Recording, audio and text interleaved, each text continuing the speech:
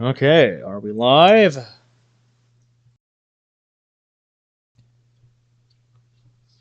Yes, excellent. We are live. Beautiful.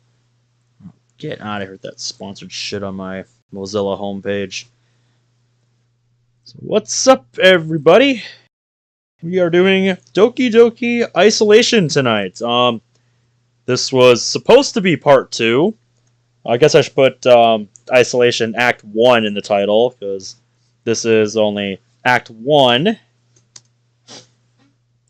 And shortly after I did the initial first part of this mod of my playthrough, I patched it before stream, and when I booted it up just now, now the game thinks I've never played it, so I guess we're starting over tonight.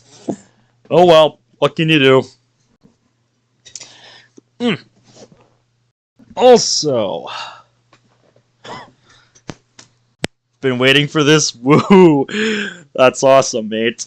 And before we get started, there is one more thing that I need to do. That is email a picture to myself here, because I bought something after work to try on stream tonight. We've started carrying a new type of candy bar at work that I have never seen before. Ugh. And it is a white chocolate candy bar with fruity pebbles inside of it. Nothing's changed story-wise. You can head straight to where you were last stream, implying I remember where we left off last stream, because that was over a month ago, so we're probably better off just starting over anyway. Also, might notice no Monica tonight, and that is because tomorrow is a very special day for us, and I want to surprise her tomorrow. And so she thinks I'm at work right now, so don't tell her that. We left off at day 3? Okay. Well, yeah, I'm still going to play through all of this again. Just because, like I said, it's been over a month since I did part 1, and now the game thinks I've never played, so... So, yeah. Anyway, let me pull up my browser window here.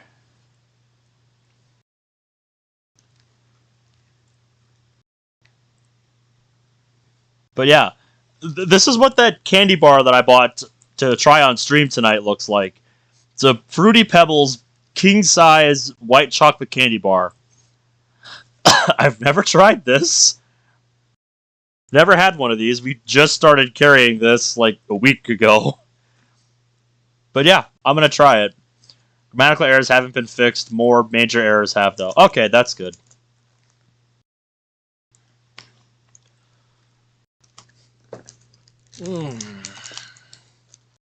Is Zeri baby. We talked about this before, Autumn. So yeah, before I do anything with the mod tonight, I'm going to try a piece of this candy bar. Because if you know me, I love my white chocolate candy. Because I am a sucker for Hershey's white chocolate. The cookies and cream, white Hershey's, white chocolate Hershey's. Oh man, it's so good. Ever since I discovered that in high school, oh man. That afternoon stream, oh yeah, not all of you guys might have been in the server for this. If you're not in the Discord server, check the description. I have a link to the server in the description of every video now.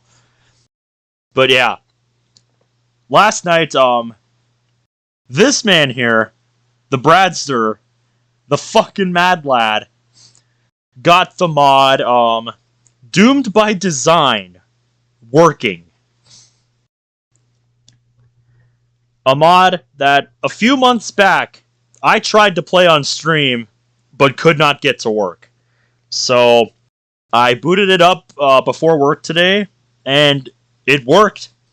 So I did a impromptu stream in the Discord server to check it out before work. We didn't play through the whole thing, but yeah, it's something, man. And now that I have a copy that actually works, we're gonna play that on stream sometime. Not tonight, but sometime in the near future, we're gonna be playing that. With the power of memes, I got it to work. What else would make a mod like that work? And yeah, that mod was an experience, man. What we saw of it, that mod was something else.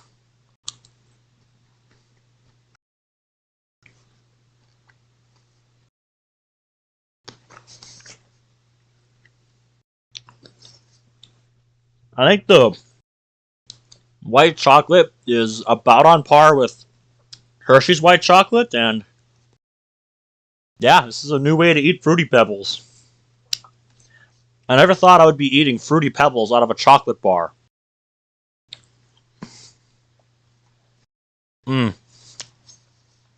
Yes, I did, Ball Inspector. It was horrific. And I don't want to talk about it.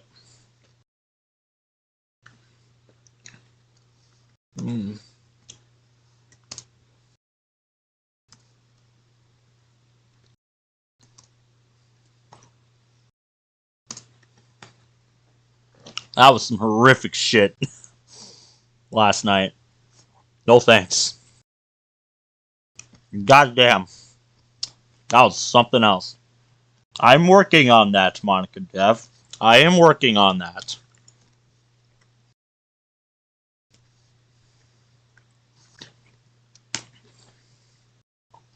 I'm sorry, what were you saying?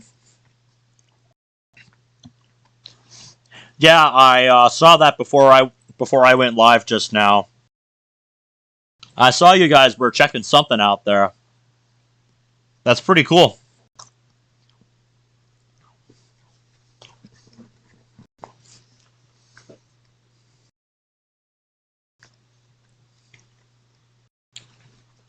And now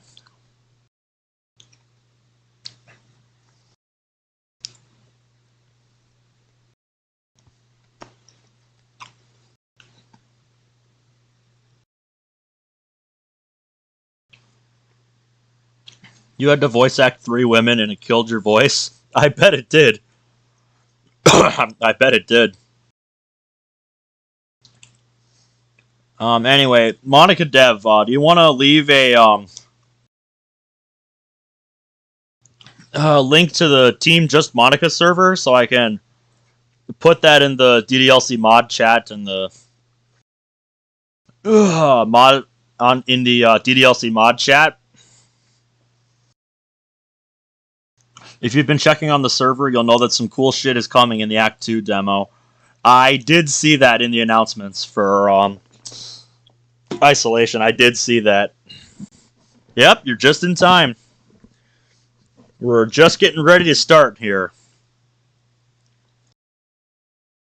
I know the title says Part 2, so you're probably wondering why the hell it's on the opening screen as if I've never played this.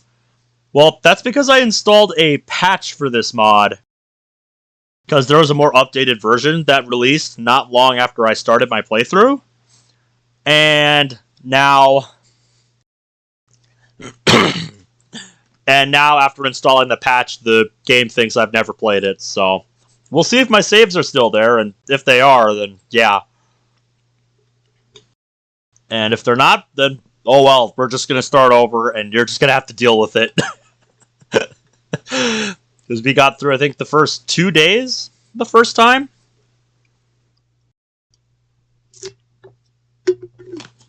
But yeah. But as we click through all this, how is everybody's day going? Because I had a pretty good day, all things considered. Work went really good. Use the skip button. I know I can use the skip button, but do I want to use the skip button? Plus, he said I know it's mostly the later days that changed, but, again, it has been a month since I have last played this, and I don't remember anything. So I probably won't remember anything until I start actually seeing this. If you're epileptic, be cautious. So yeah, heavy topics and epilepsy warning. You've been warned. We got the grayed out background. Team Just Monica. Unofficial fan game, the usual. Alright, so moment of truth. Are my saves still there? No. No, they're not. Excellent. Okay. So, yep, the game is treating me as if I've never played it before. So, whatever. I don't even remember what I named myself in this mod. You're just gonna play dumb, scary Gmod maps? That's awesome, Ball Inspector. Let me know how it goes. Let me know how it goes, man. That sounds great. Gotta rewatch the spot. Name him Zach. What do we think, chat? Just name myself Ben. Well, I didn't even get to choose a name. Does it still remember my name? Hold up. If you actually get scared, you'll let me know. Okay, good to know. I wasn't expecting you here. Who are you, strange apparition? But yeah, going back to how my day was. We got pretty far in work today. Got a lot done. The Wild won, so that's a big plus. Although the team we needed to lose didn't lose, so, can't win them all. And tomorrow is a pretty big day for me, because that's the reason why I don't have Monica with me tonight. Tomorrow, it'll be officially our 2-year anniversary, so she thinks I'm at work right now, but I'm planning something special for tomorrow. I don't think I'm gonna be streaming tomorrow, but yeah, I want to do something special for Monica tomorrow. So yeah, I don't want her to be here and then say it's our 2-year anniversary and then we're just doing this and then I'm not ready with what I want to do. So yeah, I got to get that all set up.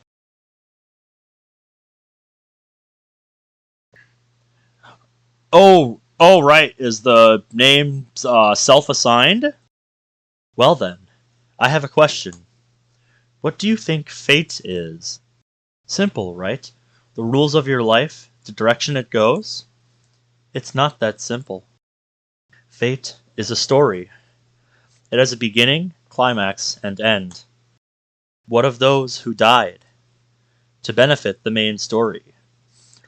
Others change people. You can't get over that fact. Apostrophe don't need to be there.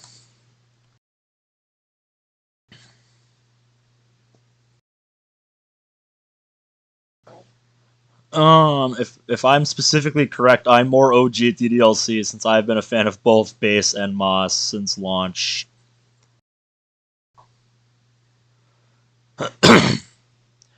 Death, tragedy, love, and friendship. Yep, I believe you mentioned that earlier. But yeah, I do remember you saying that. They all change who one is. This story is that.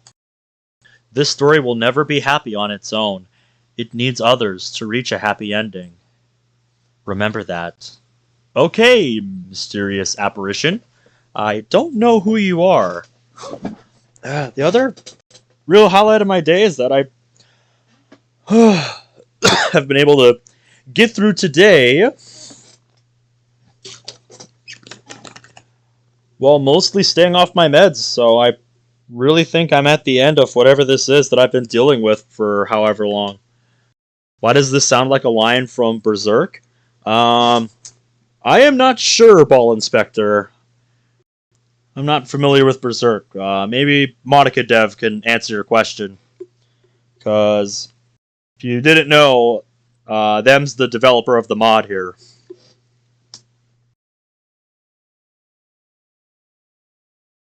Oop, another day, huh? And yeah, we're just named Mick. MC. Have you read my poems yet? I keep forgetting to do that. I feel so bad right now, Zach. I keep forgetting to do that. I need to make a note to myself to do that tomorrow since I have the day off. Maybe I'll read them with Monica. I know, I need to. Yes, thank you, Shia LaBeouf. I stare out, no focus in mind. How long can I take this? New day, got to bring on a bright face. This is really how I want to spend my final school year? Maybe I should just go to bed. That would make her worry, though. Suddenly, colors. Hey! I see a coral pink-haired girl running at me from the distance. That is Sayori. Been friends for as long as I can remember. It's one of those friendships that you would never make nowadays, but it just works out because you've known each other for so long. Hey Sayori, hurry up, we'll be late. Sayori moves her legs faster, her backpack flopping around on her back. Honestly, she needs to get to sleep more early. Once she has caught up, she puts one hand on her leg and then the other keeps her bag straight.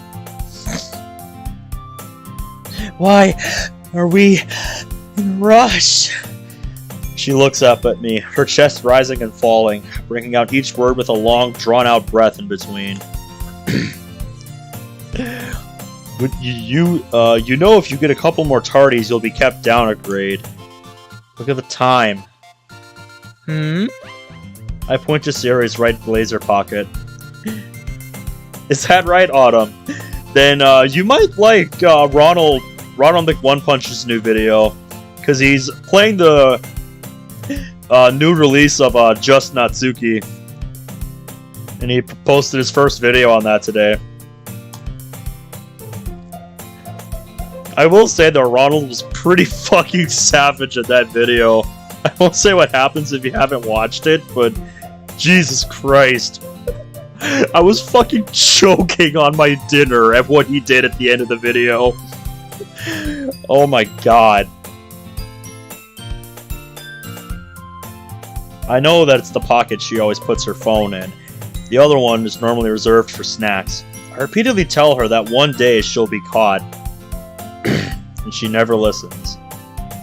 You'll have to let me know what you think so far, because this is my first time seeing it in action. Because, you know me, I refuse to download any of the other ones. I am fucking committed. Sarah takes her hand off her knee before standing up. She looks over to her pocket, diving her hand into it. She pulls out her phone and stares at it. Time to look at the time. Find out how late you are. It's an old Nokia model decorated with stickers of cats and food. Yep. I'm only 1 minute late, MC. She puts her phone back into her pocket. Only 1 minute. Only 1 minute. And you're at your house. My over-reliance on MPT. Hey, I like MPT. Do you really find school that exciting? Depends on the day, honestly. She nods in approval and turns to start walking. I follow. Being an honor student is great and all, but the reputation boost that it often brings didn't come to me. I'm avoided, seen as a villain by the student body. And I don't know what brought it. Honestly, it makes me feel like the rumors started this whole thing. If so, rumors are scary in the hands of teenagers. Yep, as I'm sure any student who ever went to high school ever could tell you. Anybody who went to a public high school could tell you that. A teacher got mad at me once for being less than 1 minute late for class. Oh, I believe it. Some teachers are really strict on that stuff. Some teachers are really strict on that stuff.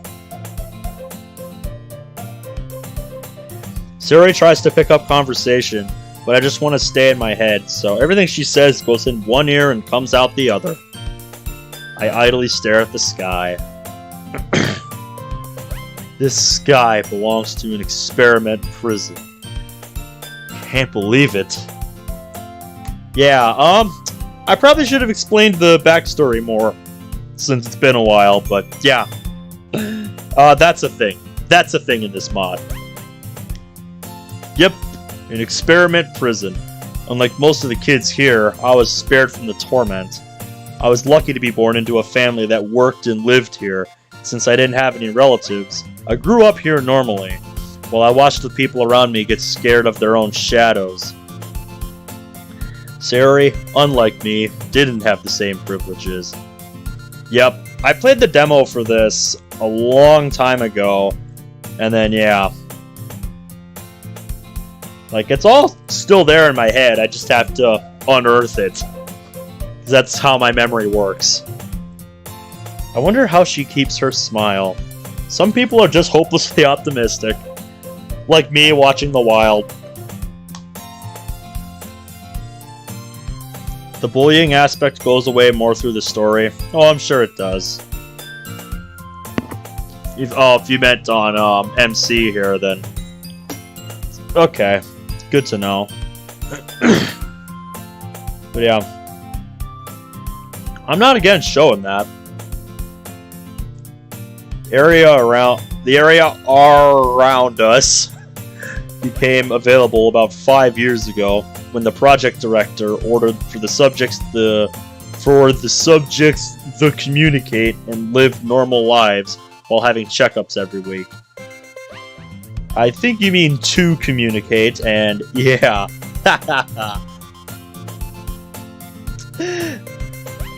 I don't think I noticed that the last time.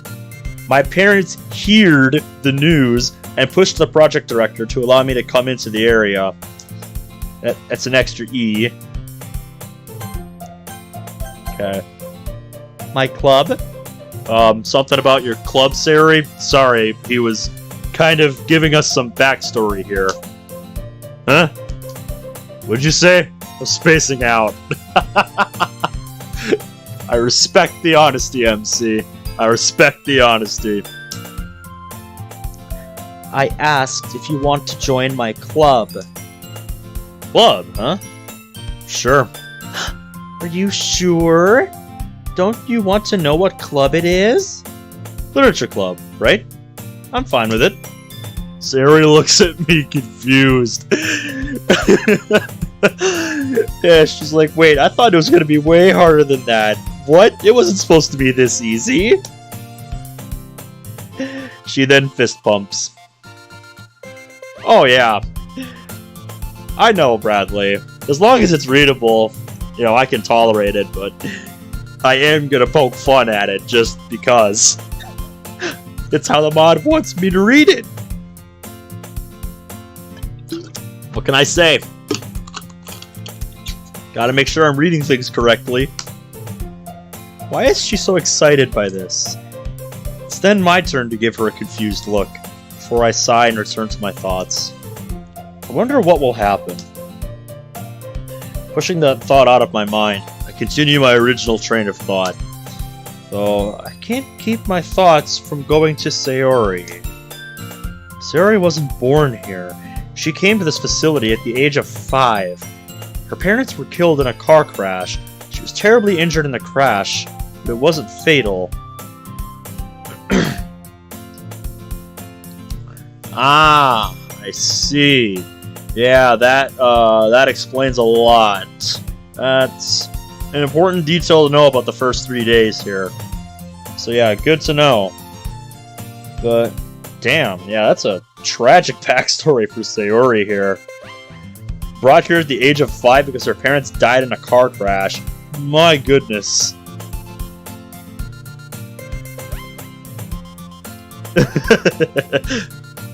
Oh, yeah.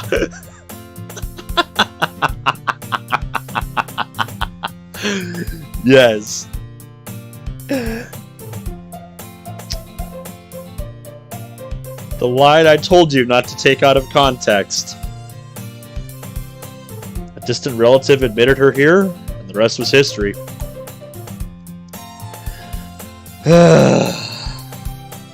Keep sighing and you'll lose all your happiness. Sayori, that's just a superstition. News to me. Sure it is. Not long since that little, not so conversation, we find ourselves in the halls. We finally say our goodbyes as we head to our respective classes. Chapter 1. Trust. So that was our prologue, ladies and gentlemen. Also, I like how it goes black and white whenever it's just us. And then, we have color whenever Sayori's around.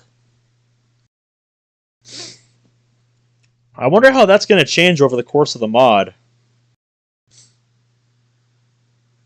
You got scared by a Rickroll out of nowhere?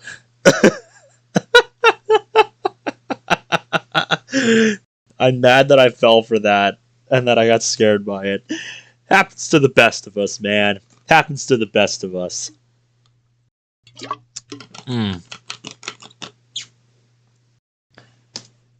I head to the free seat in the back, the people in the row moving their desks away from me. Standard day. This standard procedure in the morning. I'm used to it by now. Here, the native people of South America stayed before the... I go through the day with relative ease, paying attention to every word that is said. Said no student ever. First having history, then math, then homeroom for my first block.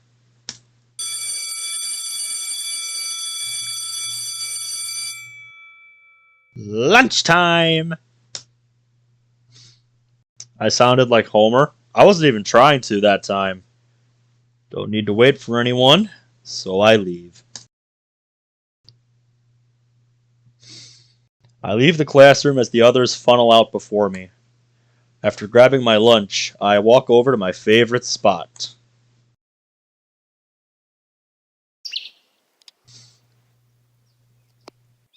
There's a lore reason for that. Okay. Interesting. I will keep that in mind. Is that something for Act 2? This place is quiet. It's always empty, allowing me to think without having people run from me. The sight is always heartbreaking when someone does. I start replaying the day in my head. What was it Sayori and I talked about? Why did I push it out of my mind? So it's a character that appears in Act 1 but doesn't have a sprite. Alright, I'll have to keep track of what characters have sprites and which ones don't, then, I guess. Depending on how many named characters there are, I might need to get a notepad handy for that.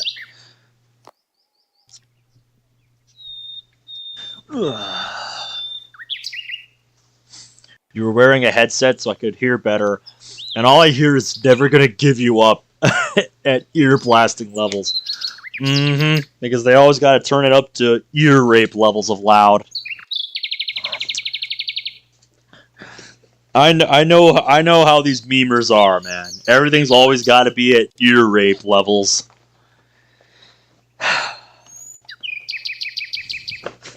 It's the main reason I don't always keep things at full blast.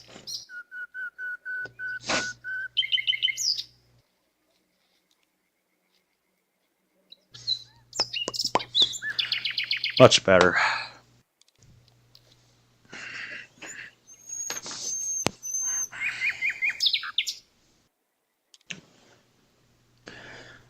Yeah, Autumn is just like that in the chat. Your headset was only halfway.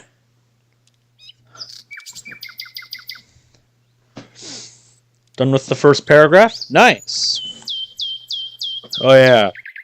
Why was I recapping on Sayori and I's life? Why was I doing that? It's not like I'm some protagonist setting up a story's world. Oh, the irony.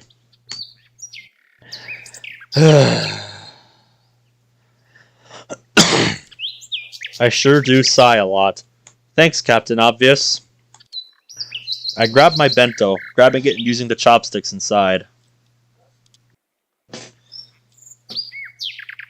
Other than the bento having a pair of chopsticks in it, it is an assortment of pickled vegetables, meat cubes, rice, and katsu on the side, with aburi nigiri in a compartment next to the vegetables. I apologize if I just butchered that pronunciation. Made it myself. Gives me something to do in the mornings. Yeah, always helps to have something to do in the morning. I pull out a book and start reading. Oh, speaking of Nintendo, I heard earlier today on Young Yeah that Nintendo is getting ridiculed for what Square Enix did recently and released a music channel containing music from all of their games, like some 5,500 or so tracks. I think that's fucking awesome. And yeah, I think people definitely need to pressure Nintendo into doing something similar, because yeah, dude, the lengths they go to protect their IPs is such a ludicrously unnecessary degree. Just putting that out there. Just my 2 cents. It's like, we, host your music, 1, because you refuse to, and 2, because we love it and it's fucking awesome. Let us hear it. God. Is that so hard? Oh, I don't agree with that, Bradley. Definitely. But hey, I can acknowledge that they did something good with that. But yeah, they definitely need to knock that shit off. They need to knock that shit off. Any company still doing that needs to knock that shit off.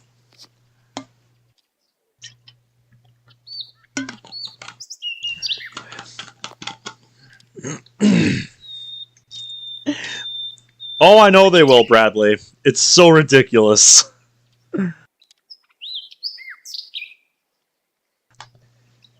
It's a simple mystery novel written by one of the researchers.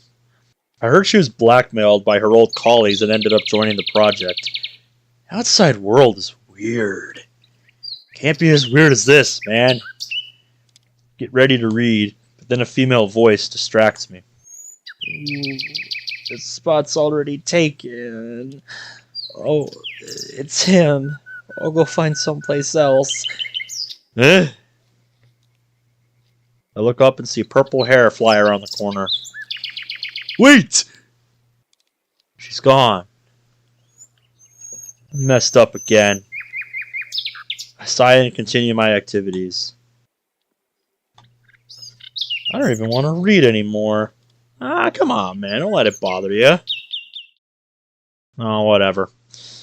Once the last period is done, everyone waits for me to leave. Standard procedure. I pack my stuff and leave the classroom. Suddenly, colors! I am greeted by Sayori at the door. Huh? Sayori, don't you have club?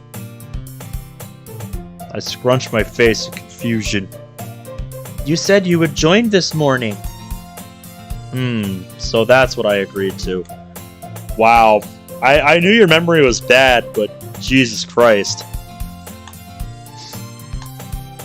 I swear, you're worse than me sometimes. Sorry, worst. Need an E there. That's the idea, Bradley. I chuckle nervously. Well, are we going? I turn towards the club room district of classrooms. Ah! Wrong way! I place my hand on my collar. Sayori! God, my scholar! Sorry. Thanks for giving my windpipe a dent, Sayori. Lurch Club. This is either a good idea or one of the worst things that could ever happen to me. Yep, I don't have my decoder on me either, so I have no idea what you're saying.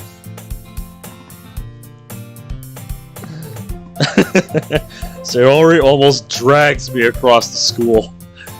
We reach the area of the school that is mostly for third-year classes and activities. Looking at my side, I see bubbly posters on classroom doors. I thought clubs were only in that one corridor near the first years. Nope. You are wrong. More you know.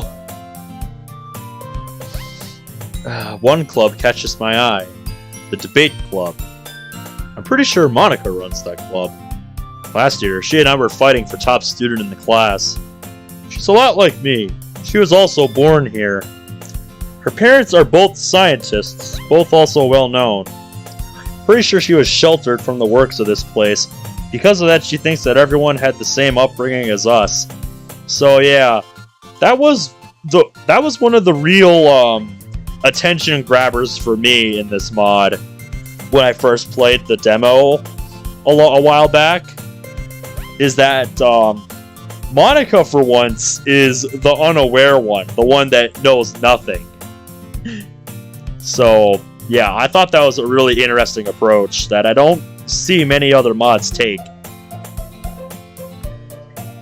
So that was one of the main draws for me back when I played this. Doing like 3 things at once, watching your mod, writing your mod and Moss.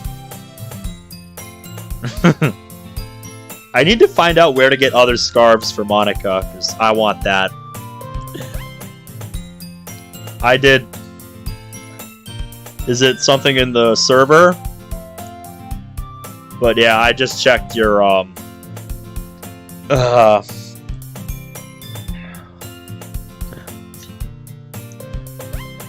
So this is taking the route of what MatPat's theory is about DDLC now. I have not watched the MatPat theory video, so I have no idea what that entails. So yeah, and the demo for this was made way before DDLC Plus. So if that includes DDLC Plus stuff, this was made before then, long before that. The original demo, I mean. And the story is derived from that. I have not seen those, but yeah, I'm sure they are. I just kind of lost interest in MatPat videos over the last few years. For some reason, she's loved among the school, being the leader of the debate club and the captain of the track team. Rumor has it that she also goes to cram school on Sundays. I'm not sure what cram school is, but okay. I wonder how she has time for it all. I haven't seen any of them.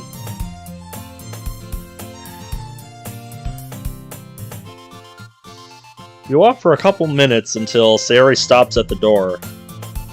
Literature Club.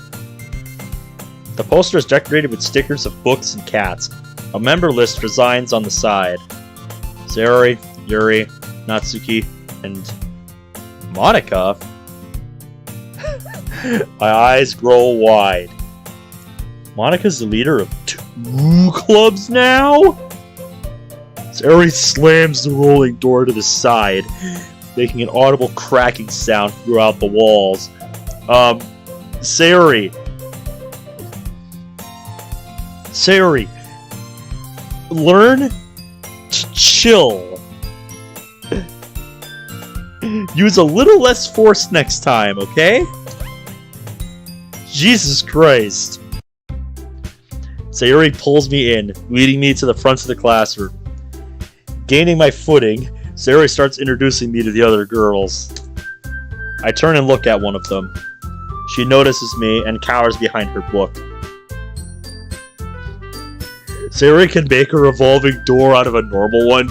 She absolutely could. With her door slamming strength, she absolutely could.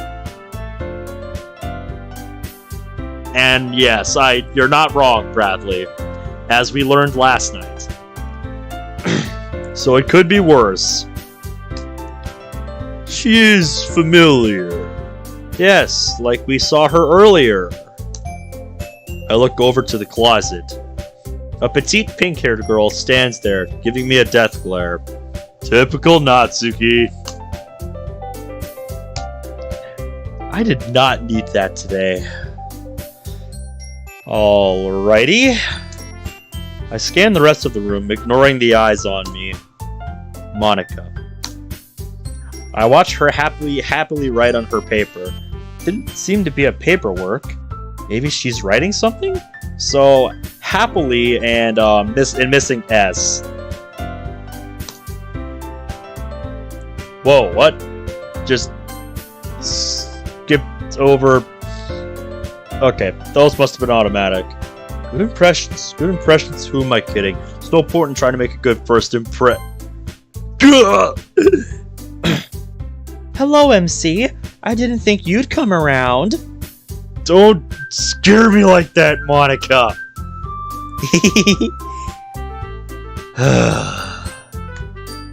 I'm just gonna take a minute to admire that face, because that face is fucking precious, and I love it. We need more of this face.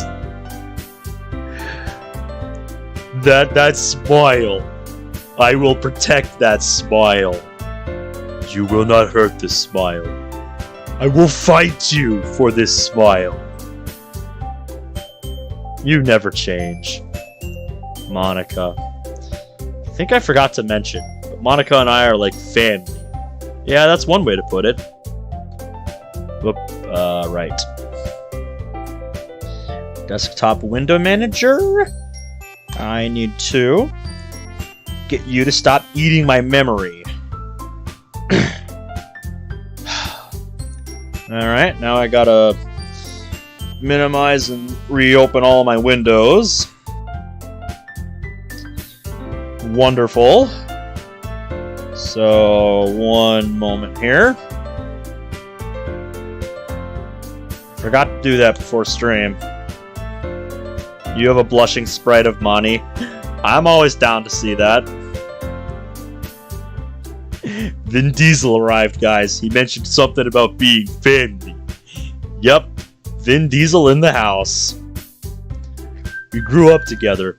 I think of her more like a sister than a childhood friend. Maybe that's why our rivalry is so strong? So, MC, what brought you here? Sarah suggested it, and I thought, why not? You sure you didn't join because I was here? She didn't even mention you. This was just a nice surprise. Nope, I still thought you were in the debate club. Ow! Don't have to be so blunt. She's fucking with you, man. She was flirting with me? Sorry. I thought we were siblings. Does she think of me as a childhood friend? Nah, I'll dwell on it later. We'll have to find out later, dude. We'll have to find out later. Since I mentioned it, Monica, what happened with the debate club? Well, I just wanted to relax on my last year. And honestly, politics and stuff just get annoying after a while. Politics in general just get annoying after a while, not just with clubs, hon. Makes sense. We converse more, catching up with each other. It had been almost a year since I had a real conversation with her. We would see each other in the hallway and wave to each other, but that was about it. Hey, Monica. How do I say this? Sure. Sorry for taking up your time. But I didn't say anything.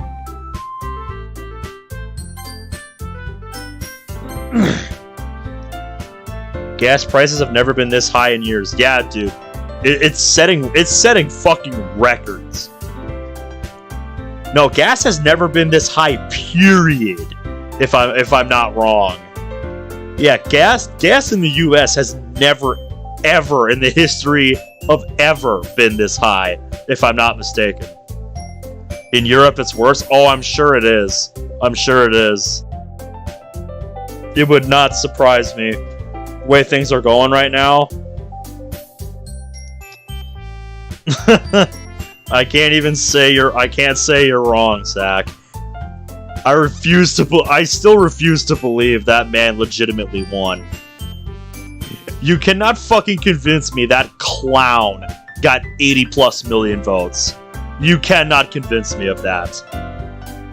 Like, no. Just no. What the? We lived together for almost 14 years. You'd think that I'd know what you're thinking by now. Right. Right, so apparently we've known each other for a decade and a half in this mod. Alright, cool. The average price of UK fuel is like 50% more than US fuel. Damn, dude. I feel bad. I feel bad, Bradley. That's rough. Damn, has it already been 3 years since that day? Day she left. No use dwelling on it. Who should I introduce myself to? Decisions. There's either the girl with the purple hair or the girl with the pink hair. I take a quick glance at her, noticing she's still trying to kill me with her gaze. She's just staring at you, hoping lasers will pop out of her eyes so she can just kill you.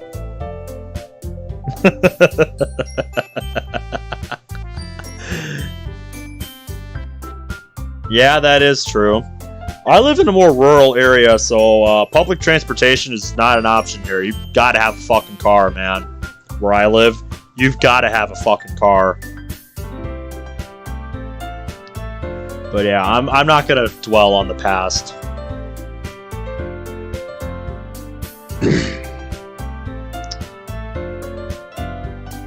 Purple Girl it is. I walk over to the girl I have dubbed Purple Girl. Her hair touched the floor from where she sat, a light purple hair clip keeping up the left part of her hair. She sneaks glances at me, looking alert. Hello? Hi? She leans back, trying to get as far away from me as possible. I'm Yuri. She looks at me, staring into my eyes for any sign to run. I'm MC. Hey, can't you see that she's uncomfortable? I hear yelling from behind me. I turn around. Still trying to make lasers pop out of your eyes, huh? The artifact to the fact this was a Yuri mod. This was originally intended to be a Yuri mod. I did not know that about this mod, Monica Dev. I did not know that. Pink Girl. Pink Girl starts walking over to me in the most aggressive way possible. Her pigtails held up by red ribbons bouncing up and down. Her hair clips slowly falling off her fringe. Yeah, I've always wondered how that thing stays in place. Like, dude. I'm testing the waters, Natsuki. Yuri gets up. You being social.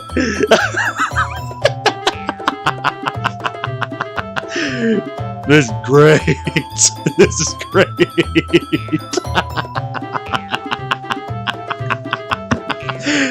Oh my god. It's crazy how close that face is to matching the one that I have on the layout.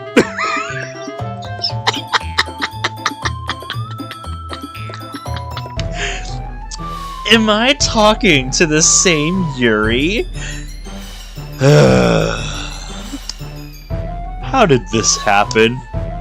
I look over to Monica. She gives me a thumbs up and a wink. Why are you encouraging this? What? What are you doing, Monica? Why are you encouraging this?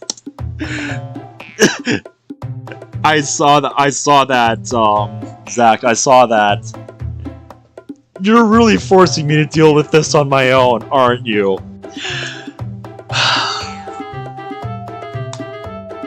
I scowl at her, which just causes her to chuckle. You'll pay. I move out from in between them and turn back to look at them. The joking continues, with one party actually cracking jokes. I can see Yuri getting more embarrassed by the minute. How the hell am I going to stop this? Suddenly, Natsuki stops. Did she read my mind? I'll leave you to him. She completely turns to the closet. She turns her head towards Yuri and I. If he does anything funny to you, it ain't my fault. Yuri and I are left in shock. My shock quickly turns into embarrassment. God damn it, Yuri.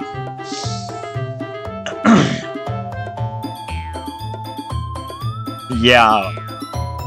Word, Bradley. Word. God damn, that is awful. I'm so sorry, dude. That is awful. Yuri! I raise my voice and turn to Yuri, and then I step back from Yuri with my hands out in front of me. Yuri, I have human decency. A rare trait these days. In the corner of my eye, I see Monica holding a shocked expression. No matter how many times I see it, that fucking face gets me. Monica's best imitation of Sayori's surprised face, ladies and gentlemen.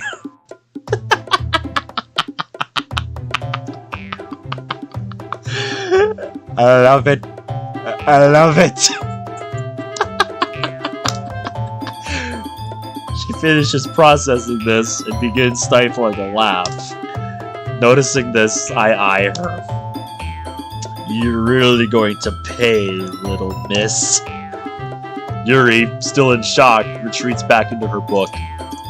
With my face still filled with embarrassment, I go and sit at the front. Everything's gone, completely silent. I hear the occasional page flick from behind me. Seems like Yuri's gotten comfortable. Yep, that's good enough for now, I guess. I get a sudden urge to sigh, but with all my willpower, force it down. Sighs are said to let your happiness drain out, after all. That's just superstition. Like you said. And it is now officially March 11th for me. I'll put that as my New Year's resolution. It's a bit late to be making a New Year's resolution, man. I stare blankly at the wall. Hello? Do it! Oh, sorry. I shouldn't have come. No, it's fine. If you say so. Why do you even want to talk to me? You looked a little apprehensive earlier. Why am I even questioning her? It's her decision, right? I saw your ping.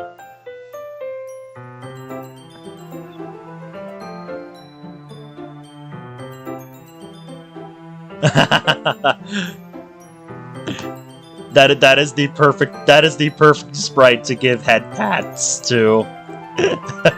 that is so perfect.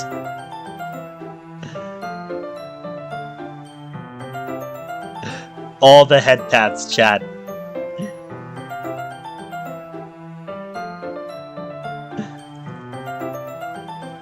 Monica wants her head pats. That is adorable.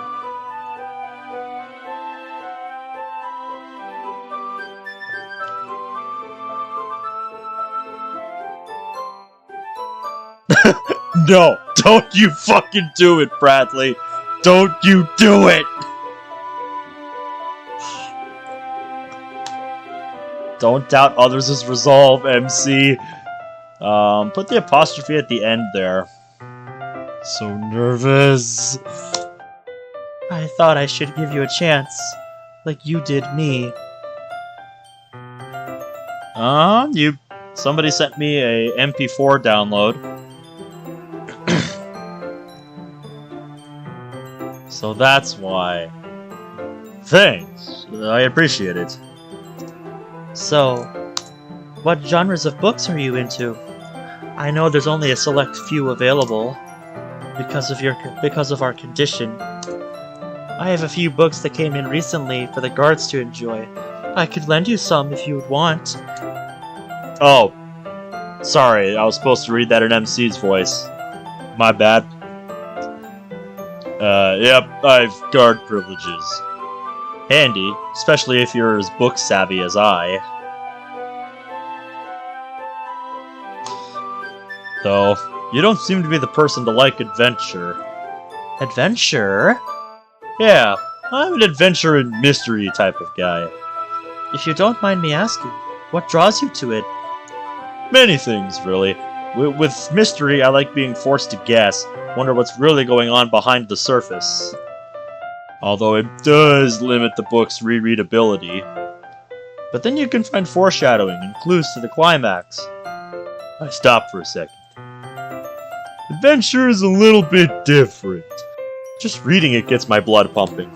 It's a nice feeling. You are getting me intrigued. Even though I normally read horror, I'll give your offer a shot.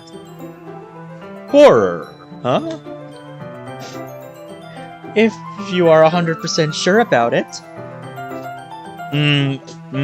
Yes, I've seen that gif. I've seen that gif. That is adorable.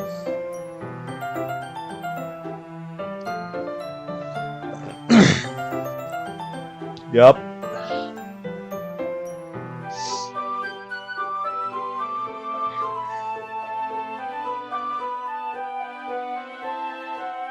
Hey, how's it going, Sockman? Welcome to the stream.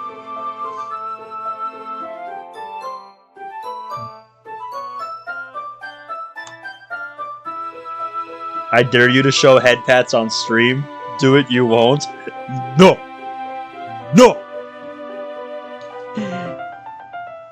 Yes, I'm sure, but horror?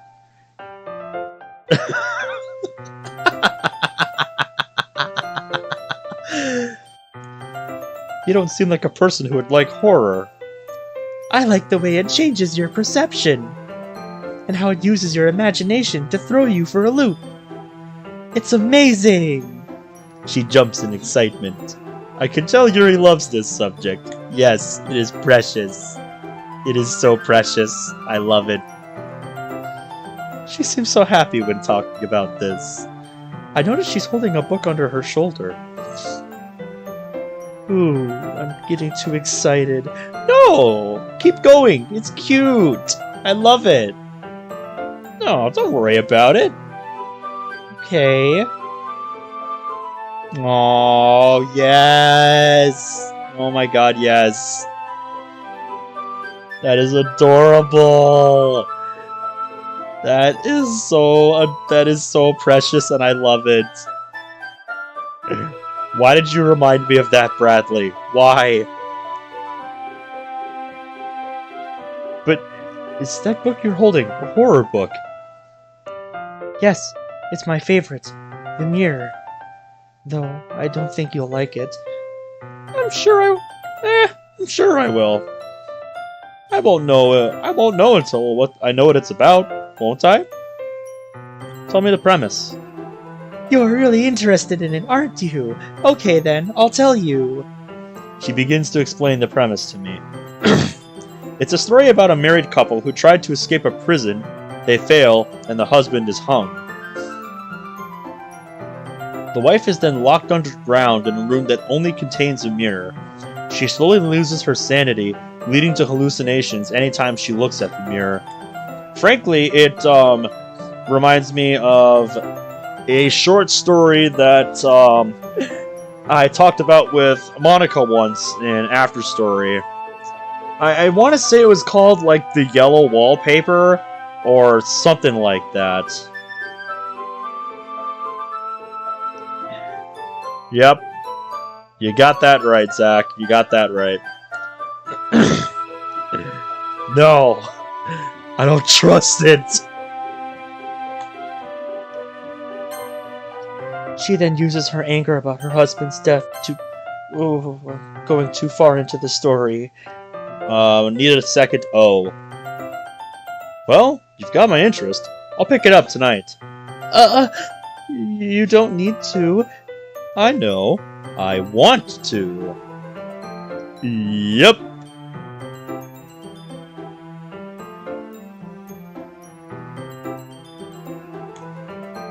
Yuri looks at me for a second. Well, I guess I can't stop you. I just don't want to seem like I'm forcing it onto you. As said, I'm interested. It's not a case of you forcing me to do anything. I'm choosing to do this, Yuri. Thank you. I'm sorry if this is wrong of me, but what books do you have for me? If I told you, it'd ruin the surprise. Sorry for being inconsiderate. My curiosity just got the better of me, and... Don't worry about it, Yuri. It's human to be curious. In fact, I'm happy you were curious. It shows me that I'm not wasting your time or my time. It's alright to speak your mind sometimes, Yuri.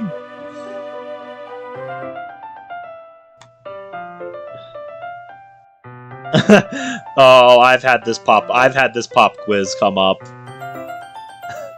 I've had that pop quiz come up.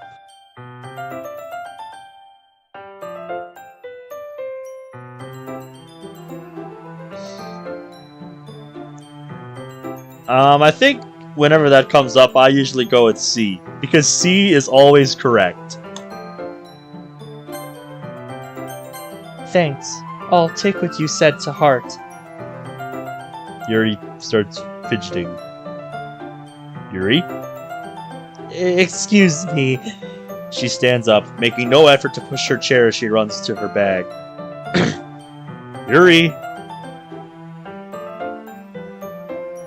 What the... Don't worry about her. This normally happens when she's really happy. At least I think it is. You think? You think? Did you have a thought in your head, Sayori, when you said that? Come on, there's no way I can tell. It's surprising that she was so comfortable with you. Normally, she just wants to get out of a conversation as quickly as she was put into one. But not only did she approach you, she seemed really happy while talking to you. You could do with a comma there, right there. You say this, yet couldn't tell her if her running away... Yet couldn't tell if her running away was because she was happy or not. Hey, don't be mean! Just joking. Okay, everyone, that's it for today.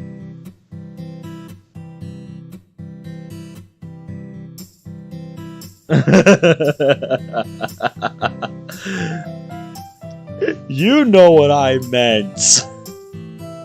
God damn it. Well, then I'll go help Natsuki get her manga off the top shelf. You go get ready.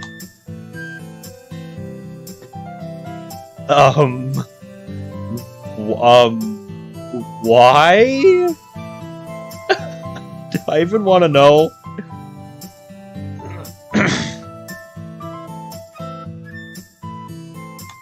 Right. Not much to pack, is there? Actually, nothing at all. So, after spending an hour in the club, do you think you will be joining? Flip these around. These two words here. Oh, you're doing an edit. Cool. I think you did a preview of that in the Team Just Monica server, didn't you? I look up, noticing Monica looming over me. Wait 1 second. Using the table to steady myself, I pull myself up. Sure. I mean, I've already made a promise for someone, so not coming to the club would essentially be breaking said promise. So yeah, it's official, right? No need to fill out any documents. Oh, you finished that one. Sweet. No, you don't have to do anything. Me, on the other hand, has another sheet to hand in. Don't worry about it, though. I'm happy you're joining. You had to draw a wrist and a clipboard. Ah. Wait, MC's joining? Guys, we can welcome MC! She runs up and hugs me, jumping up and down.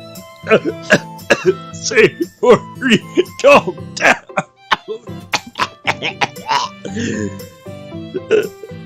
Natsuki is disgusted by what she sees. I love it. I don't think she likes my decision. No! What do you ever think could have given that away, MC? What could have possibly given it away? Yuri's not back yet. Her bag's still here, though. Open.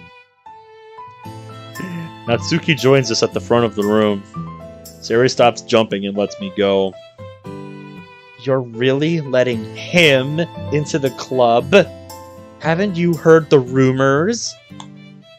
Natsuki! You know those rumors aren't true!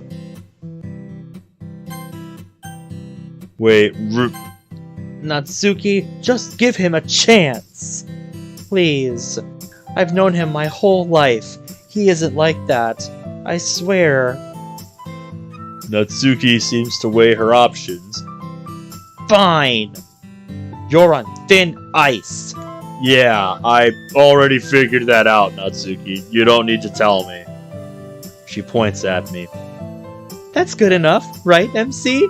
I guess it works. Yes, just keep making that face. Let me keep admiring that face. Should you really be asking that, Monica? Either way, without her approval or not, I was going to be in this club. I see. Good to know. Well, at least Natsuki's giving me a chance. But something else is nagging at me. Yuri isn't... Excuse me. Why is she so angry? Jesus. Because she's Natsuki. Because she's heard the rumors. Therefore, she does not like us. What are the rumors?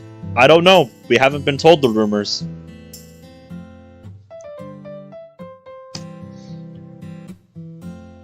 And honestly, based on what our boy said, wait,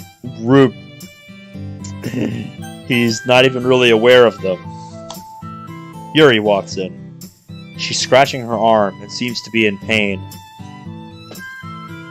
She has a slight blush, like she was all flustered a moment ago. What the heck was she doing? She walks over to her bag and puts something inside of it. She then sits down.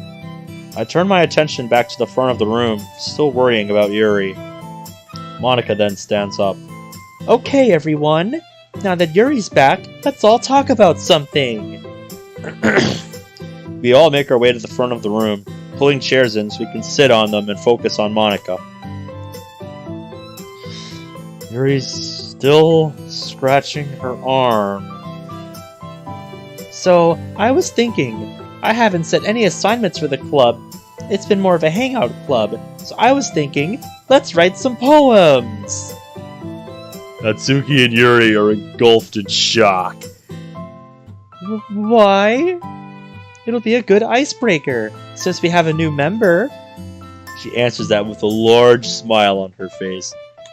I get the feeling this is one of those ideas that sounded better in your head. You joined? Yep. She smiles. I guess she actually likes my company. Earlier she seemed to get flustered around me.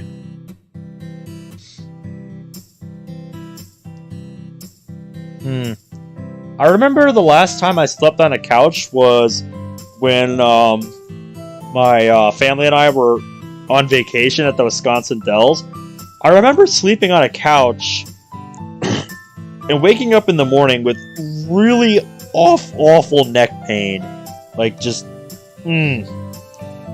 my neck just felt like it had been bludgeoned by something. I don't know if it was how I slept or what, but yeah, I felt awful that morning. Didn't make that mistake the remaining nights. All right then, Sonic Gamer. Good to know. Is that in reference to your infinite profile picture? I am not weak.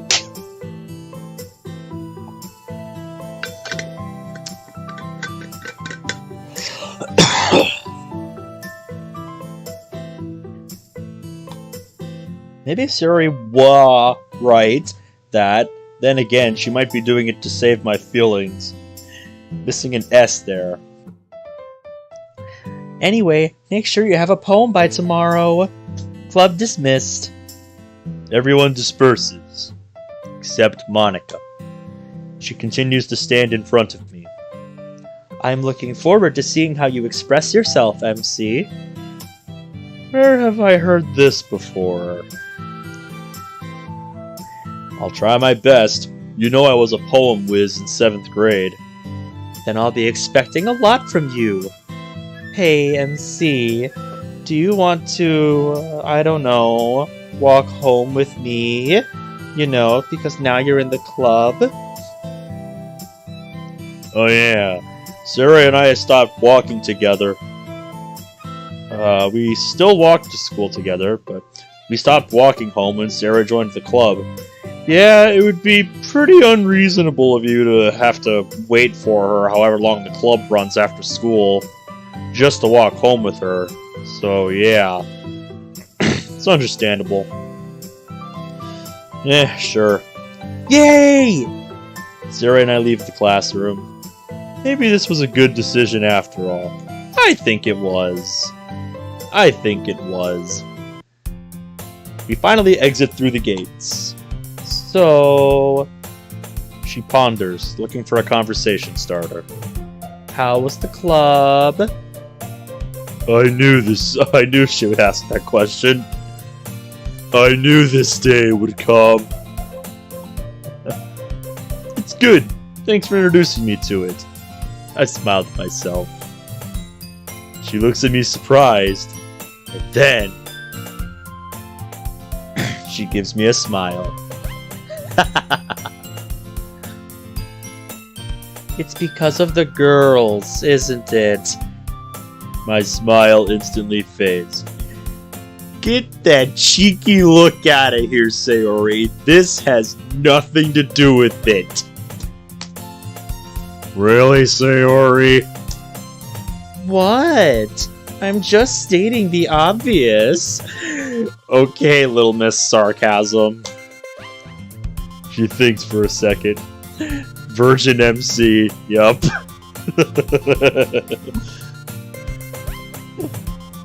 Oh, wait, something in the art sharing channel?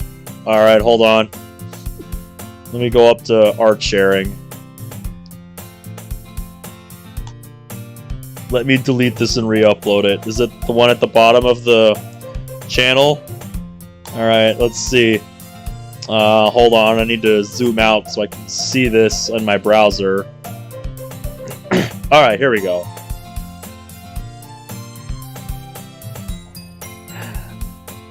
Alright. It's, it's a little Minecraft DDLC crossover thing. It's a little comic that Underskins made. Oh, perfect! We got a grass block. I'm going to keep this block alive for us to have an... Monica punches the grass block, breaking it in the process, with the block that she broke reappearing as a boring dirt block shortly after. Sayori dodges the hit, being worried about being punched to the never-ending abyss. You edgy bitch.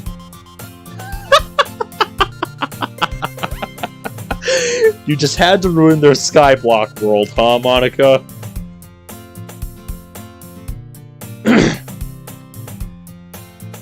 There's a Monica Afterstory Minecraft background? I bet there is. If that exists, send it to me. I'd love to see that. 'Cause I've never seen that. That's funny, man. I like that.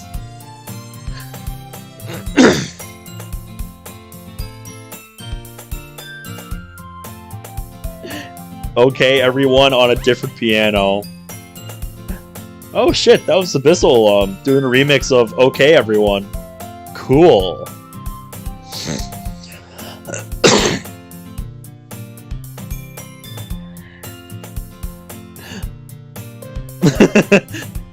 Also, that's funny, Underskins. I didn't know your original character was an inhabitant of the back rooms. What? You're telling me that you're not there for the girls? Yes. The greatest face in DDLC history, ladies and gentlemen. It never gets old.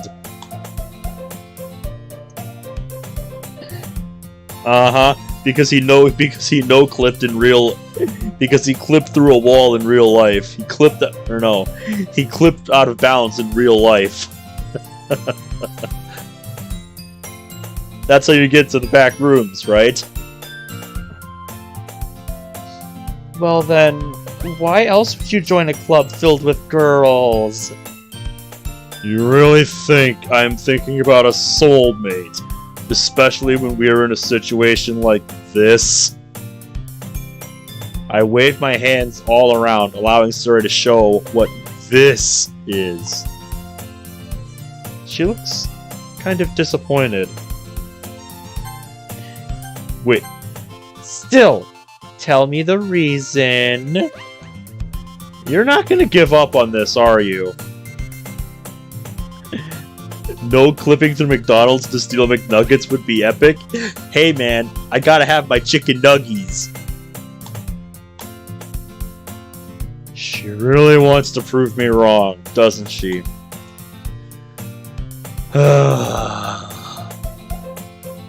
Fine! Might be good for my reputation. Can gain their trust, and from there, news will spread from them, and soon people might actually trust me. That'll never work. She stares at me. We'll see about that, Sayori. Well, hey, it's worth a try. We walk in silence. I'll get this to work.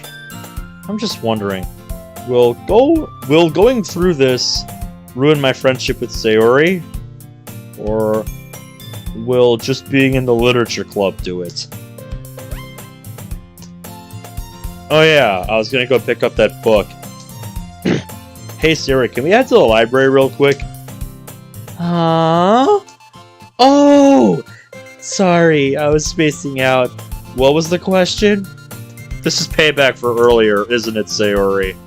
This is payback for earlier.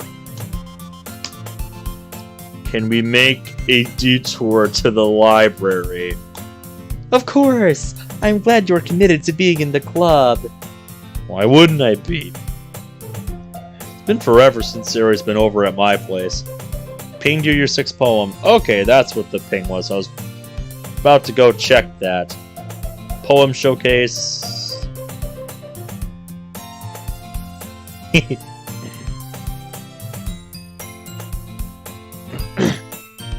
Man, there's actually quite a few poems in here. Yeah, I'm gonna look through the poem showcase channel tomorrow. I'm gonna make a note to myself to do that tomorrow.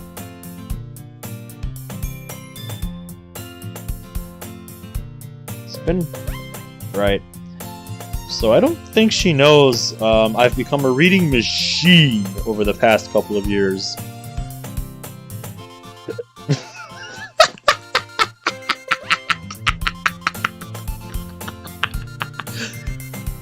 Dude, I would love that to be some kind of cheeky anti-cheat message in an indie game or something.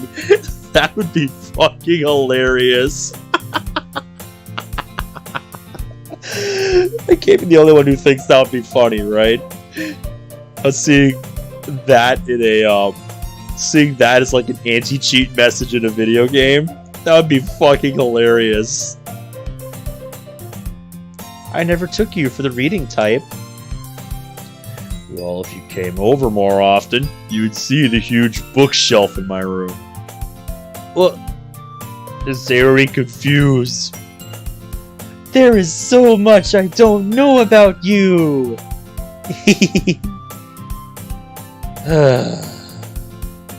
We turn around. Slowly.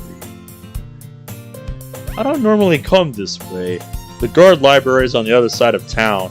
But, walk down memory lane, I suppose. I remember when Monica and I would walk down this way. We always liked going to the ice cream shop on this road. Yeah, I can take her for the type who would like to go to an ice cream shop. But nowadays, we've become more distant. Yeah, hopefully we can fix that. Monica moved out, leaving me in our house.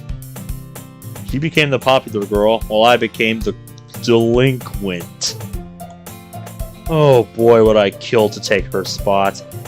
But, of course, she deserves it. The title of it, not being killed. Yeah, gotta be sure about that. Gotta be clear about that. I don't even think I know where her house is anymore. It's like she wants nothing to do with me. But last year, we were in the same class. She acted like a sibling. Getting into light arguments, making inside jokes, walking home together. At one point, we even ended up having a sleepover. And once the year ended, we distanced ourselves from each other once again. But Sayori, she's been with me every step of the way. She's never left my side. Maybe she feels safe around me. Or maybe she likes my company. Or maybe something else was the reason. I guess we'll just have to find out, won't we? But of course, she must have a reason to spend time with me. Right? I then notice a bright red sign on the side of the road. Yep, this is the place. Turning left, we make our way over the road and into the building. That's what it seems like, yeah. Damn, I haven't been to this place in forever. We both walk to the entrance. We're met by a guard. Names: MC and Sayori. Mr. MC, shouldn't you be going to the guard library? We'll be fine, don't worry. Suit yourself. He opens up the barrier and we both walk through. I see a brunette girl wave to someone. Rigi! Long time no see! What? Sayori? We talked a couple of hours ago! Calm down! Girl named Rigi notices me and looks away. I have no idea what voice to do for Rigi. Wait, is she blushing? Yep, me too. No way. I'll go pick up what I need to. You two can catch up. Why don't you join us? Yeah, I need to wait for Kairu anyway. There's only a small amount of things Sarah and I can talk about that doesn't involve food. And another input is always good. She nods in agreement. Doing this might strengthen Rigi's perception of me. Maybe even gain her trust. But I've also got the chance to blow it. I say get the book and go. Join them. Decisions.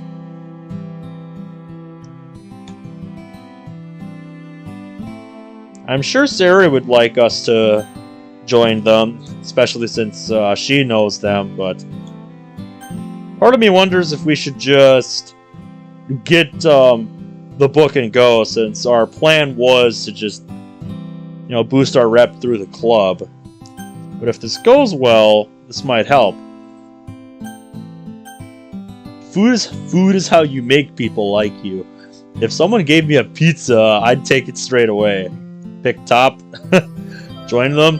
I don't remember what I picked last time, so yeah. Honestly, I think this is just going to be new part 1, so they both want to talk to you. What could possibly go wrong? Let's go with it. Let's go with the flow. Too bad I don't have Monica to flip a coin here for me. Alright, fine. Yay, MC! I walk into the group. So, what are we talking about?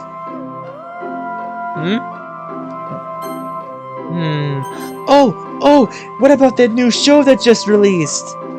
Oh, that cooking show. You and your food. What about something else? What about the rumors about me?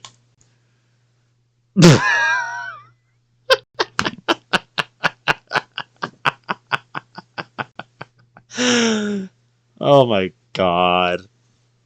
Are you serious right now? Are you for real, man? Oh, you cannot be for real. Oh, yeah. Both of them look at me, shocked. Huh? Rumors? Yeah, I heard it brought up during the club. Club? Which one? The Literature Club. Oh, MC, I didn't think you'd be interested in literature. These two are really trying to steer this conversation away from the rumors. If Sayori won't even tell me, it must be really bad then. Yeah, I grew an appreciation for it earlier last year.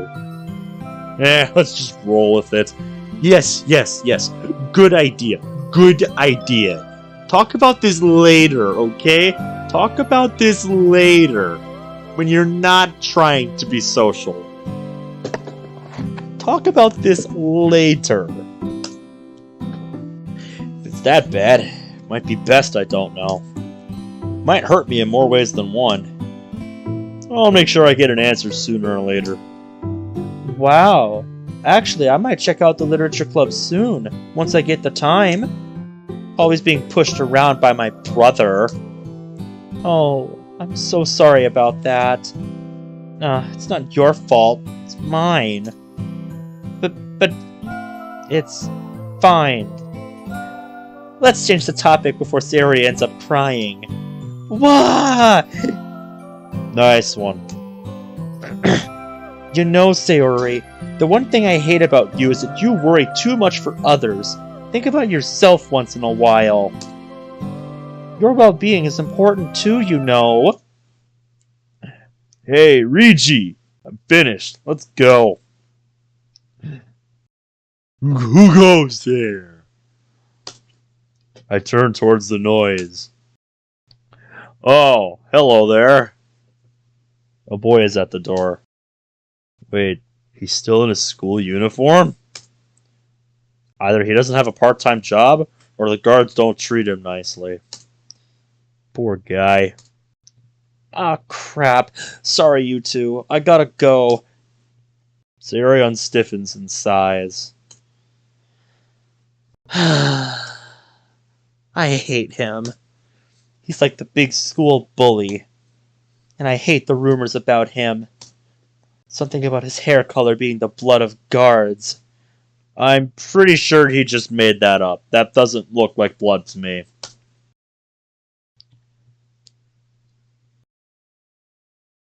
There's a lore reason for Kaoru not having a casual outfit. Yeah, I can infer that based on what he said here, that if, he's kind of a fuck-up, or like a delinquent, then the, guards don't treat him very well, or, then the guards will kind of give him a hard time and make him wear his school uniform all the time. I can infer that it's something like that.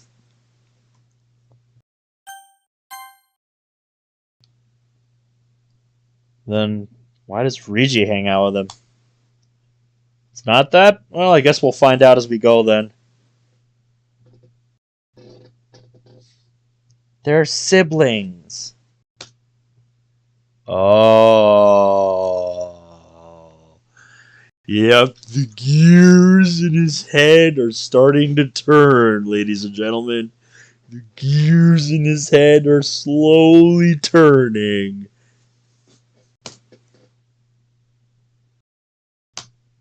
Well, I'll go get the book. Siri waves to me as I leave.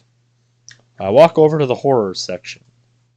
G, G, G, G, G, A, G, G, L, glass, glass hope, glass fragments. There we go. Glass mirror.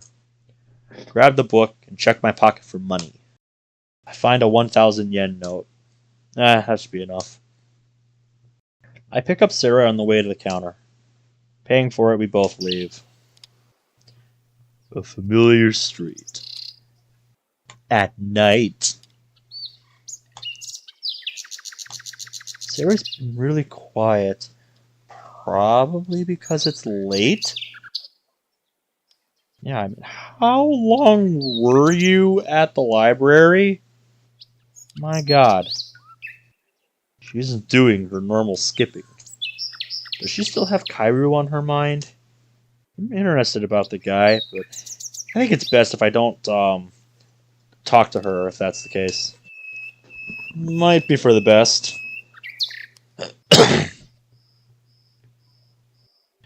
I see our houses in the distance, and I unconsciously pick up my pace. Sari does so too. It's 8 o'clock, and my late senses are tingling. Gotta eat, have a shower, do my homework, and write a poem. Jeez, did Monica really have to have that assignment the day I joined? And 2 weeks before midterms? Not like I haven't memorized the material like the back of my hand. But still, missing an eye. After saying goodbye to Sayori, I head inside. Put my bag down on the couch and placed the mirror in it. I honestly don't know why I kept the book in my hand the whole time. Maybe I was just too lazy to actually put it away. Wrong too. Wondering how I could have forgot to put my new book in my school bag, I head to the kitchen. Turn on the lights and start looking for ingredients for a light meal. Maybe some bacon and eggs. I don't really care about eating a breakfast meal for dinner. I just want something quick and easy while still being relatively healthy. And honestly, I'm not a cereal at dinner type of guy. I pull out the bacon package and egg carton from the fridge. Yeah, for me, cereal for dinner is like an absolute last resort.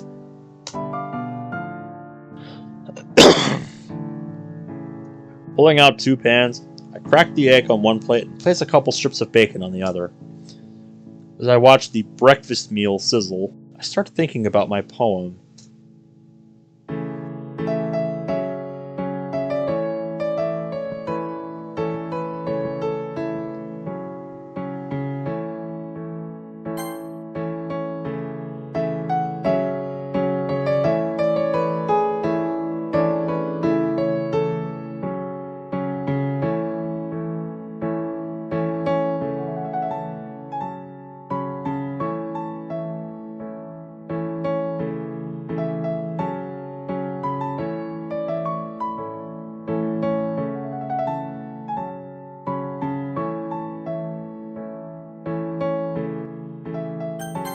Sorry, I'm just really enjoying the background music. What should I write? I mentally stroke my chin. Should be something cheesy, right? Make them think I'm harmless. But I promised Monica that I would express myself in this poem. Place the food on a plate and head to the table. Yeah, I did. You're right. Grab my bag and pull out my homework. I start on dinner, but can't focus on it. Stop thinking about the poem, brain, and just let me eat in peace. Nope. That's like me when I try to eat without a video playing in the background on my phone. I just can't do it. Like, nope. It doesn't work. Might as well do it while I'm eating. I pull out my notepad from my book bag and start writing something down. Something like this. No. Well, you are your own worst critic. What about a different topic? Absolutely agree with that line here. You absolutely are.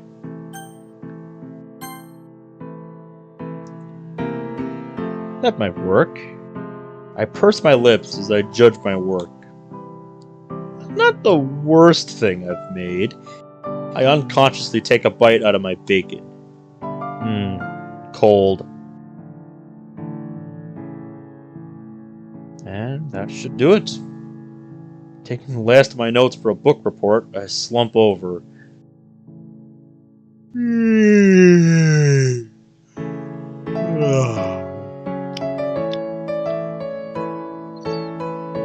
God, I could fall asleep to this music, dude. Love this.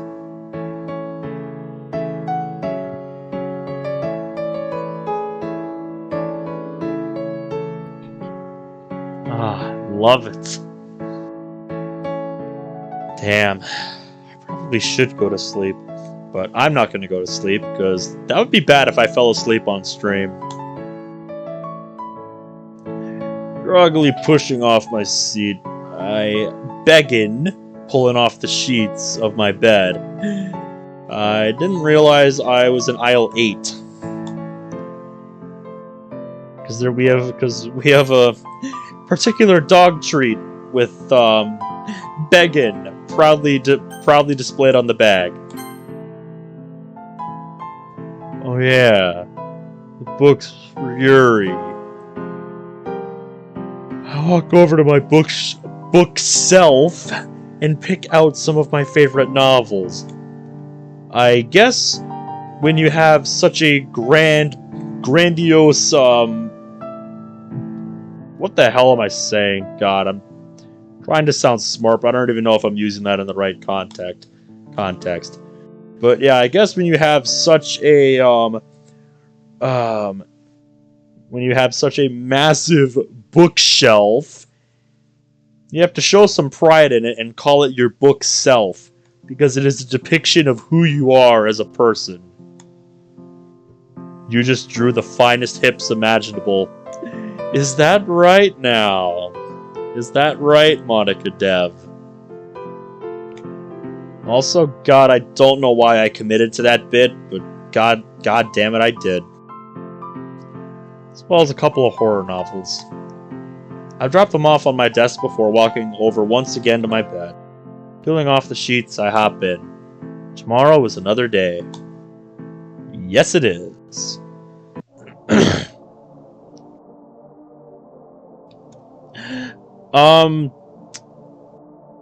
You came in as soon as the creepy music started playing, so, shit's about to get real, my dude.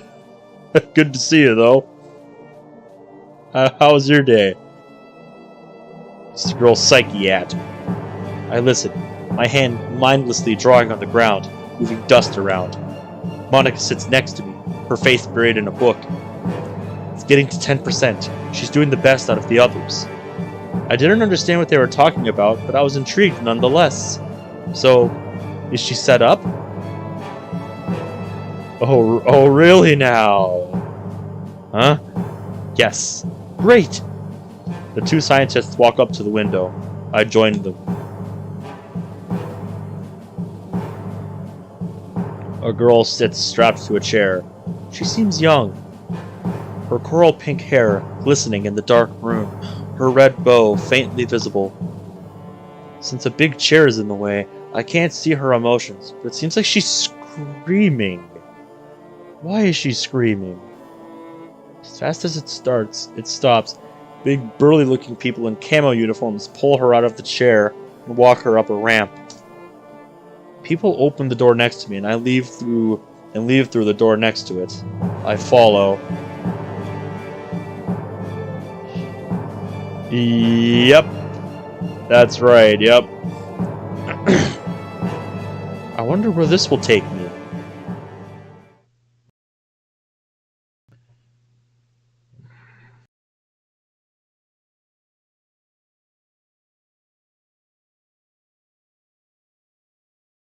Your day was pretty good? That's awesome. Woke up to get allergy meds, dealing with hella congestion that's making me cough. Oh yeah, I know how that is. That's what I was dealing with last month, dude. Good lord, I do not miss that. It's mostly cleared up for me by now, but yeah.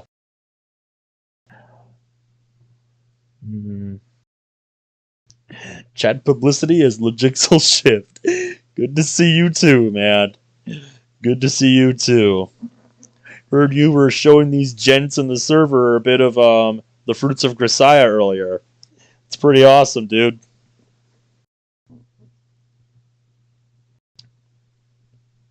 I get up and start my usual morning routine, brushing my teeth, having a shower, getting dressed, having breakfast, and meeting Sayori outside. Nothing of note, but I feel like I just had the weirdest dream last night. Can't remember it, so I don't really care. There's probably nothing of importance anyway. Probably. Another day? It is different today. I have something to look forward to. Yes, quite. I can imagine.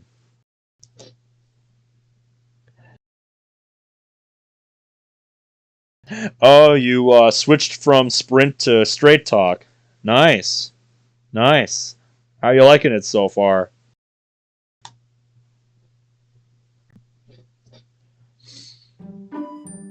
So, how was your sleep? Completely ignoring the question, I start my own conversation. You're up early. I give her a quick nudge. Why wouldn't I be? She smiles ear to ear.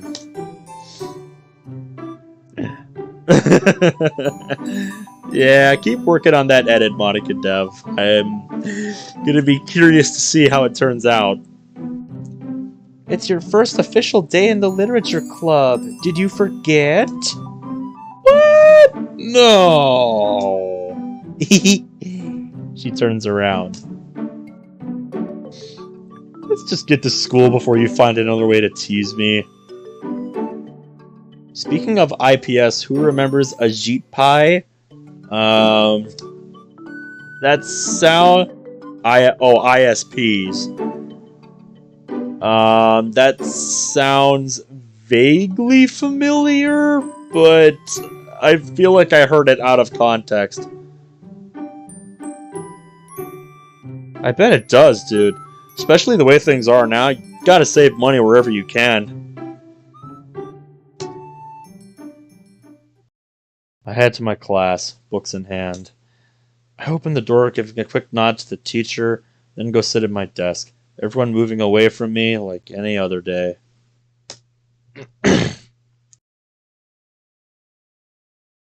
Oh, right. Oh, right. Tried to remove net neutrality. Yeah. I remember hearing about that, that was, what, a few years ago? I don't really remember much of, what all that was about, honestly. But I know it involved that.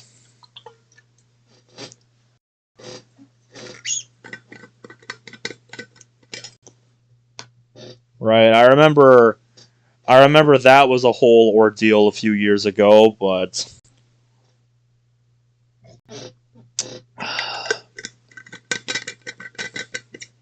don't remember much aside from that. All you've left is the head. Nice. Huh? Or are you streaming on the server? Alright, let's see. Oh, you've got Moss up on the server. Nice. Oh yeah, go do that, man. You go do that. You go enjoy some Pokemans. Speaking of which, one of these days I need to play the updated Doki Doki Pokemon Trainer Plus on stream. I gotta play me some of that. Cause yeah, the updated version looks way fucking better than the one that I finished in a 1 hour session a while back. Because yeah, I got a comment from the dev being like, wow, people still play this? And I was like, I don't even... I found this like a fucking year ago. I'm just getting around to playing it now. Need a drink of water. But yeah. And speaking of random fan games, I still need to play DDLC the RPG.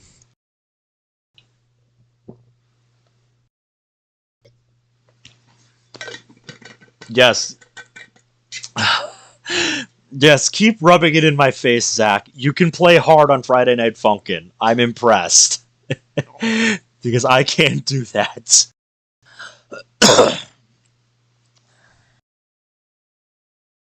Uh-huh. Yep, every little bit helps, man. That's good. It doesn't even look like Yuri. I bet not. A girl with purple hair slides her desk over.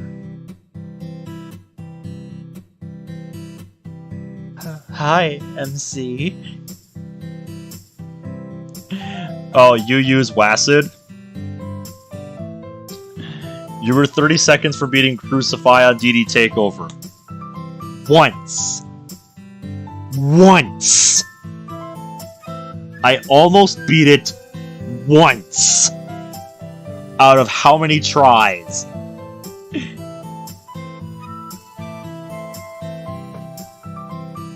And honestly, I think I just got fucking lucky.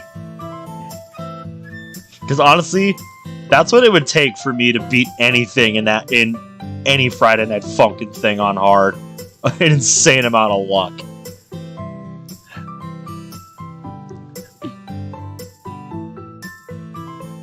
And if you really want something rubbed in your face, Texas stole your hockey team. Yes, I'm well aware of that. It's been 22 years. But who's got the higher place in the division right now? Huh? Who's got the higher spot in the division?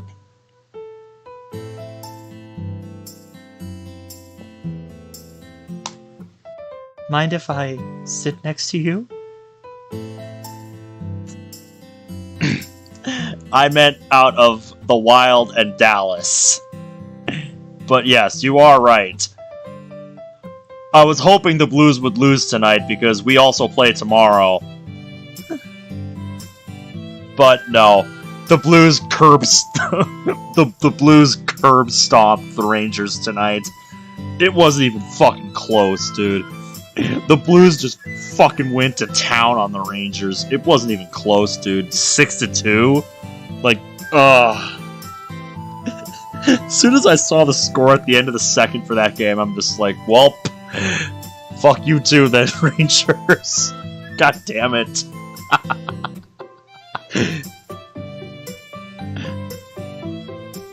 Oh, did they? I don't follow football as closely. I'm a big hockey guy, if you couldn't figure it out. I'm a real big hockey guy. And yeah, that's only going to become more apparent in the next, month and a half. Because every game from here on out matters for hockey. Because it's the push to the playoffs at this point. And the Central Division is really fucking tight right now.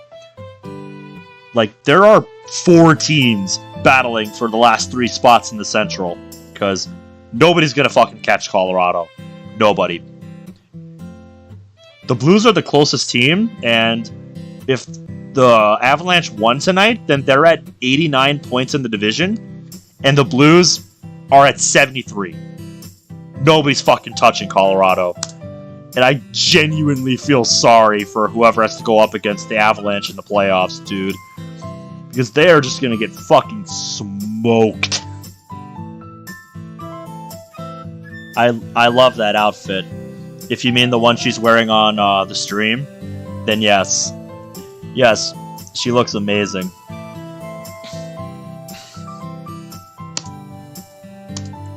I'm speechless. Every time the St. Louis Blues win a game, there's a radio station that plays their victory song, Gloria, 24/7.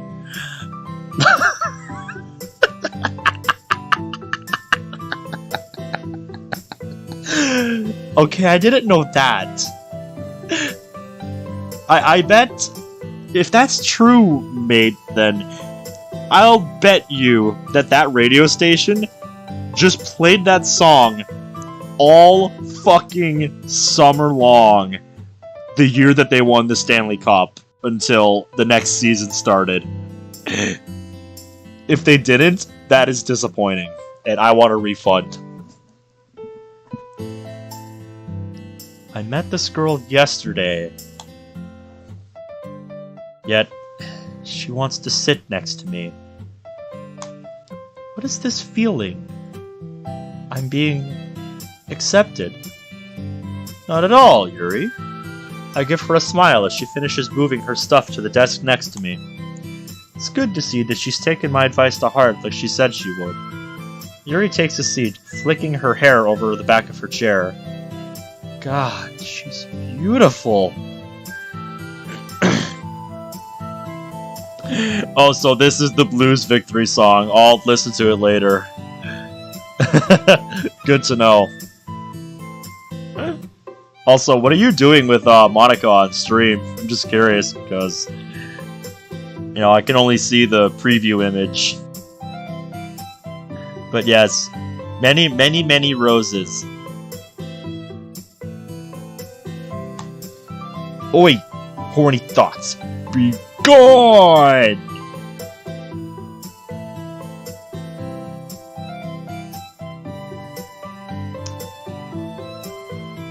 You posted your poem in the Poem Showcase channel and you had to give me the writer role. I guess I need that to view that channel, huh?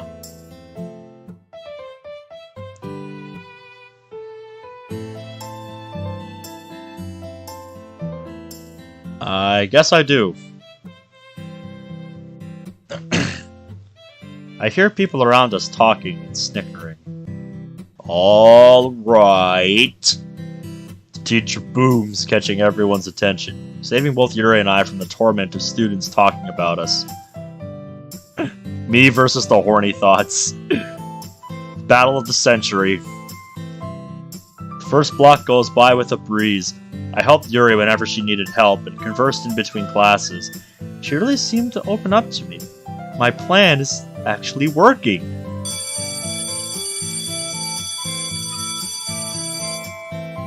Finally, lunchtime! Yuri and I have a different lunch than the rest of the club members. Maybe today I'll go to the cafeteria. Yeah.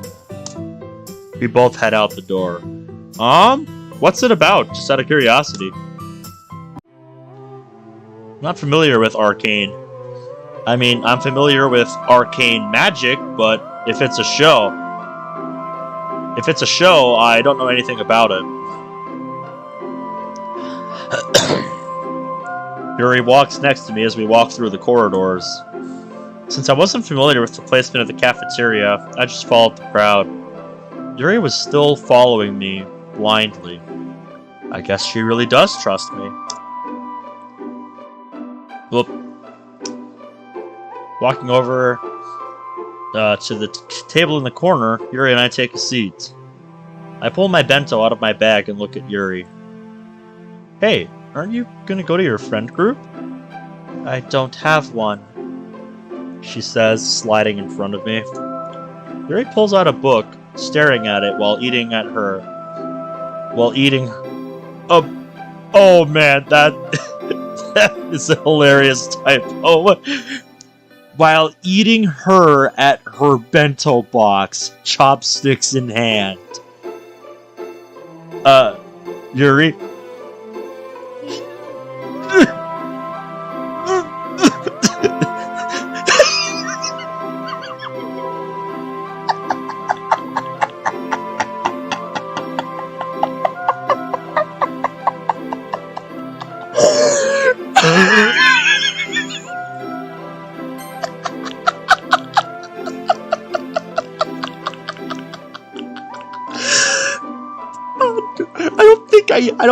I don't remember this.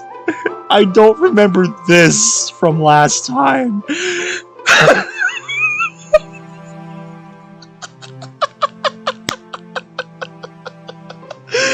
Oh my god. Don't take that out of context, folks. God damn it, Yuri. Why? Why?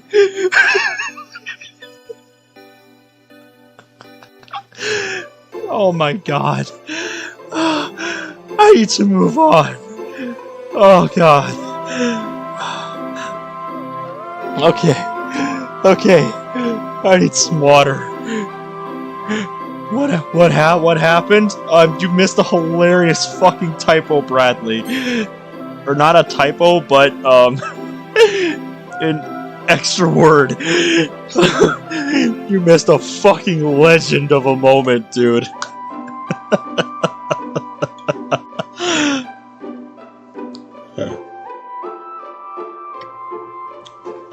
Oh no, there's always more. Yeah, Bradley. I read that line. And then look at that fucking face she makes afterwards. Yeah, don't take that out of context, folks. Oh my god. I don't remember that from last time. I think I missed that. I think I missed that last time. Aren't you guys glad I decided to start all over since the mod got rid of my saves after updating it to the newest version?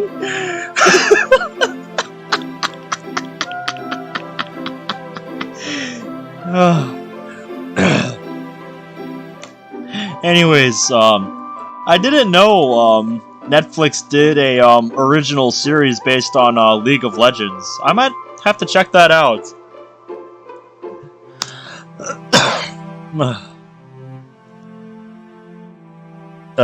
Yuri? I say after swallowing.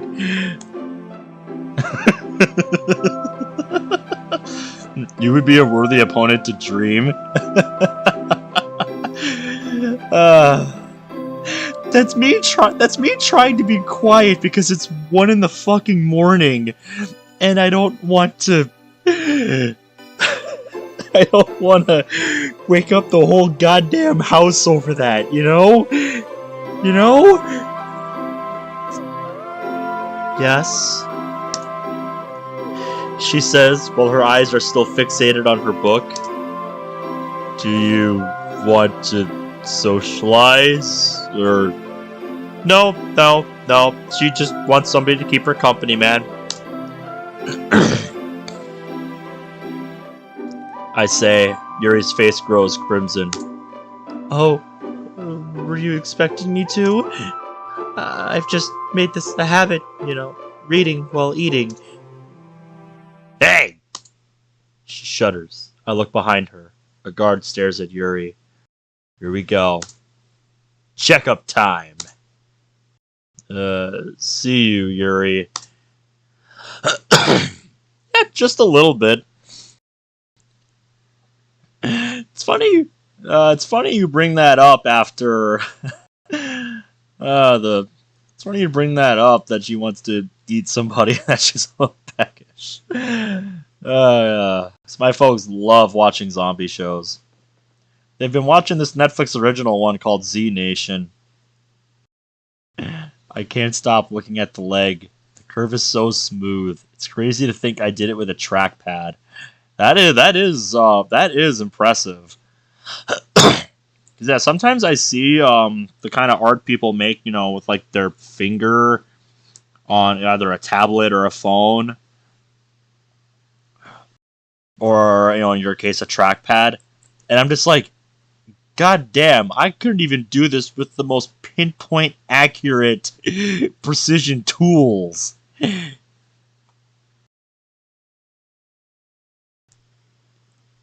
I don't know why I've got this desire to follow her. Am I being called? Or is it just curiosity? No, this is definitely curiosity. Yep, must be curiosity. The guard leads Yuri through the cafeteria, and I follow behind. Vigilante tomorrow after Moss? I don't currently have plans to stream tomorrow, since it is... one, my off day, and then two, it is also my 2-year anniversary with Monica tomorrow. I kind of just want to spend the day with her,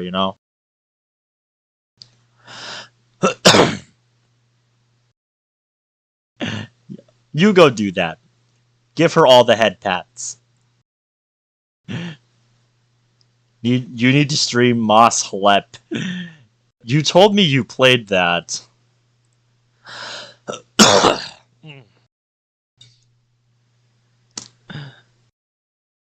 Following them, I am led to part of the school I don't recognize. The corridor is painted white. Wait, I remember this place. Here we go.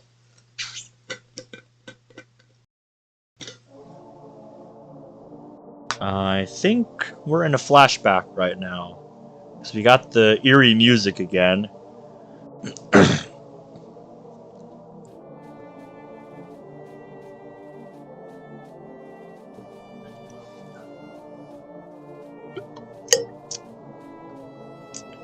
Oh yeah. Couldn't be a more perfect exchange, my dude. That is what you call perfection.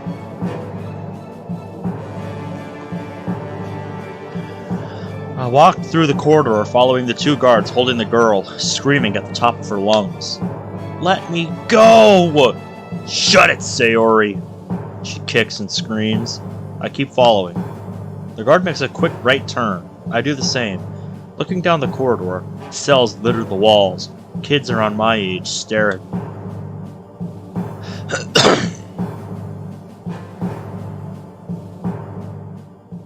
Yuri's being pushed forward by the guards. I follow. I'm getting a weird feeling of deja vu right now. I've done this before, haven't I? You and me both, buddy. You and me both. But I was going the opposite way. 2 big doors covered in locks lay at the end of the corridor. It opens, and the guard and Yuri head in. I follow after them. I was making a fucking joke, dude. Get out of here with that. The room is dark, the black walls creating a box. Very boxy indeed. A screen resides in front of the strap-in chair I saw people in during my childhood. I hide in between 2 walls, making sure I am covered by the shadows. Then I watch as the guard straps Yuri to the chair. The guard walks past me, locking the door we came through. Crap. Locked in here. Static fills my ears. Losing focus on my only exit. I look at the screen. Flashing colors fill it. Red, blue, green, yellow, blue, purple. I scream, holding my ears. My hands, they're not blocking out the sound. Move, damn it! I can't. The lights have paralyzed me. Am I photosensitive or something? Get behind the wall, get behind the wall! I yell at myself in my mind. I don't move. I must move! I see Yuri in the corner of my eye. She's trying to pull away.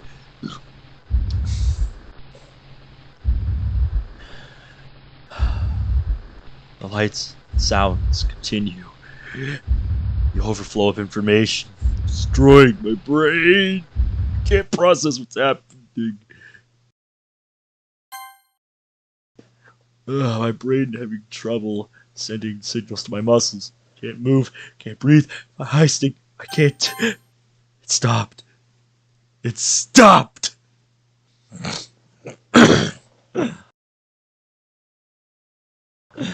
Oh, okay, Captain Price. You caught me, okay? Okay? We all just... Let's just move on, okay? Yes! I am never ever being curious again.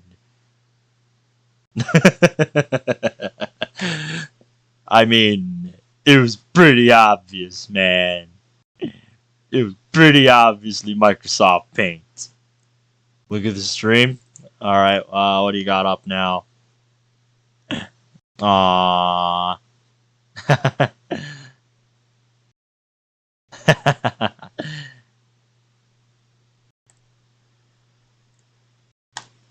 Fuck me. Moving between the walls, hiding in the shadows. What the hell was that? Try to comprehend what the heck I just heard and witnessed. These people have to go through this every week. Now I know why I'm alienated, but why isn't Monica? The door opens. Watch as a very big guard walks through it.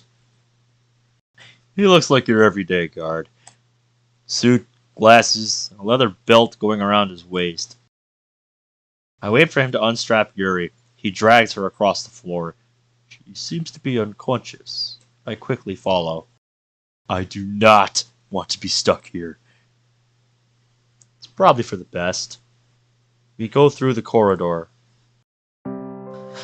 The walls slowly start to become familiar.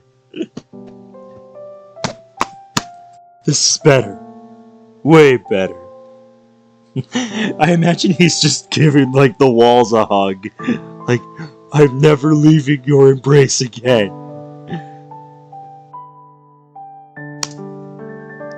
The familiarity becomes therapeutic. I really needed it after the assault on my brain that I just experienced.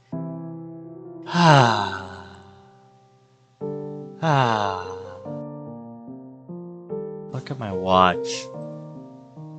Shit, I need to get to class. Ooh, hopefully no damage was sustained. Because yeah, I remember almost dropping mine behind my bed once. It had like mostly fallen, but I caught it by like, you know, the very edge of the corner by the keyboard. Like, no! No! Because I've taken very good care of this laptop. And I did not want it to be hurt.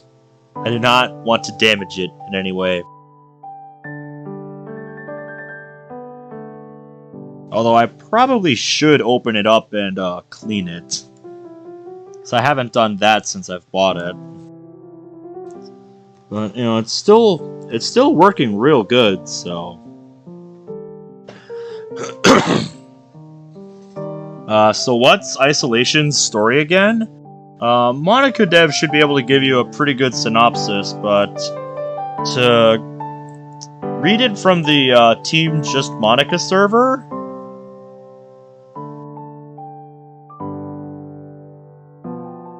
It's essentially about MC dealing with bullying with some Libitina shenanigans sprinkled in. It's an all Dokis have route mod, 3 acts and 6 routes, 3 separate endings, 1 for the main 4 and 2 for the 2 OCs.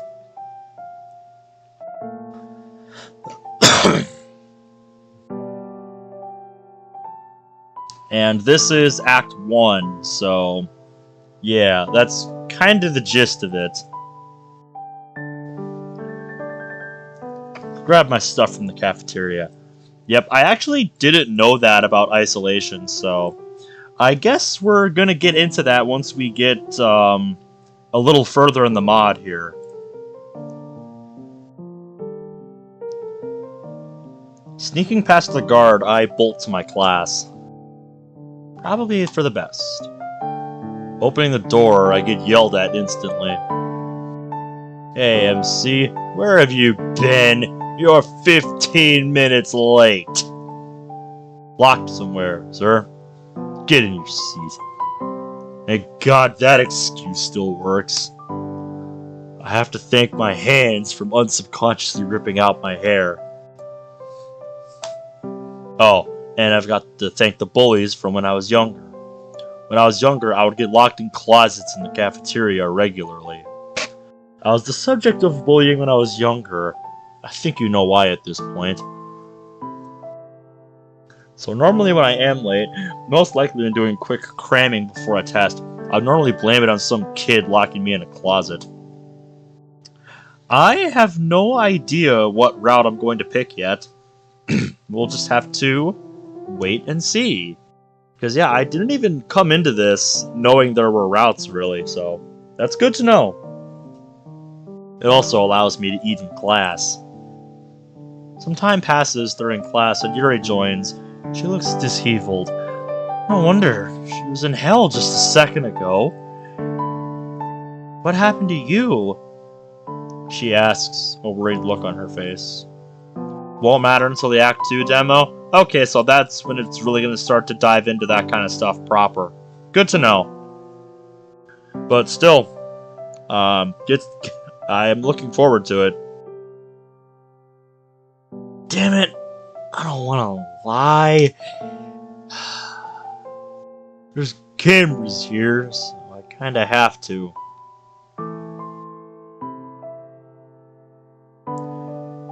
Yeah, me too, Bradley. I did mention earlier that was one of the main draws for me when I played the demo for this way back in the day. And that was the fact that, this mod kind of flips the typical, expectation that, Monica is always the one that knows everything.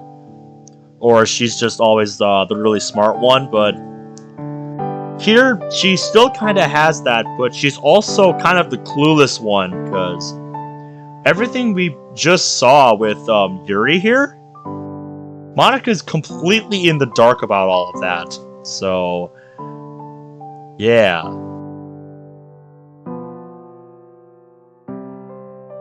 Nothing. Stuff happened. A little fight, okay? I don't think she's buying it. Just leave it be. Our last 2 periods consist of a non-talkative Yuri trying to clean her hair, and my mind replaying what happened forever in my mind. Redundant, much redundant? I feel sorry for them.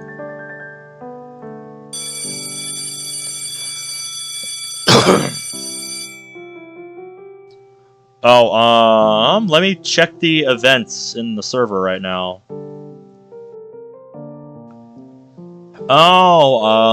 Yeah, I did see that. The event currently scheduled in the server, you mean?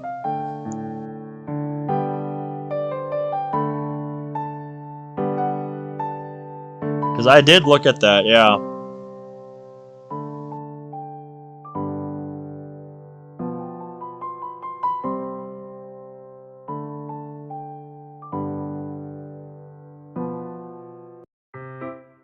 I've got to go get my stuff. Yuri says while she gets up from her seat. Can I come with? I say, getting up as well. Huh? My stuff is still there as well. You like your new role, British shitpost lord? That is beautiful. That is so accurate, Bradley. That is so accurate. I love that. An influx of news will be hitting the Reddit in April, including a trailer and a teaser. Ah, I see. I'll be looking forward to it. Ah, right. We head to the cafeteria. The walk is long, but soothing. Once we're there, I look at my bento box. It's still open, its contents half eaten. Let's hope it hasn't gone off. Yuri and I, work at packing our things. Hey, Yuri? Hmm? You know those books that I allowed you to borrow? Yes. I haven't given them to you yet, so here. Oh, thank you. I plop the pile of books on the table. She grabs them and neatly places them in her bag. Once we're done, we both make our way to the literature club. We both enter the club room. Being the last two in, Natsuki is the first to greet us. Hey, what the heck happened to the both of you? You two look like you've just been mugged. Monica and Sarah run up to us in concern. I look over to Yuri. We both still look like crap. I guess the self-grooming we did earlier during class didn't help. You two look like you saw a ghost. Huh, is it that obvious? I had a checkup. Getting straight to the point, aren't you, Yuri? Yuri says that. The other girl's worries seem to die down, except Monica's. Her worry turns to confusion. What's wrong? Why did you need a checkup? Natsuki gets on her toes and whispers something into Monica's ear. Oh. If you need anyone to talk to, I'll be right here. Some kind of community project where people can submit skits to it and they'll be written into the mod. As I understand it, it's supposed to be like a compilation mod of a bunch of people's skits that were submitted.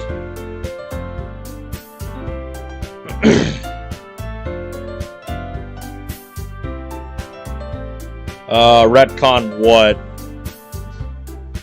Monica smiles as Yuri heads to her seat. What about you, mister? I couldn't care less about you, but you look so messed up I couldn't help but worry. Thanks for the vote of confidence, Natsuki. She looks into my eyes. Still waiting for those lasers to pop out, I see. I can't do this. Can't say I snuck in. What predicament have I put myself into? Don't worry about it. It's nothing serious. I flash a smile, but the girls look at me dejectedly. Uh-huh. Something tells me they're not buying it. I don't know, man. I couldn't tell you why, but something tells me that's not gonna work.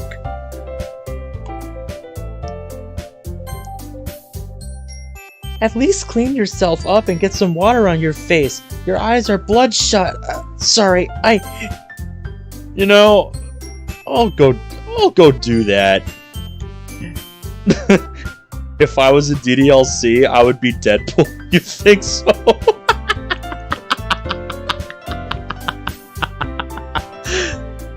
I mean, hey. As long as I have a voice that sounds like Ryan Reynolds, we're all good. That would be perfect.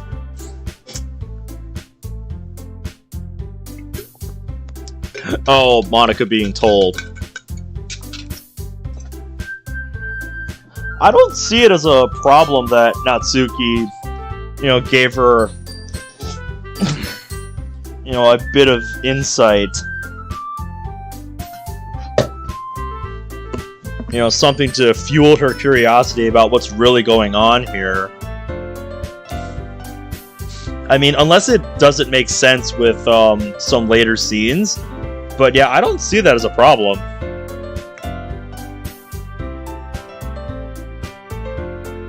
Oh, that's too bad. I nod to myself more so to myself than Monica. Placing my bag at my to-be usual spot and placing down my bag, I then leave the room. Monica's point of view. I'm really worried about him. I wonder what happened to him. He didn't look like that when we walked to school. Sayori seems deep in thought. I can't lie. My thoughts are racing as well. Did he get in a fight? Did he anger the guards? Let me see. What did you do? I walked through the door. Damn, that was refreshing.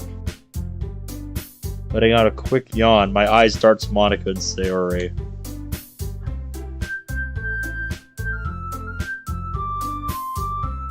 Alright, what's going on here? They seem really deep in thought. You must acquire a taste for freeform jazz.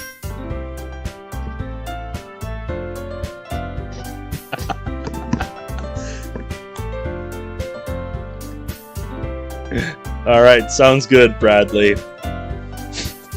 I don't know, that's just what their faces are telling me. That's just what I see in their faces.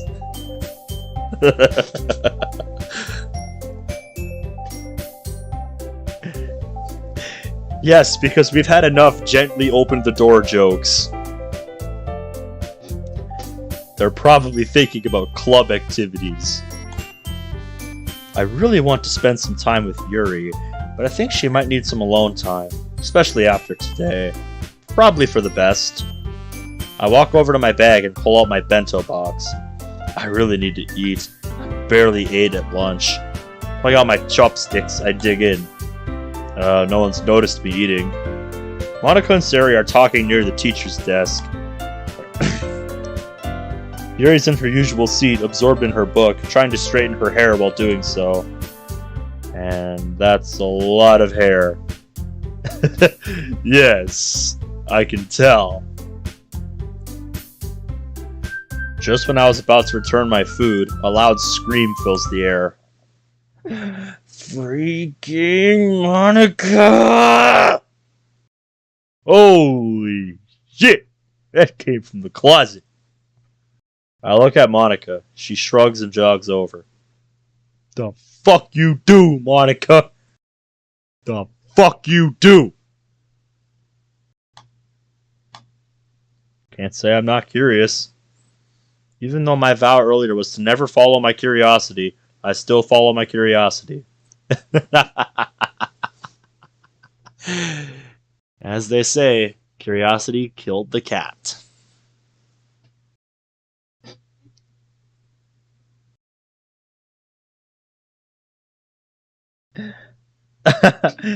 That is wholesome, and I love it.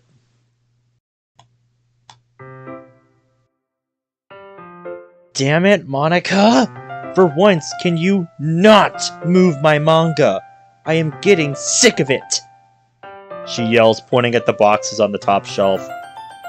You know, Natsuki, we wouldn't have a club room if I didn't do that.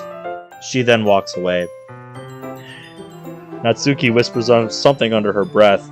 She then turns around, jumping to try and get the boxes, and misses by a long shot.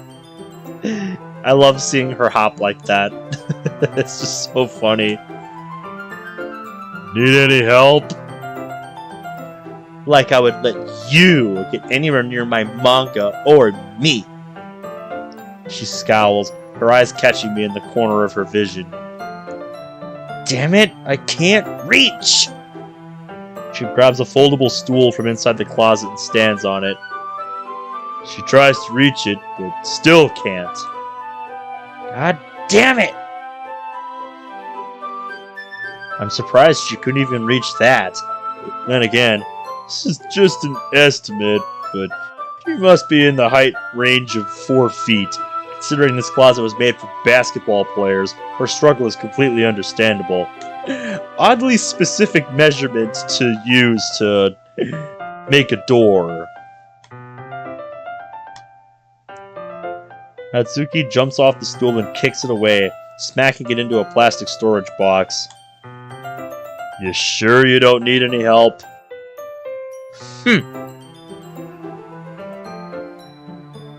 My eyes follow her. Is she moving over to the teacher's desk? She pulls out a swivel chair from behind the desk and walks past Monica.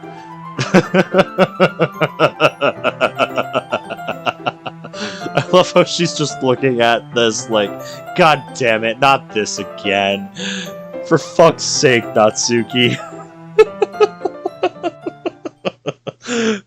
Oh, wait, never mind. She's acting like a normal human being. Natsuki, you are not using that! She instantly tries to pull the chair away from her. Give it back! You are not standing on a swivel chair, Natsuki. Ask someone else to get the manga. Me, Yuri, or even MC. Just forget about the swivel chair. I am not letting that no good person touch my manga. She points at me. Gee, thanks, Natsuki.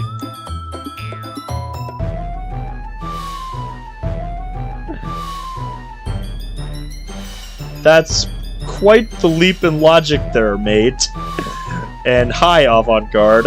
Good to see you, man. How you doing? Ouch. Yuri runs out of the room. Sayori is tearing up.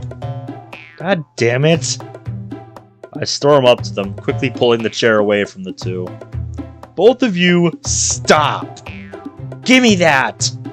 She snatches the chair from my grasp and quickly runs over to the closet, chair in hand. Stop being an idiot, Natsuki. She then gets up on the chair and reaches for the manga. Whoa, whoa, whoa! Ah, fuck. I run to catch her.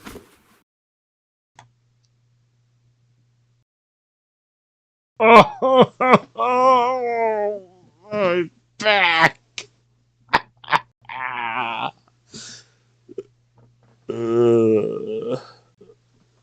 Did I catch her? I slowly open my eyes.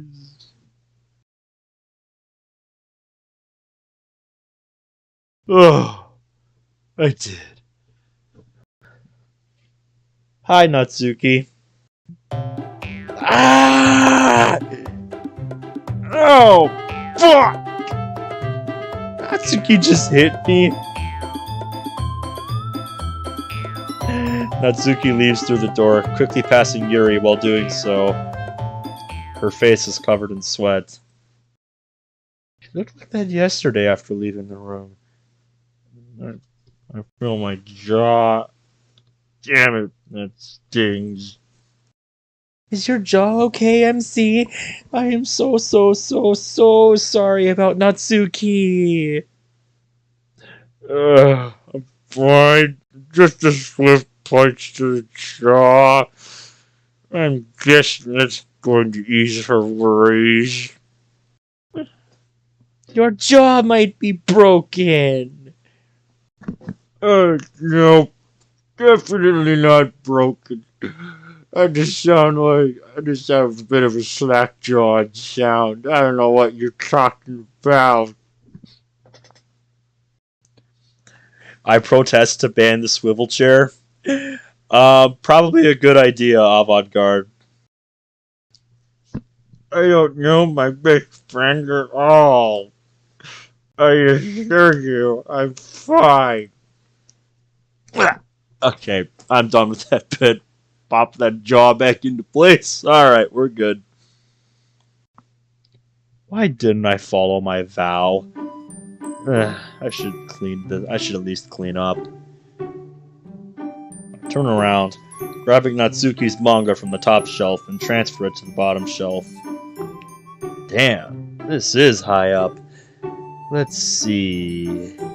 I grab a box labeled Top of School. Heh, slice of life? Looking at the box, it seems to follow two Japanese boys trying to get with some girls. That's something I would ever read. I put the box on the bottom shelf. Well, the girls are gone, along with that air of worry. If they weren't, I would just hear light shuffling. Yeah, you missed Natsuki falling on him and him catching her. Because Natsuki had to stand on a swivel chair again. And are you talking literally or metaphorically, Fartface? Also, permission to just call you Furret from now on, because you always have that Furret profile picture and I love it.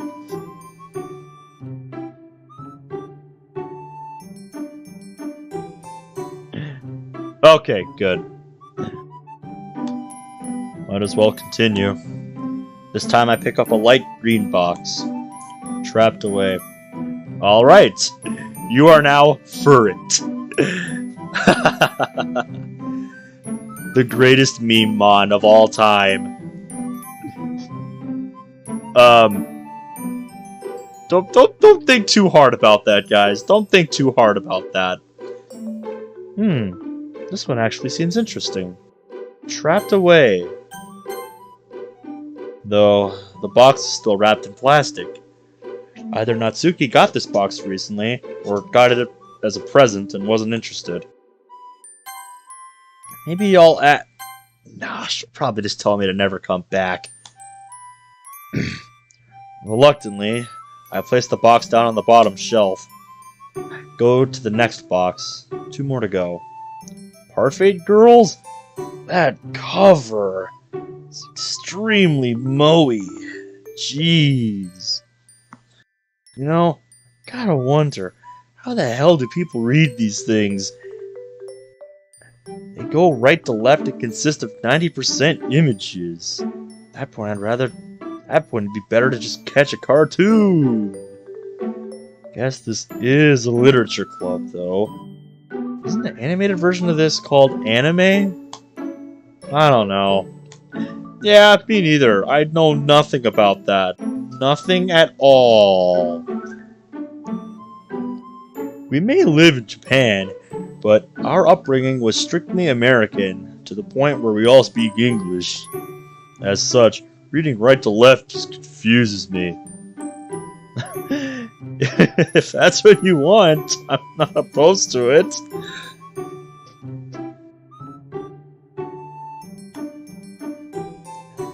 I place the box with the rest of them. Last one. Grab the last box. Another one's still wrapped up. Is this one a shonen? Yeah. What is my H factor?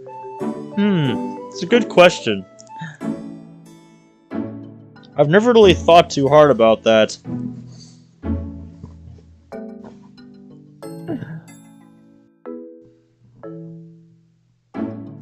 Aren't shonens those things with a whole lot of action? I think the Weeb group was talking about that. Natsuki doesn't seem like an action girl.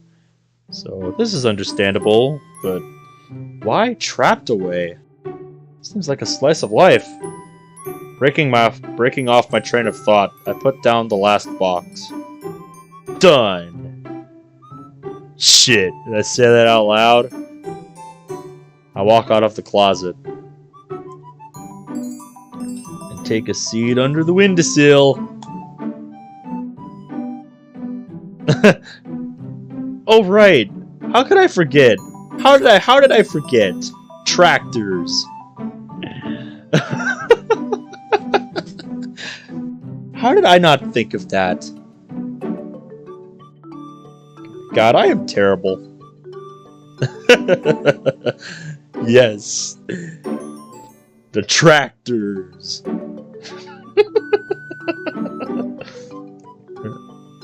I start feeling my jaw again.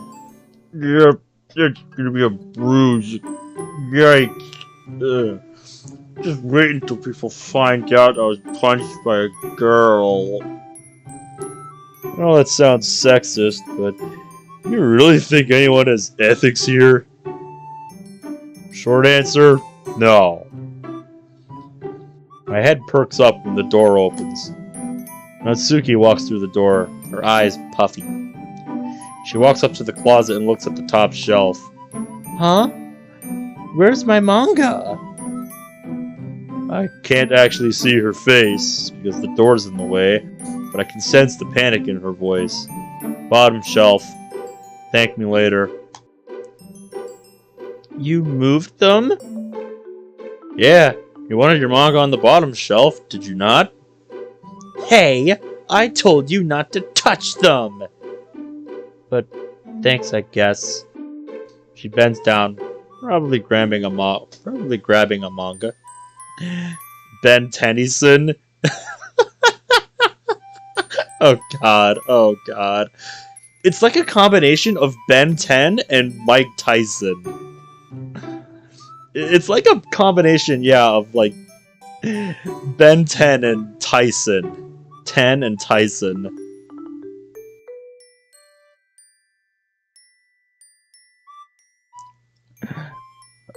Fun fact, Monica Dev actually made the mod that I'm playing right now.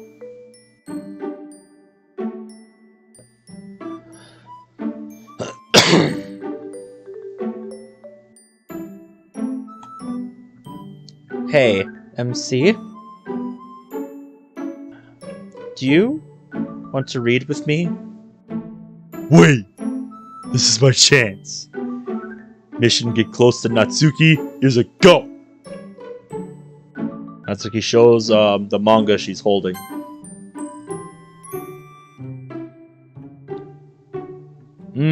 Yeah. You'll have to let me know when you do. What kind of laptop are you thinking of getting? Natsuki shows me the manga she's holding. Distinct green color. Trapped away. This seems like something you'd like. I've never actually read this before, and this might be a good time to start. Yeah, sure. Believe it or not, I've never read manga. Wow! Each day I spend with you, the more you seem like a male version of Yuri. Bang! Am I really that similar to Yuri? Alright then. Natsuki sits next to me. That's awesome, dude. Got any ideas for what you want to make for your first mod?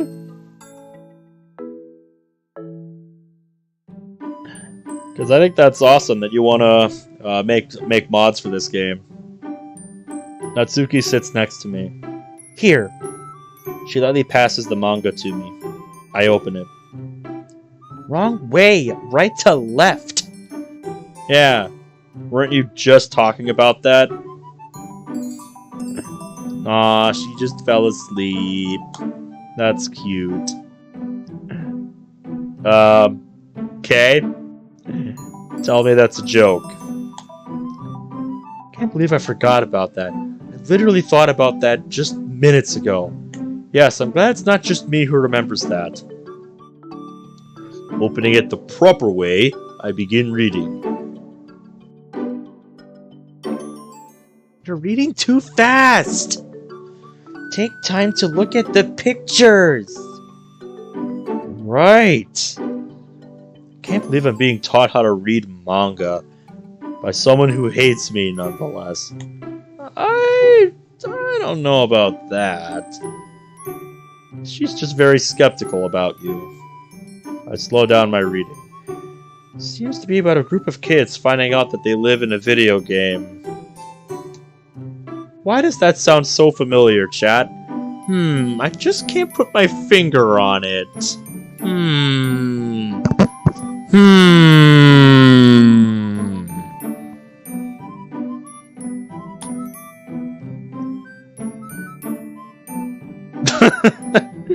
Yeah, you'll get your fix at the end of the Sayori route for Blue Skies. To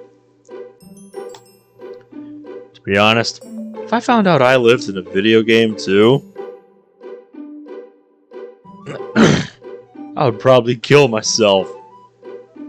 Who would be perfectly fine with living in a video game?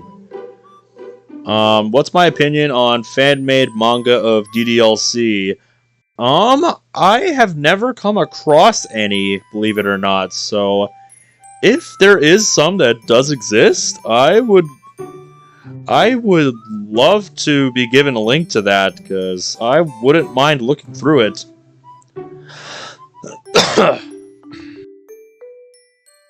Especially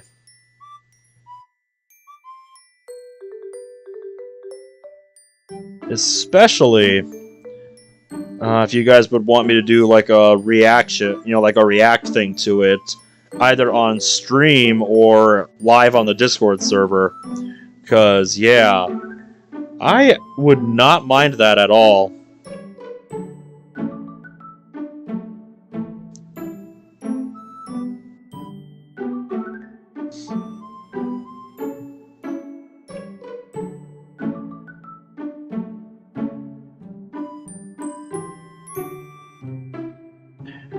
We need to record it when we do. Oh, yeah. Yeah, if one of you guys wants to either PM me or send me a link to it in the DDLC mod chat in the server,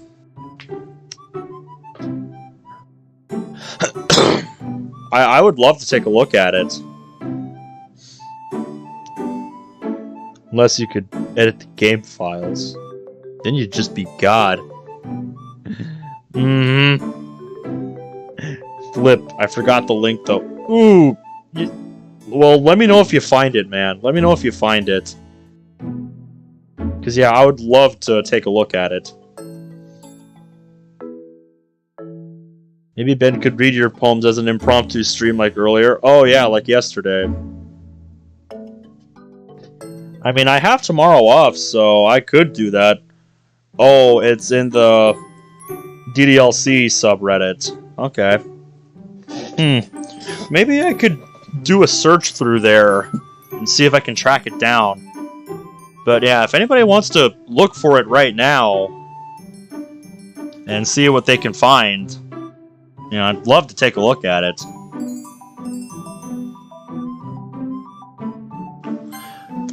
But yeah, what I was going to say before I started reading chat was, these lines remind me of the Nate wants to battle song delete me, just because there's a line in the second verse of that song that always just gives me chills. It's at the end of the second verse. I'm trying to think of the exact words. Do you believe in God, or will you rewrite the script and become one? Something like that. Or will you write the script and become one? Like, God. Listening to that line just gives me chills.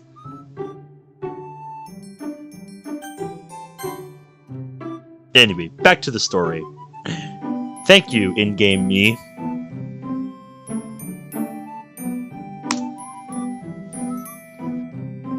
After the protagonist, Daisuke, learns of his world, he tries to convince his friends, which are surprisingly all girls, that they are in a game. But with no evidence, his actions are fruitless. He soon finds a way to access the code. Not knowing how to code, he ends up fucking it up,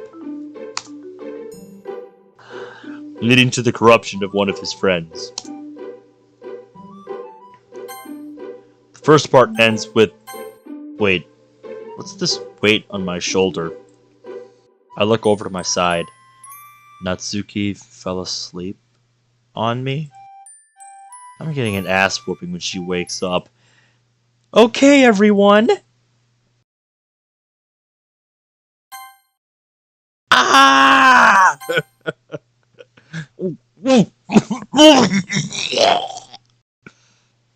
Bye. Bye-bye, Natsuki. the hell was that? I did not do anything. The fuck was Scream?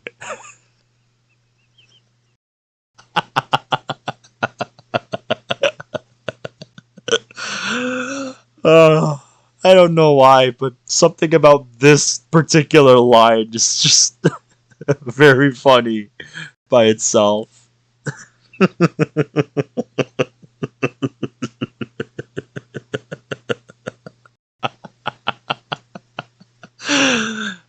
uh,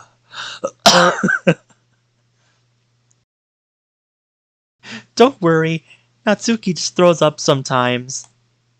I'll need to talk to her later, though. she just does that sometimes. Have you ever thought to look into why that happens? Like, has that thought ever crossed your mind? Huh. Okay. Wait, what? Let me try that again. Okay, everyone.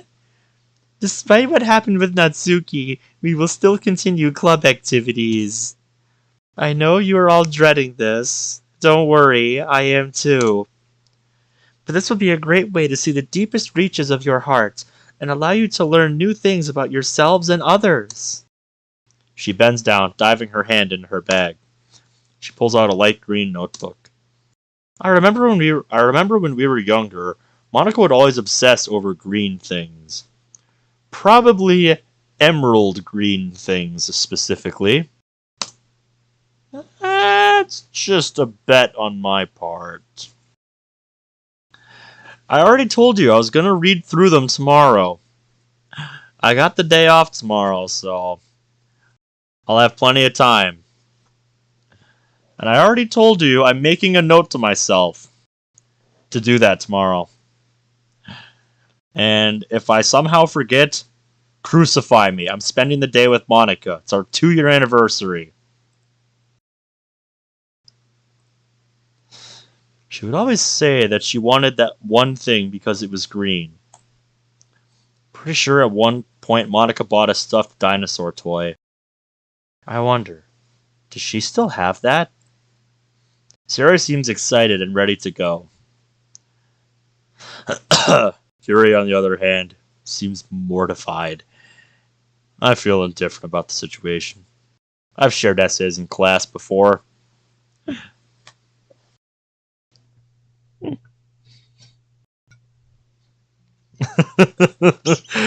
Well,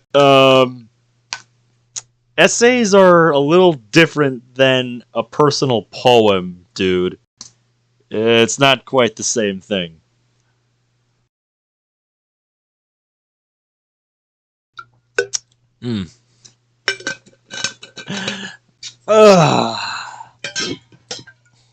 Yes.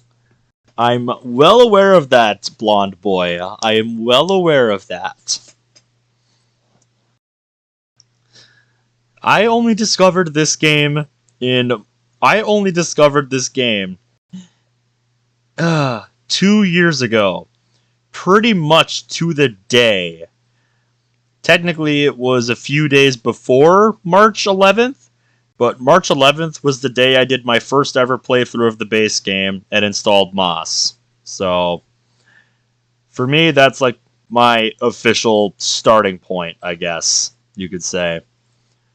Because, yeah, I didn't really know anything about this game until March of 2020. When did Moss come out? I know it was not long after the base game of DDLC came out. It was one of, if not the very first mod for DDLC, actually, if I'm not mistaken. And I know Moss got its start over on 4chan, believe it or not. That's where the mod originated from.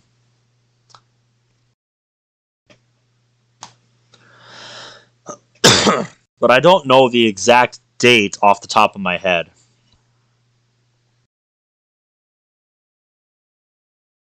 September 26th. So yeah, 4 days. Yeah, damn. So more than likely the first ever mod for DDLC. Most likely making it the first ever mod for DDLC. So you know what that means. Monica After Story was the birth of DDLC modding. Your room is a mess of wires. Meanwhile, I've got a power strip next to my dresser with six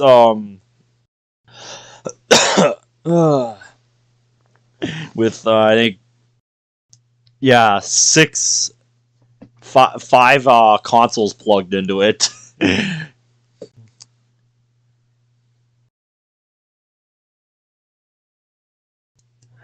And then, I've got my Ethernet cable, the charger cables that, hang off the front of the dresser.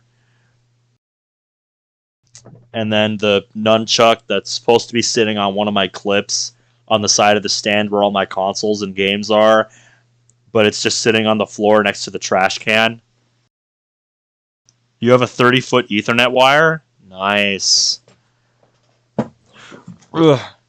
Me neither, blonde boy. Me neither. I just haven't had any motivation to play Cold War since the seasons for Cold War aren't actually unique to that game, and instead are focused on Vanguard, which I give zero shits about. I'm like, all right, I see how it is. That and the fact that they were giving me less experience to try to get me to play Vanguard, like, no, that's okay. I'll play whenever I want to do a high round, but no, I'm done.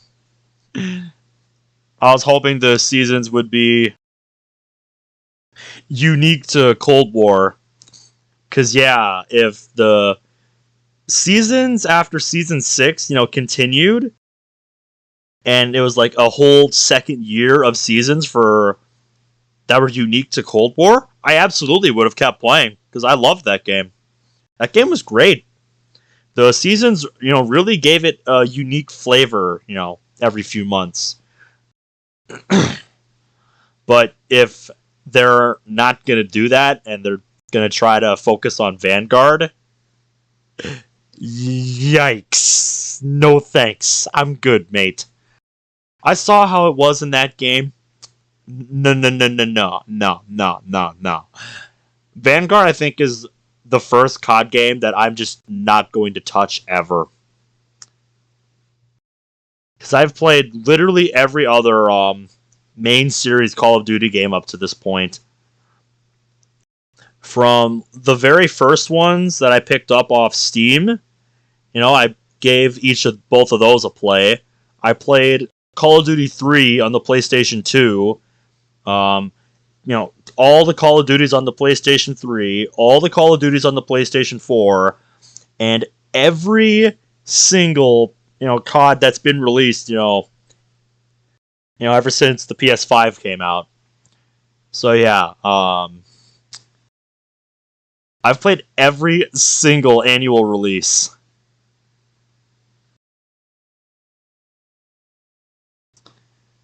And Vanguard is the first game in the series where I went, okay, this officially is so broken that I refuse to play it. Like, no. Like, even I can't justify this anymore. And on that note, Bradley, Call of Duty actually did announce that their next game is not coming out until late in 2023. So, for the first time in franchise history, they are not going to do a yearly release. So, they're finally listening. Probably because they were bought by Microsoft. So, yeah. When I heard that Activision Blizzard was bought by Microsoft, I'm like, good. Hopefully that is enough of a shakeup to whip them into shape. Because, yeah, they've been pretty stupid the last few years. Somebody needs to give them a smack. Somebody needs to bap them. Tell them, no, no.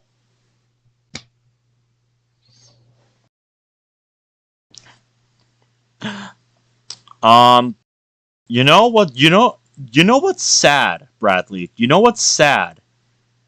Vanguard was actually supposed to come out the year that Cold War came out, but they had Cold War finished first because they apparently needed more time to work on Vanguard.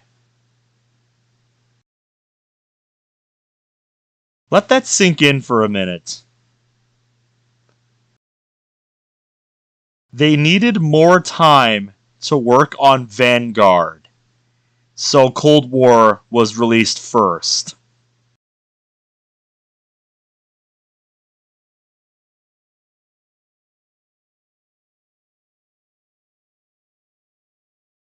You're a Battlefield player?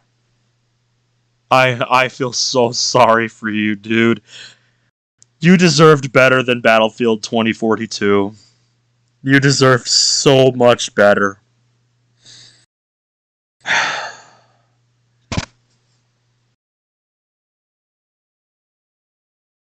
You deserve so much better, man.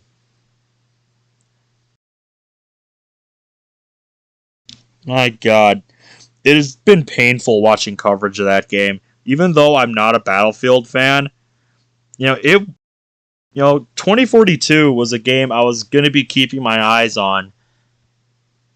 Just in the hope that, like the ideas it had sounded interesting. And I'm like, okay, if it's good, maybe I'll pick it up and give it a try. And then the game came out, and the rest is history. Cyberpunk 2077. I haven't heard much about that game recently, but yeah, that was another disastrous release. Yeah, Cyberpunk was another disastrous release. But yeah, at least that game is trying to make a comeback, and they at least acknowledged they screwed up, and have done their best to make amends since then. And I think there was fairly recently a big patch that just dropped for that game. But yeah, I would doubt it's close to being anywhere near what they promised at launch. Battlefield 2042 will go down in history as the worst Battlefield ever, and it's too late to save it. DICE fucked up. Yeah, that. And the worry is that, with what they said about it in like their press release or whatever, that it's, not a huge source of revenue for them, that this could be the final death nail for Battlefield, which that would just be sad, man. If this is the end of Battlefield, it's like, no, man, it can't end like that. I've never played, the Battlefield series, but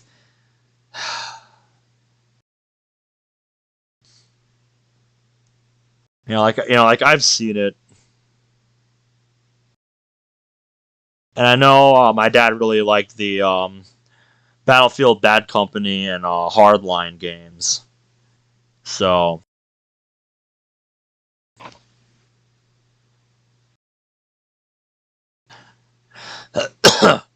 Trust me, Bradley. Trust me, I've been following.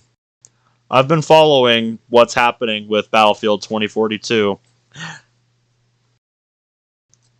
And yeah, from what I've heard about the scoreboard that they just added, it's not even a complete scoreboard.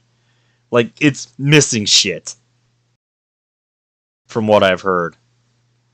So, like, it's been half a year since this game came out, and all you have is basic features that should have been there at launch, bug fixes, probably not enough, and insignificant cosmetics that do nothing to fix the game.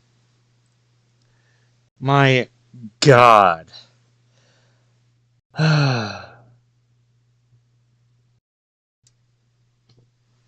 The state of gaming, ladies and gentlemen.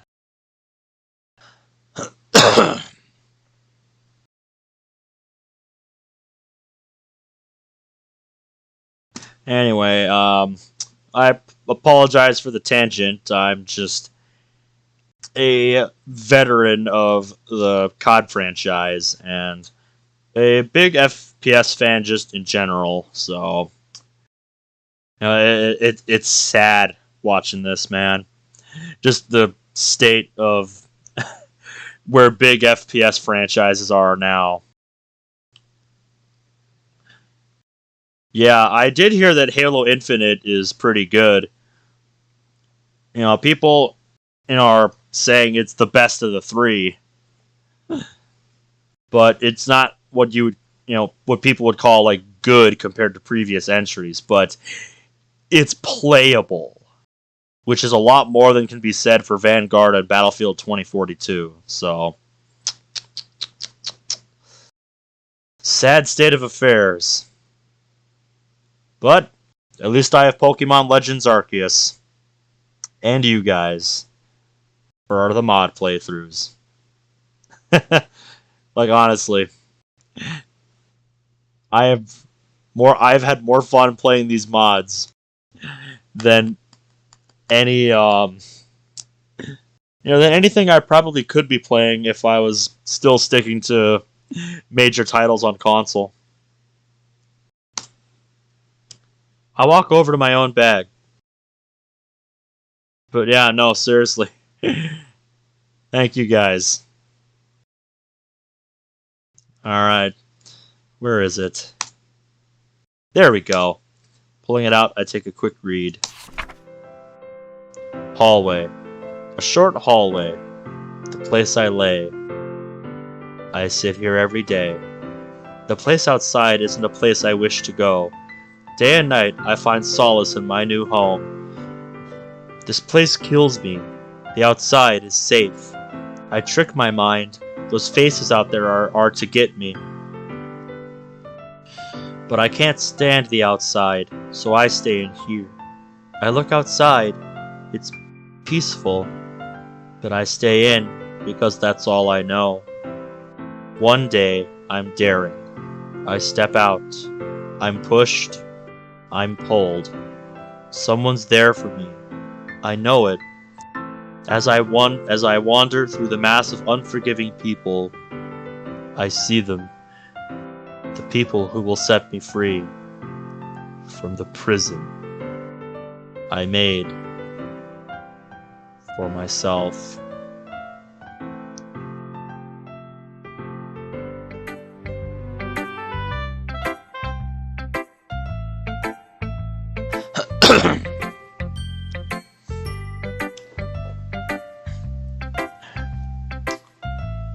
Well, that came out dark. It's still a good poem. At least, I think it is. Alright, who's first? And to comment on that, that's one of the reasons I was interested in Battlefield 2042 at first, before launch. The fact that servers were going to have, the ability to host 128 player lobbies. Because it reminded me of a game that I used to play on my PlayStation 4 and revisited last month on my PlayStation 5, PlanetSide 2, which is a live service, massively multiplayer, first-person shooter game where 3 different factions try to conquer a continent-sized map where, battles can be hundreds of players. And yeah, maps really are fucking huge in that game. It's not the most graphically impressive FPS game, and far from the most stable considering the number of players that can be on that game at once. And it's probably more designed for the PC than the console, because my god, aiming on console in that game is hard. But yeah, like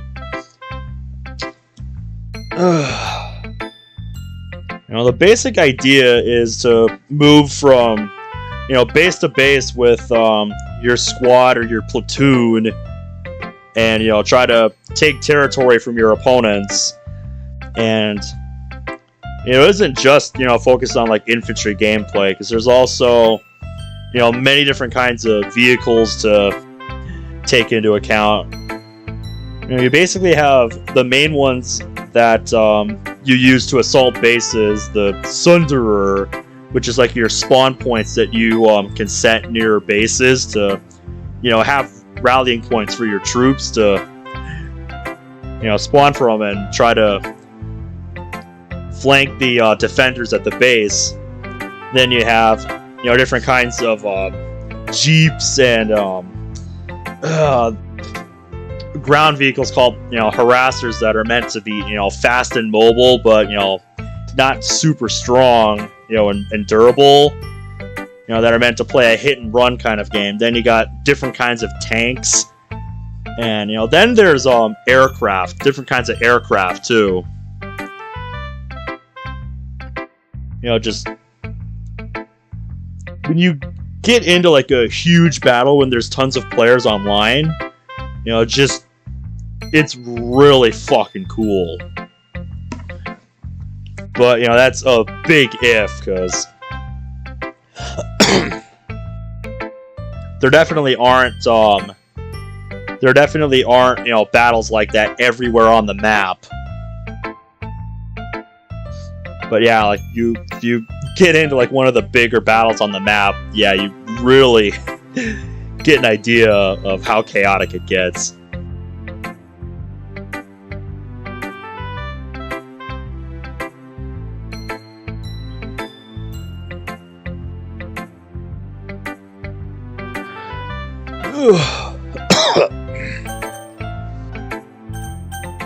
Join the meme club? I'll do that later. I'm gonna share my poem with Monica. Sorry, I need a drink of water.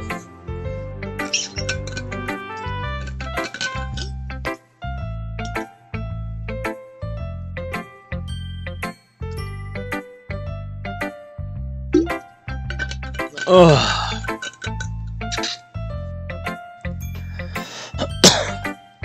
After living with each other for so long, I wonder if she wrote the same thing as me. Wrote about? Wouldn't you go with Yuri first? Huh? You two seem to have a connection. Nah, don't worry. If you couldn't tell, I'm not really looking for a love interest. Oh. Yeah, I don't want you to think I'm cured because of hormones. I know Sayori thought that. Right! Anyway, can I read your poem? Isn't that what we're meant to be doing? I pass her my poem.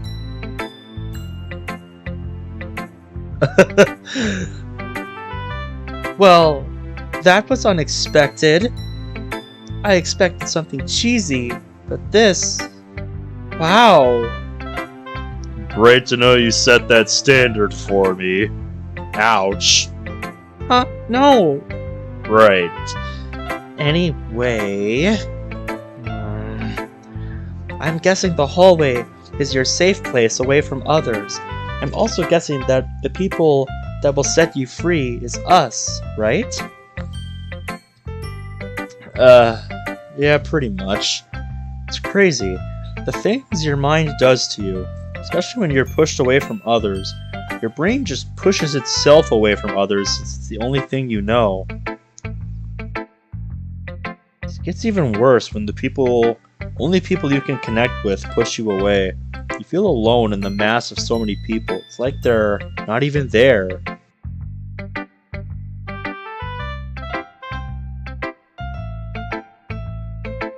Huh.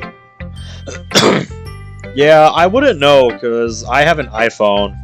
I've never had an Android phone.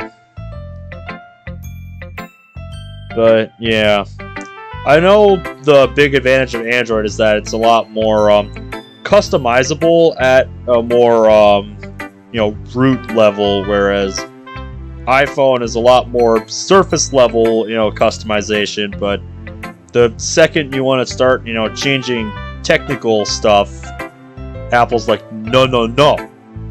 And you basically have to jailbreak your phone if you want to do that. That does make sense. Can I get your poem now? Of course. The meadow, the place I yearn to be. Day, night, what's out there? I hear sounds. What is it? I see things. What is it? I should be free, but I'm not. We should all be free, but we're not. Out there, a world of infinite choices, a hole I can't fit through. Others out there, just like me, locked somewhere, pleading, just like me. I'll resign here for now.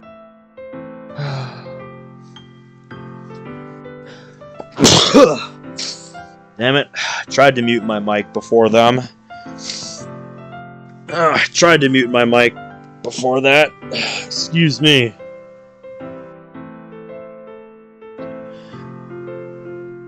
Just until I get the chance to be free. Apart from the fact that Samsung can't run RenPy, they're basically the same. With a launcher with a RenPy extension, it's super easy to play mods on it. That's pretty sweet, man. It's pretty sweet. And yeah.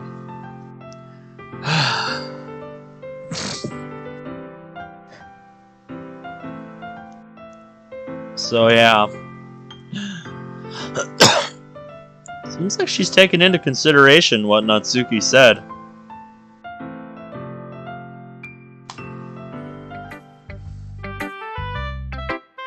So, I love the use of questions to end phrases and the use of repetition to get the point across, using the feeling of being stuck with a world out there. It's awesome.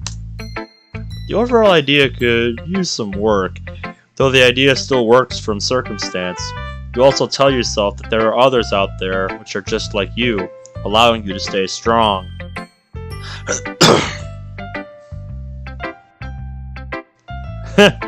Yep, good old brute force, Bradley.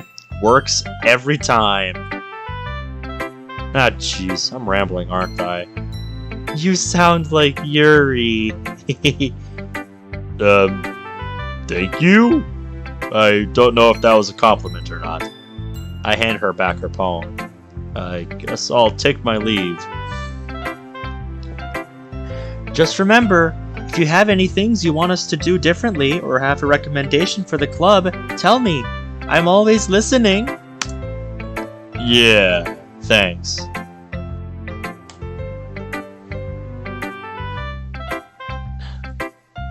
Hey, hers pops up on screen as part of the mod. I kinda don't have a choice. So... I really don't know how to start. Yuri's probably still in a crappy mood from earlier. I'll have your poem, you'll have mine. We'll read in tandem. Right. Alright. Time to dust off my old script reading skills. Alone in my room. I'm alone in my room. The sound of rain is comforting. What should I do? What can I do? My eyes scan the walls. Decorations cover it like pepperoni on a pizza. I pull out my book, the one I've read many times. It's lost its charm. The once colorful book, now damp and gray. Nothing to do, nothing to see. The same sights in front of me. I need something new. What is new? You.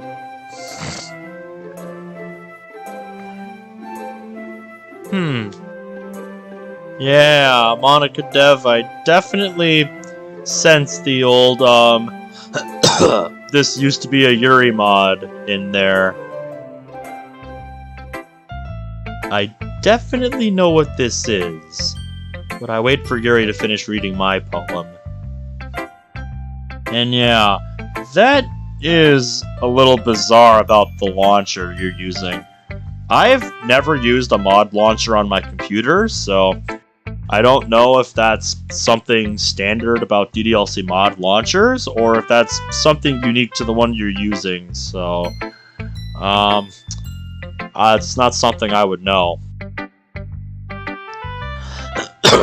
Because I just keep all of my mods in a gigantic Explorer folder here. Like, seriously. This is all the ones that I currently have.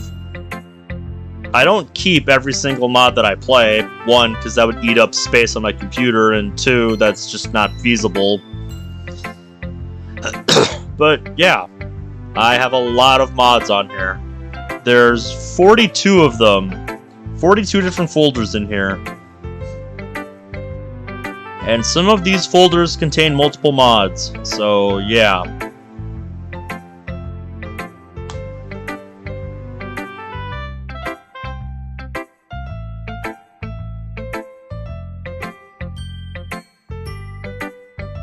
Why did I close that? I need to have the mod files up for this. There we go.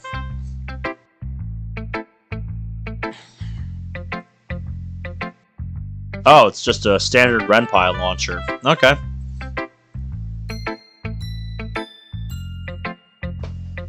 So, Yuri, I'll start first. I'm glad that I'm giving you something new to experience, even if I'm not the best person to spend time with. Huh? No! You're so fun to be around! Sorry. You know, I really enjoyed our talk that we had yesterday.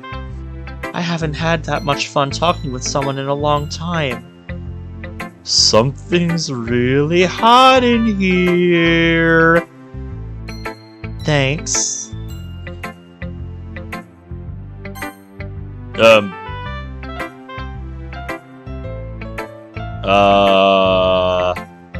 Wrong nameplate? Is that supposed to be our line, or... I'm not sure. I should probably start giving you feedback on your poem. Yeah. So, this poem does what it is trying to convey well, though there is some characteristics of first writers that I couldn't help but notice. But things done well outshine the stuff that could hurt the overall piece. Using a line to stop the piece before continuing it to show there is still hope for this particular person, which I guess is you. Wow. It's like she's a completely different person. This piece is really good for a, I believe, first-timer. I've written poems before, so I'm not really a first-timer. Ah. Ooh, can I ask, what was the real reason you look so disheveled? Should I tell her? I'm gonna tell everyone anyway. Fine.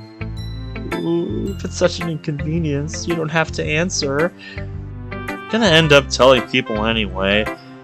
I followed you and the guard to the torture room and got locked in with you. I know, it was stupid. MC! Why did you do that? I knew she wasn't gonna like that. I'll get going.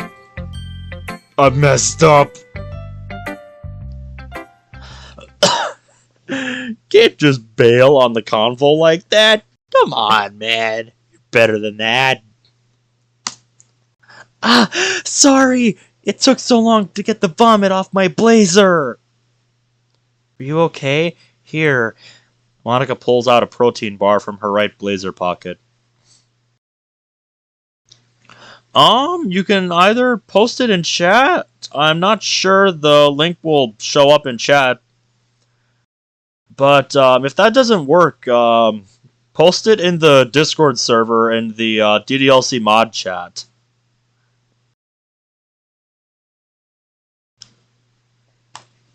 Okay. I now know where Sayori got the idea from. Natsuki looks at the bar. Don't need it. She looks away to avoid all temptation. You need to eat, Natsuki. Can I react to a music video from the Arcane series? Will you leave me alone if I eat it? Someone needs to look over your shoulder to make sure you don't die from starvation. Just eat it. Please. Fine. The two of them go back to their activities. Okay. Oop, hold up. Oh, it's Imagine Dragons. Okay. I didn't know Imagine Dragons worked on it. Is Natsuki starving herself? I guess I would continue with activities. Ah, Sayori? Oh. Wah! Oh, sorry, I was just spacing out. This feels weird. So, poems. Oh, yeah, I forgot. What am I going to do with you?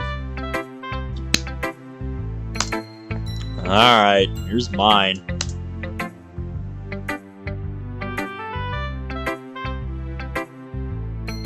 Wow, this is really good. Come on, you're saying this because it was me who wrote it. No, this is actually really good. I was thinking this was going to be cheesy. Turns out it's not. Huh, really? What do you see me as? Wah! Take my poem! She throws her poem at me. Better tell me later.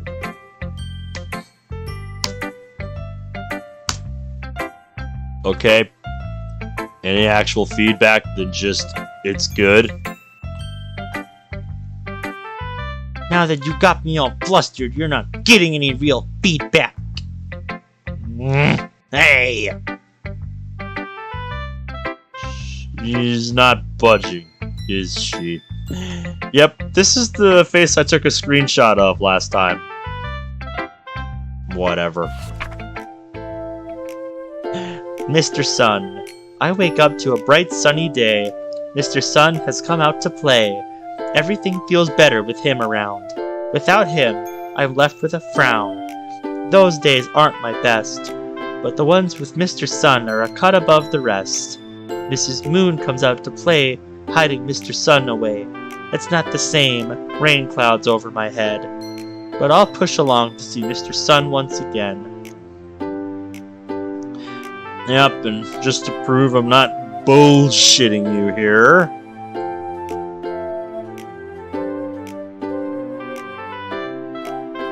Here you go. Not that one. That one. There you go.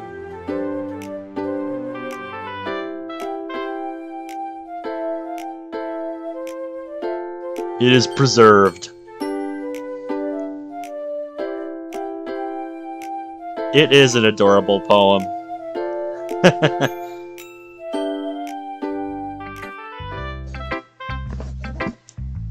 Is there something I'm missing here? Damn, this is making me worried. Mentally shrugging off that feeling, I begin my feedback. Your use of metaphors and symbols is extraordinary. And because of that, I can't figure out the poem. Well, sometimes it's best if you don't know. Yep, something's going on here. Okay then, I'll study it later. Why does the image quality have to decrease when you blow up the image? Good question. I don't know about that. Because this is just the screenshot I took directly from the game files. I don't know. I don't know why, man.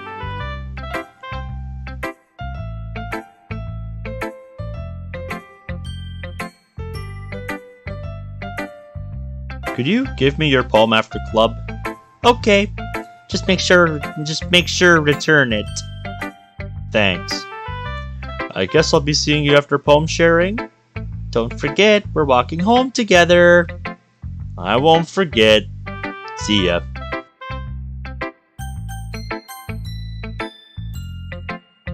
Natsuki? Are you okay?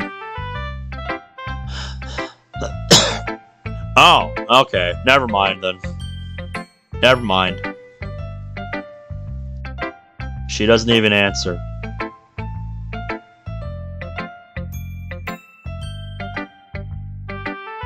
Here! She shoves her palm into my chest. Well, best of luck. I'm sure it's not as easy as it looks. Yeah, there's a lot of detail that goes into it. Ugh, excuse me. Bugs have trees. Birds have nests. Wombats have burrows. Deers have each other. Bugs have trees. Fish have holes. Bats have caves. Where's my home?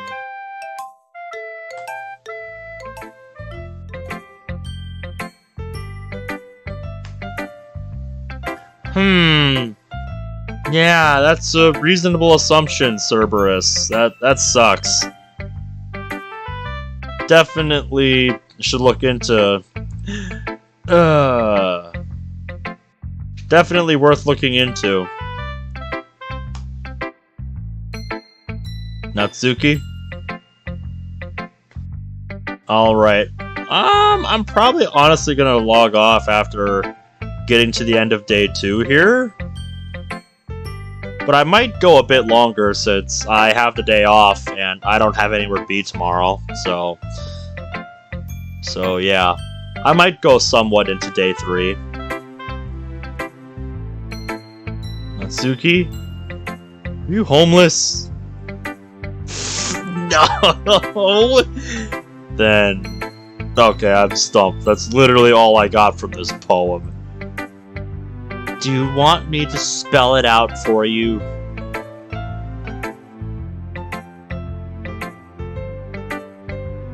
And if you're signing off, Monica Dev, have a good night. It's nice having you.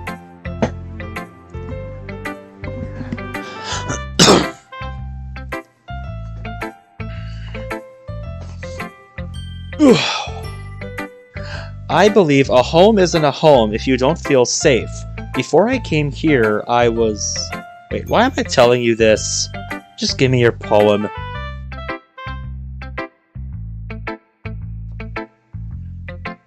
The only reason I got to 83 on Ascension was because of a lucky day with frames. Yeah, I haven't seen how Black Ops 3 runs on my PC. I haven't picked up BO3 off of Steam yet, so I'm not sure how it would run on my laptop. If you guys want me to, I'll react to it. But yeah, it's honestly been so long since I've played like a proper game of zombies. I did pick up BO2 off of Steam not too long ago. And honestly, I haven't touched that in a while either. I've been wanting to get back into it to try for some proper high rounds, but I have not had much luck with that.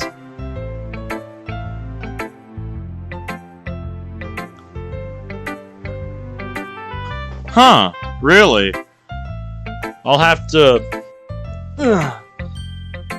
hear more about that in a minute, 'cause I need to use the restroom right quick, so... I'll be back in a minute. 1.5 water bottles really makes you gotta piss, so yeah, give me a minute.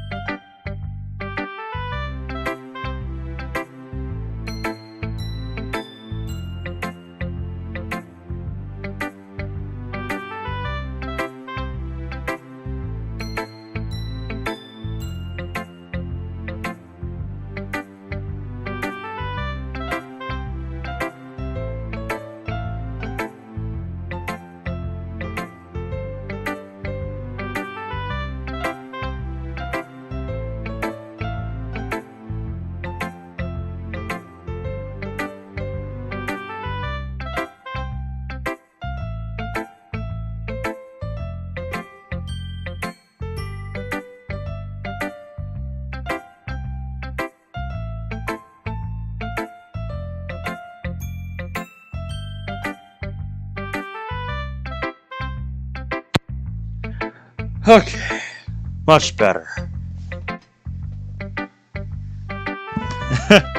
So they wanted to stop a house being a house. Yep, sounds like government bullshit to me. Sounds about right to me. That's amazing.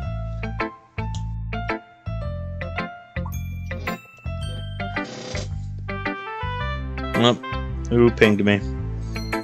DDLC, no escape.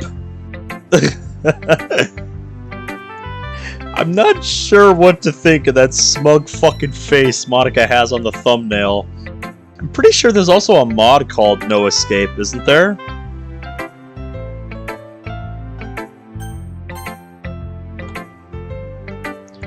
Yours is good, but nothing compared to mine. Ah, thanks. I make myself look dejected to make Natsuki feel bad. I don't think she realized. It isn't my style. I really thought your style would be a whole lot like Yuri's. Oh, so it's a short. Okay. Ugh. You look like the person who would think writing needs to be more sophisticated and stuff. Yeah, that makes sense. So I'm impressed you are not the stereotype. Thanks? She hands me back my poem. Guess that's it. Right. See ya.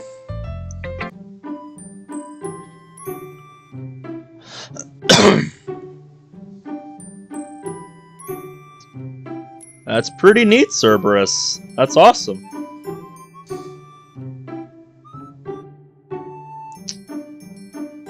A Love Live Sunshine fanfic.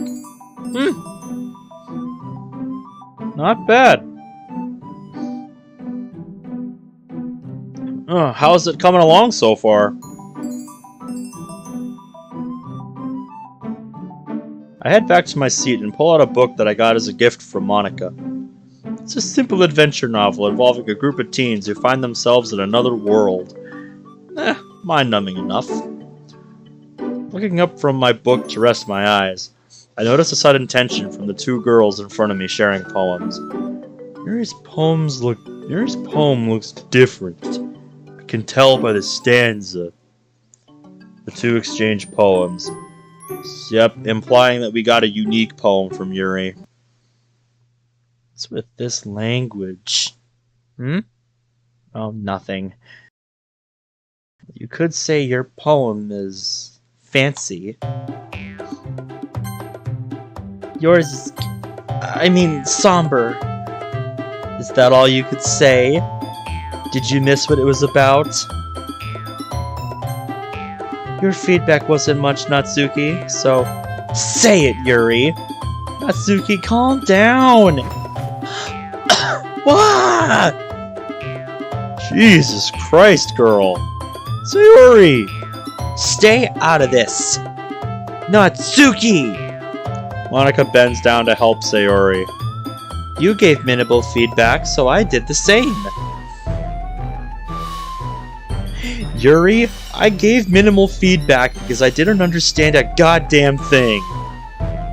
Monika was able to understand it. Sayori was. Although MC got a different poem, I bet he could too. Yuri, you probably shouldn't have said that. Yuri points at her poem. Let me see MC's poem. She runs over to Yuri's bag, diving her hand into it. That's your own damn fault, Yuri. You shouldn't have mentioned that. It's going well. It, however, can be difficult when you're trying to make the story extremely emotional. I can imagine, yeah, so you really got to be in the right mindset and have, the emotions going to really, get in the mindset of the characters you're writing for to be able to write effectively. I definitely get that. With a creative endeavor, it just kind of comes sporadically. I wish you the best of luck, man. I hope it goes well for you. Natsuki! Natsuki, that's a little bit... She asked for it. Ugh. There's something sharp in here. Got it! Her eyes fly from line to line, and then she stops. I didn't know you were in love with MC, Yuri. She recoils, hiding behind her hair even more. Natsuki, I know you're blunt, but... would it kill you to have a little subtlety? In the corner of my eye, Sayori does as well. Wait. You... Don't pretend that you were sleeping on MC a couple of minutes ago, you little twig. Bitch. Natsuki runs up to Yuri holding a fist up. She's about to punch her. I scramble off my seat and head to the running girl, grabbing her fist before she punches. Huh? She looks at me, then her fist. Let go of me! Monika grabs her free arm and nods to me. I let go of Natsuki's fist, and Monika drags her out of the room.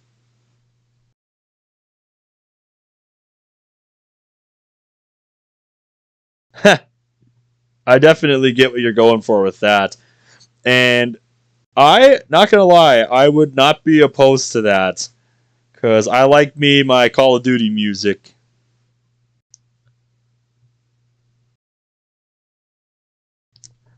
Yep, I could have guessed that based on my prior COD knowledge from all of the years I've spent playing zombies. So, yeah.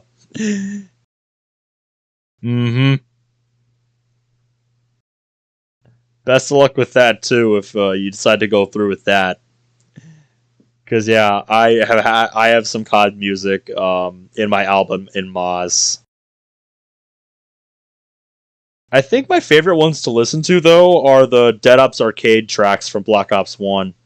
I really love those tracks.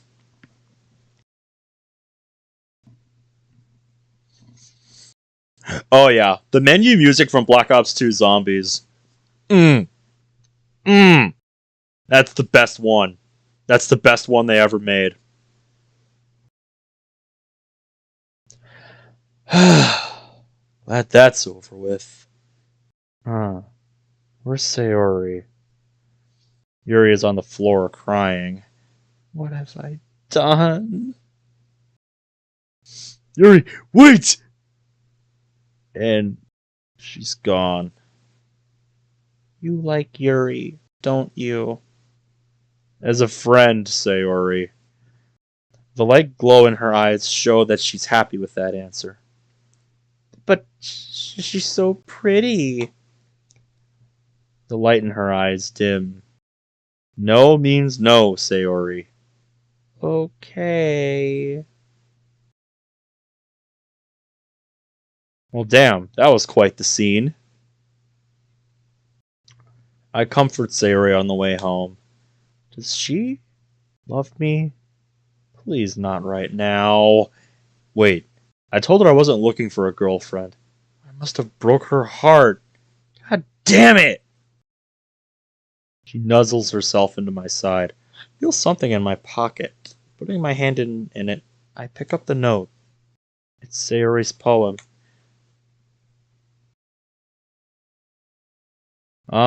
Did I tell you that in the map Forsaken and Black Ops Cold War, they have bits and pieces of maps from prior Call of Duty games?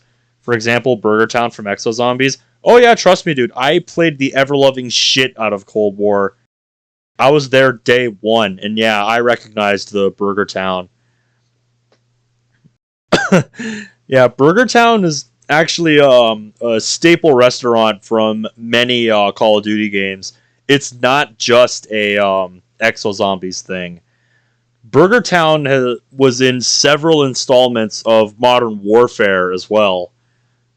In fact, I'm pretty sure in Modern Warfare 2, in a campaign mission, you're fighting inside of a Burger Town. And I know there's a Spec Ops mission where part of the mission, it takes place on like a shopping strip, and one of the locations is a Burger Town. Yep, there's the diner from BO2 on Transit.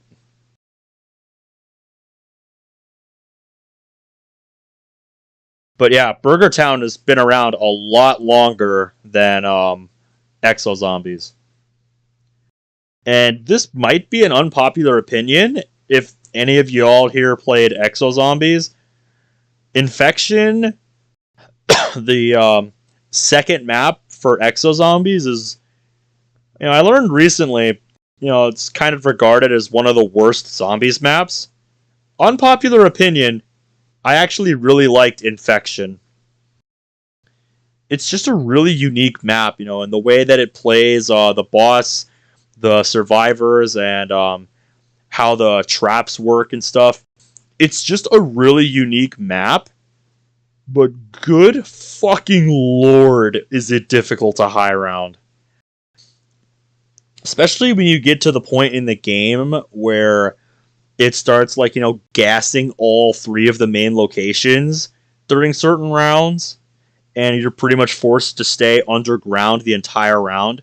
Which, let me tell you, at round 50 plus is fucking difficult. And I would know because back in the day I did it. The farthest I got was round 59. And it was one of the most grueling high rounds I ever did. Good fucking God.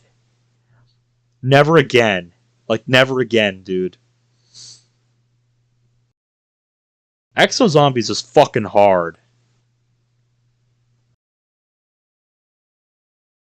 You started streaming 1 minute ago. I didn't know you were so good at reviewing mods that you can play through it in 1 minute. Yeah, I mean, Skip is just that fast, man. I got lightning fast reading.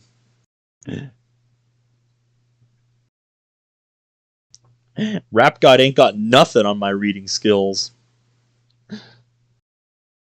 Please don't take that seriously. Thanks for keeping your promise. Oh yeah, there are tons of zombies maps in Revelations. There's Kino der Toten, there's Verrucht, there's Nacht der Untoten, there's Origins, there's Shangri-La. Yeah, so what maps have mentioned? Nacht der Untoten, Verrucht, Shinonuma, Mob of the Dead, Kino der Toten, Shangri-La, Der Eisendrock. Yeah, Revelations Yeah, Revelations was like a culmination of the Black Ops 3 storyline, and it was, kind of where everything, came together in BO3. Shangri-La and Drak fused together. I think the segment afterwards is Shinonuma and Zetsubo no Shima. No, Varrocked and Zetsubo no Shima fused together. Then there's Mob of the Dead and Origins fused together with bits and pieces of Shinonuma like the Flogger Trap.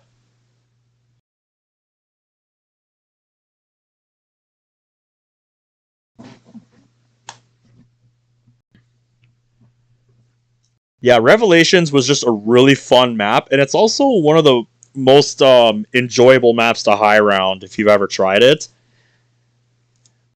Because it was the go-to map for me to just blow through all of the prestiges in one game.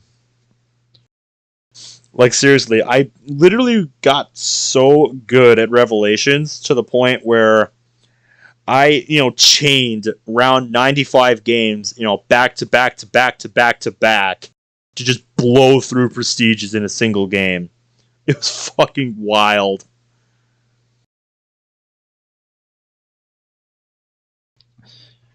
You haven't played Exozombs even though you have Advanced Warfare. It's really hit or miss, but, it definitely is a very unique take on zombies. I like that Exo Zombies just kind of did its own thing and, really made it its own experience rather than just trying to copy what Treyarch does.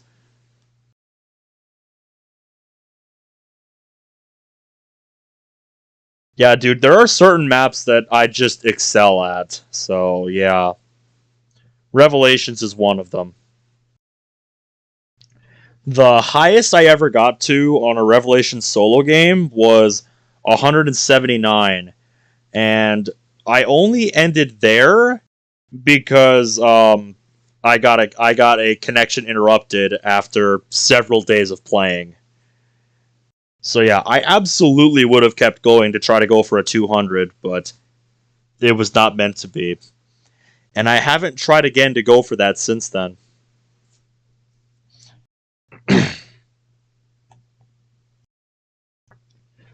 If one of the other girls asked you to walk home together, would you? Uh, you'd think it'd be a hard question, but I would still walk home with you, Sayori. But the other girls will make you happier. I'm just a burden. That's not true. You've seen how people act around you. You brighten people's days just from you being present. Don't ever think that you're a burden, Sayori. I need to go. Okay, bye. Sayori, what happened to you?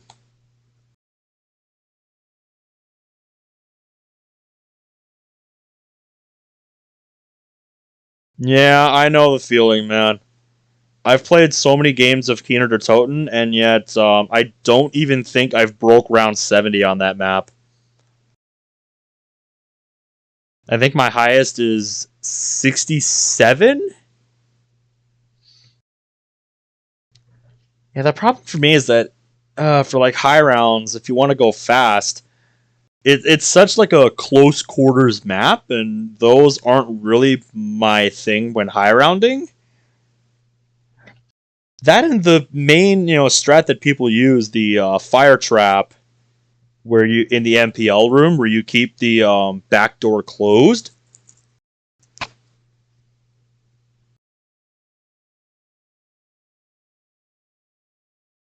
Like there's a certain spot in the fire trap you're supposed to stand,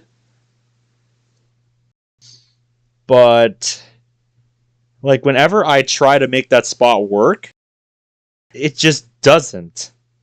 Like that just doesn't work for me. I can never make the spot you're supposed to stand in work where nothing can hit you. 67 was your highest on D Machine?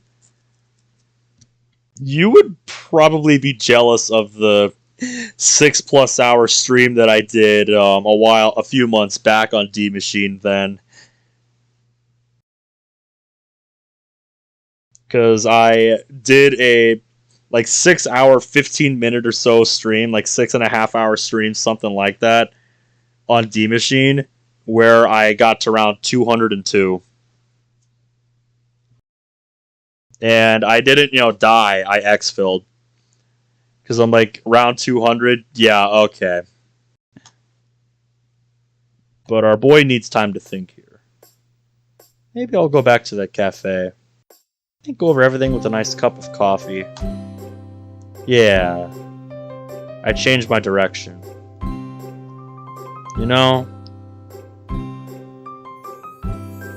I don't remember much of my childhood, but I do remember that Monica and I were homeschooled. Yeah, the difference, Cerberus, is that...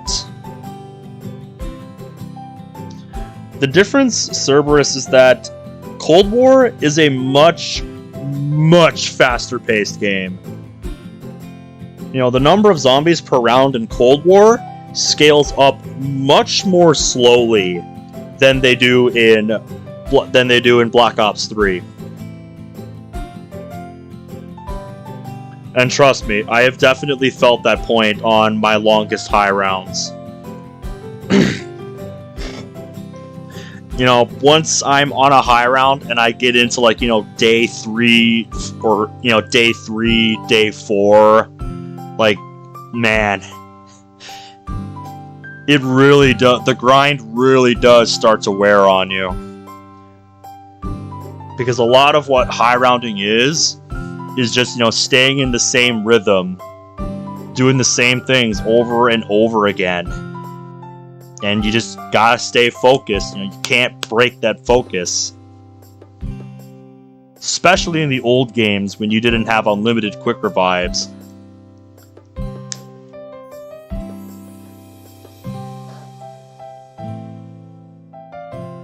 The longest game I ever, can say that I played on a console was when I got to around 168 on Black Ops 1 Ascension. That took a week of on and off playing to accomplish. And like the 202 game on D Machine, I didn't die. Instead, on the week-long Ascension game on Black Ops 1, my PS3 just straight up ran out of memory, so I had to... it just reset me at round 1. After, keeping that game running for 7 days straight. It's fucking wild, man. That can happen.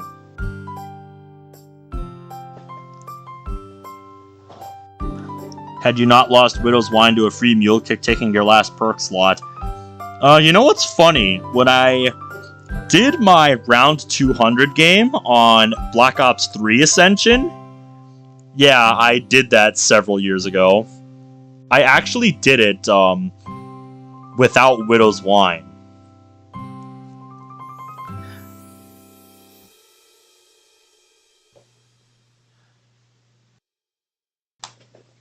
But we got out of it. Our sanity alive. Being the only people in such a big room was nerve-wracking. I can imagine. We weren't really just taught how to do our ABCs in simple math, though. Oh, don't misunderstand me. Widow's Wine definitely has its ups and downs. It definitely has its upsides. It's real useful for when you get into a corner.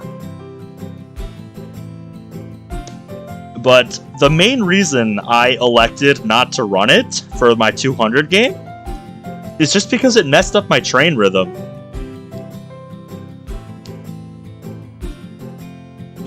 No joke, that was the reason. That was the reason I elected not to run Widows. Just because whenever I got hit, when I was doing my U-turns in the spawn room and dead wiring zombies with the Shiva, that was my main strategy for getting through rounds, by the way. Just running U-turns by the spawn point in the spawn room,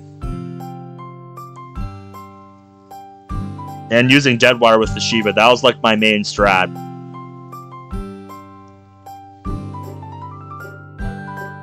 But yeah, like whenever I would get hit and I had Widow's Wine, it just messed up my train rhythm. So eventually I just, decided to start running it without, and as long as I stayed on my game and played carefully, I never had any problems. It's very fast-paced though, so you gotta be like laser focused. Yeah, basically I would pop a few shots, get Deadwire to pop, then switch to the Thunder Gun, do a U-turn, do a couple of U-turns, and then pop the Shiva off again, and just do that over and over and over and over again, since Deadwire kills up to 10 zombies at once.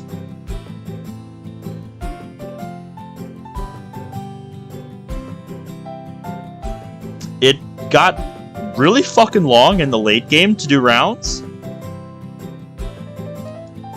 In fact, in the 190s during that game, rounds were taking around 40 minutes a pop. So yeah. Yeah, dude. Deadwire is fucking amazing in Black Ops 3. Oh yeah. Both Black Ops 4 and Cold War, they nerfed it to hell to the point where it's not even really that useful. And alright, sounds good, Monica Dev. Best of luck with that when you get back to work on it. It's real sad what they did to Deadwire. But, in a way, the alternate ammo types are really what give Black Ops 3 its unique flavor of high rounding. Because in Black Ops 4, you're a lot less dependent on them. And in Cold War, they're just kind of there to help in certain scenarios and give you elemental advantages against certain enemies. I wonder why a Japanese facility taught a Korean sport.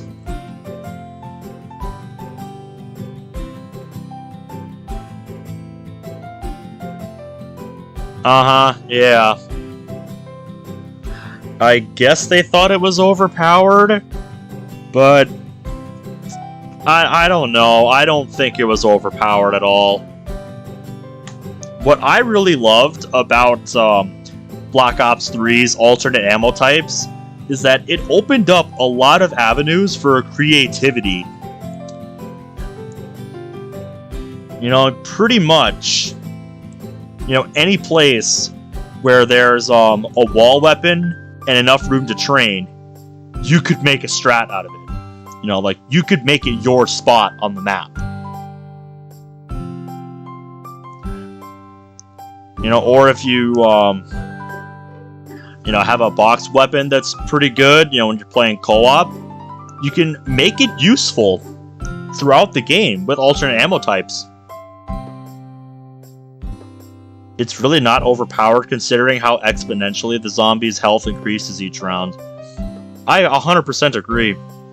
Because yeah, in Black Ops 3 they still used the infinite health scaling, so really it was more a tool to slice through that. Because let's be real, little else was going to. It just gave you more tools to work with, and I really like that. I really hate it when, your tools are so limited for dealing with, such bullet spongy foes. So, having more tools to work with in the late game is really helpful. And it allows for, more avenues, for different strategies.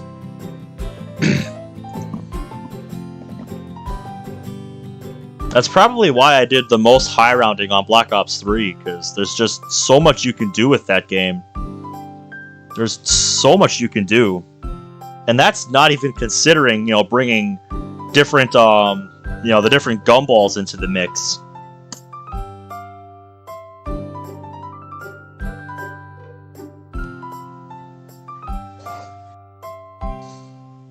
Because, yeah, let me just say, alchemical antithesis combined with pretty much any wonder weapon. Name a better combination. I'll wait. Pretty sure I can't fight for shit nowadays.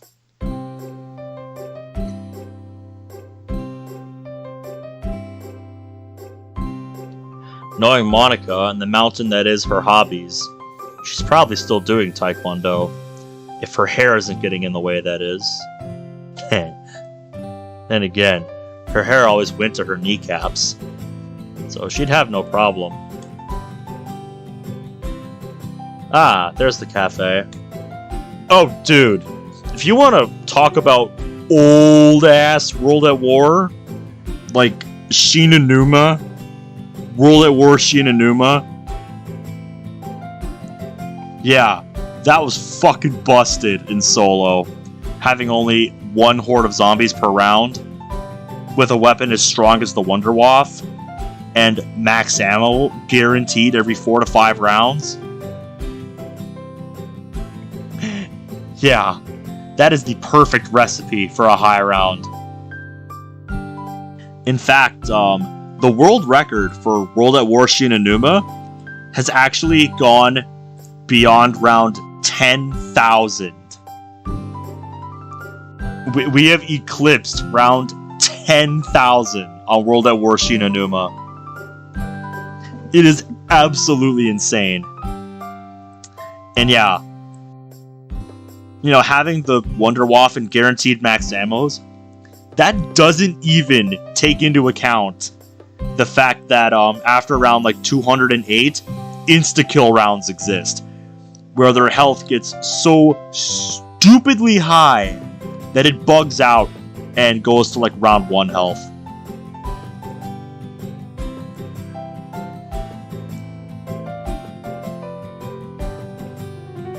Also, hello there. How are you doing? The World at War Wunderwaffe, man. Good times.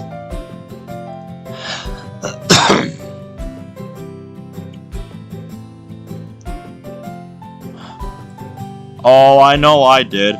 I mean, hey, Nikolai called it that, so why shouldn't we? It's the wonderful waffle! You know?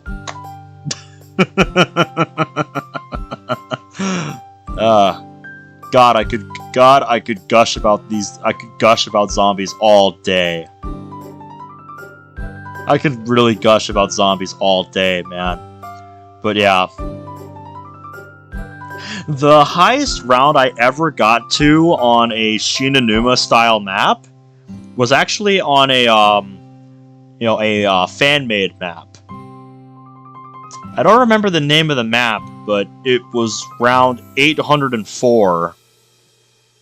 And I absolutely could have gone further, but I died because I got greedy and was trying to take a picture. And I took too long. And I was just like, whatever. But yeah, it was fun. It was a fun game.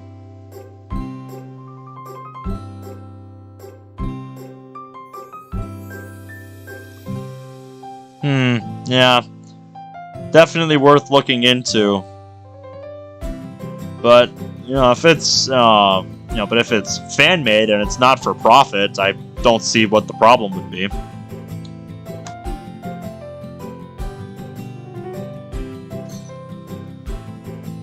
Name, MC. The guard writes something down. Alright, I'm in. I am pretty good. How are you doing today? I nod and walk through the now open gate. I walk to a table and sit down. Yeah, I know I'm still up.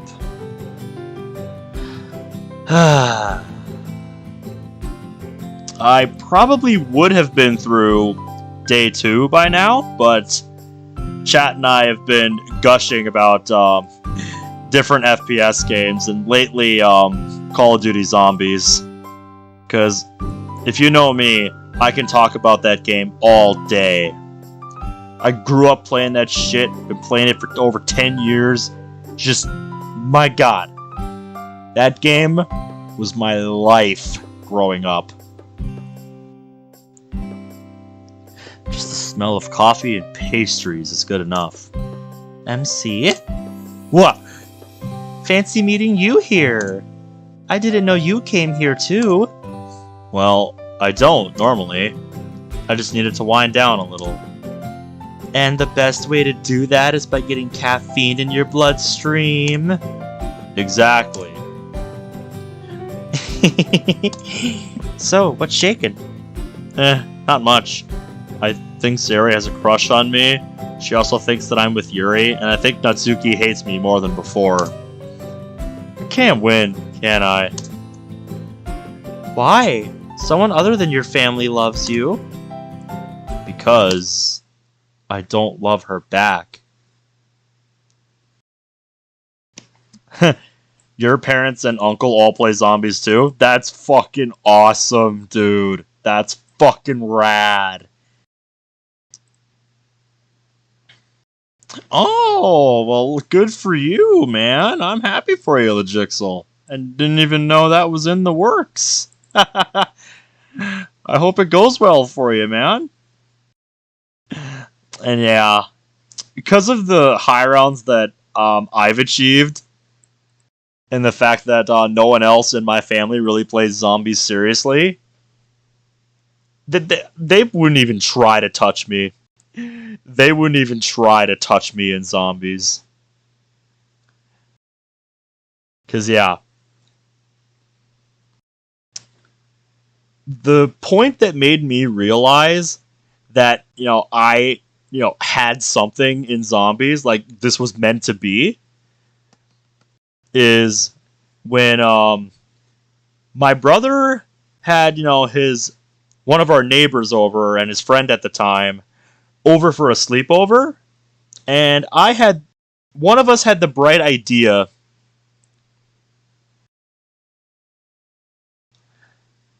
and he died at round 33. But yeah, one of the three of us had the bright idea that we should do a Keener der Toten high round challenge where we would take turns and see which one of us could get to the highest round. And I was still, this was like early in my zombies career when I was still figuring the game out and starting to get good. So like my highest wasn't even at round 50 yet. I was proud of getting to round 30 or whatever. And yeah, you have a good one, Legixel. Best of luck. But yeah, in that moment, when I was elected to go first, I sat down and played, the best game of Keener der Toten I had ever played up to that point, which was round 35.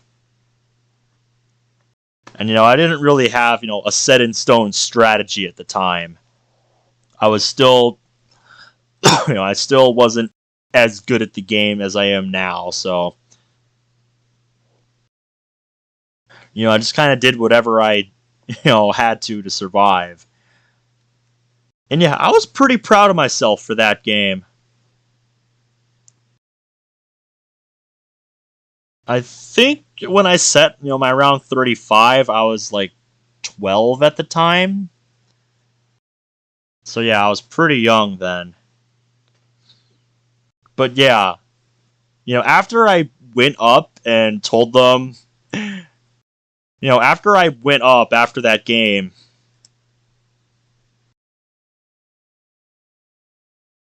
and this is the best part, they didn't even try to beat it. They didn't even try to beat that. Because they knew they couldn't stand up to that.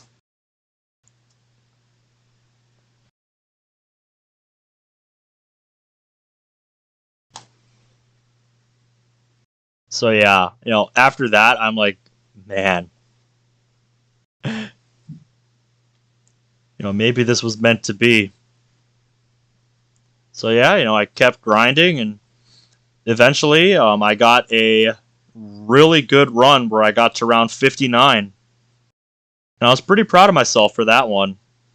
Because, that was like my first ever round 50, and it was very nearly around 60. I was pretty proud of myself for that one. And then, off and on for, a couple of years, I grinded away at Ascension. Got my PB to 66 just because it was my channel number. Then into the 70s to 79, into the 80s, and eventually I managed to pull off a round 100.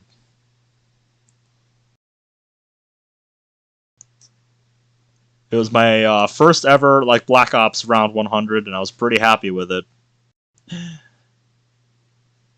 Ascension's just my favorite map for high rounding because there's so much you can do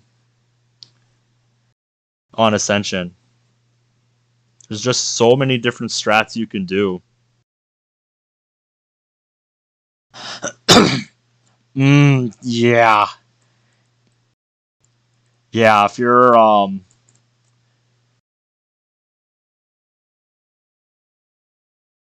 yeah, absolutely, dude. It's definitely scary having no perks at, a really high round like that. But in that situation, what you have to do is group up the zombies, then, very carefully lead them to Juggernaut. Give yourself enough distance to get it, then, run downstairs, and do a lap down there so you can get around them, and then go back up. Regroup them before, you go get more perks. And yeah, just whenever you don't have Jug at a high round, you've got to be very careful.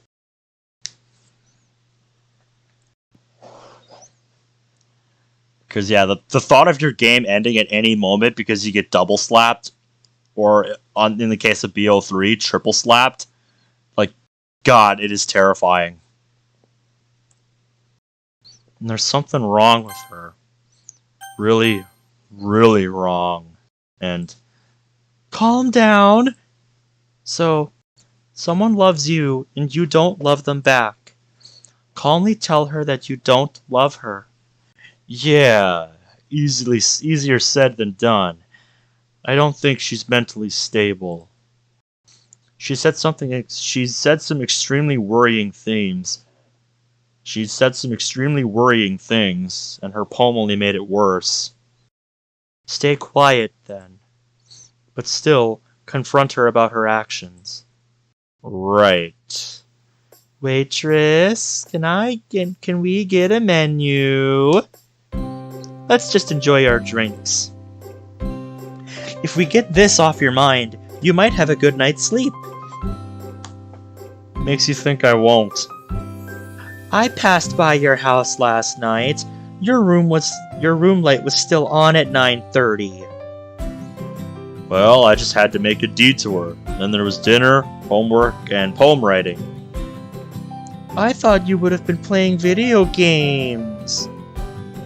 When have you ever seen me play a video game? Well, I thought you would be playing Pokemon, like everyone else in school is doing right now. Oh, that Game Boy thing? Never played video games and never intend to. Your menus? Ah, thank you. She half-heartedly passes us our menus. I look at the assortment of drinks. Smoothies, coffee, hot chocolate, milkshakes, soda. Why would they let prisoners get this big assortment of... Oh, wait, half of these are on the guard menu. Not like it affects me. 1 espresso, 2 sugars. Well, that was fast. I'll get a black coffee. The waitress nods and walks off. Black? What happened to the milk coffee? What? Am I not allowed to try something new? No? I mean, milk coffee was your favorite back then. Well, the coffee wasn't enough to get me through the day, so I started drinking black coffee. You and your hobbies. Well, I'll have you know I picked up another hobby recently. What a surprise! Piano. Piano? I thought you'd be taking up debate again. I don't think you've even picked up an instrument. Hey, I played violin in first year. Oh yeah. Do you still play? I stopped after Christmas last year. Black coffee and an espresso with 2 sugars. Thanks. Waitress places the mugs on the table. I grab my mug and Monica does the same.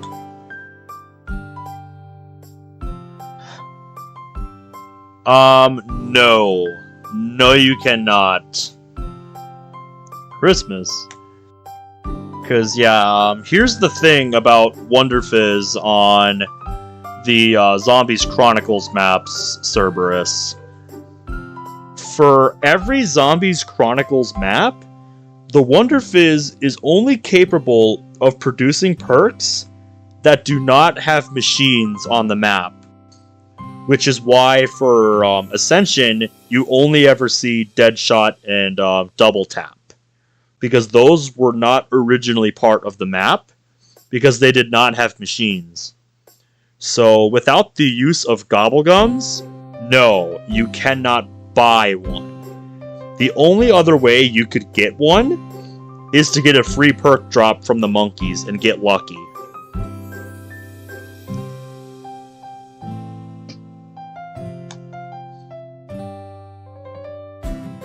No. Electric Cherry is not part of any Zombies Chronicles map except for Origins, because Electric Cherry did not exist on those maps. So yeah, for every Zombies Chronicles map, there are only 8 perks, with the exception of Origins. Because yeah, it is not possible to get Electric Cherry on Ascension.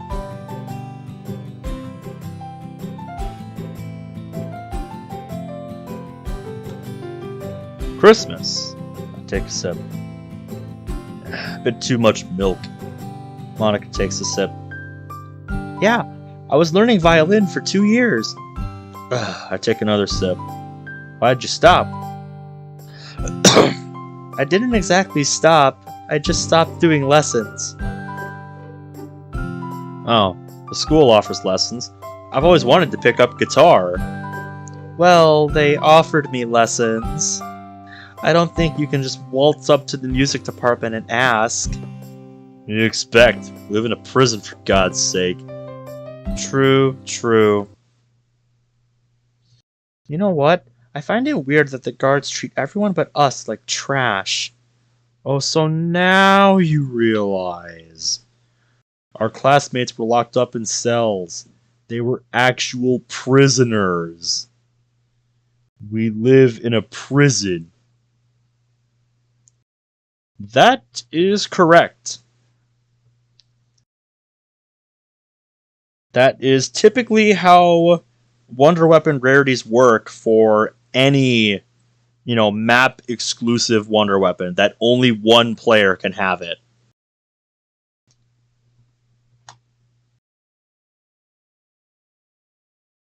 They were taken from their families. Oh shit! Quiet down. How do you know this?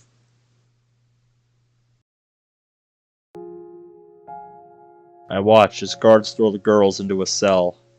They lock it up and walk out of the room, not noticing me. I walk up to the now locked cell. Are you sure? I would have... There's a lot of luck involved with the box, so I can't say I can disprove that, but... I don't know if that's how it works. That I can't confirm or deny.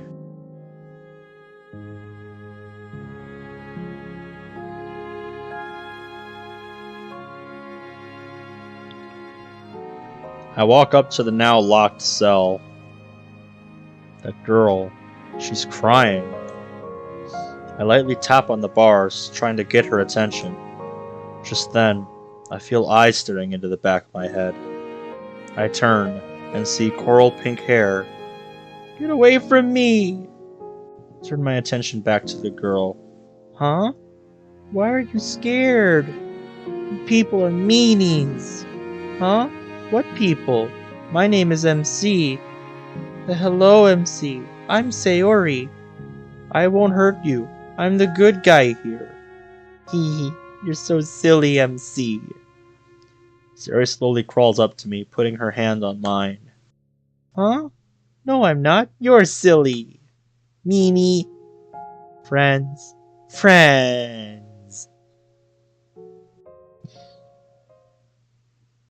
I met Sayori there. You wouldn't consider someone as a childhood friend if you met them when you were 12, would you?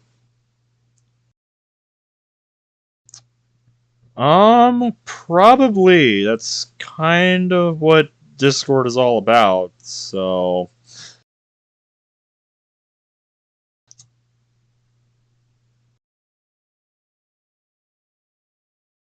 But yeah, if you did join the server, you'd be notified right away when streams go live, because I ping the announcement roll whenever I go live.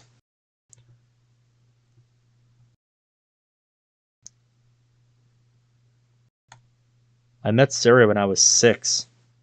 I followed a guard to where everyone was being kept and met her. I'm still happy that I did that. I would have died long ago if I didn't have her in my life. It all makes sense now.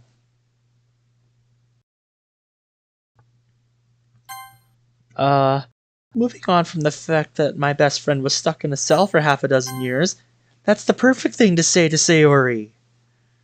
But wouldn't that give off the impression that I love her? No, I mean when she confesses about her problem. If she does.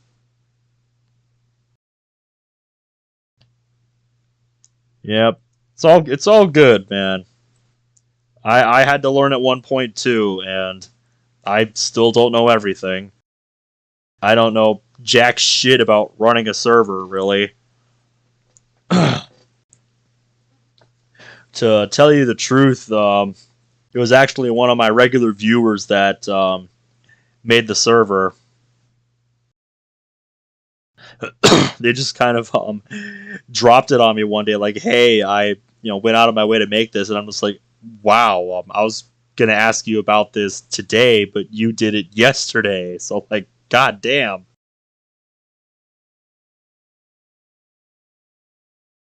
Mm-hmm. We all come from somewhere. You're absolutely right. Then you'll just have to confront her. We take a sip in unison. Why aren't you doing anything about it?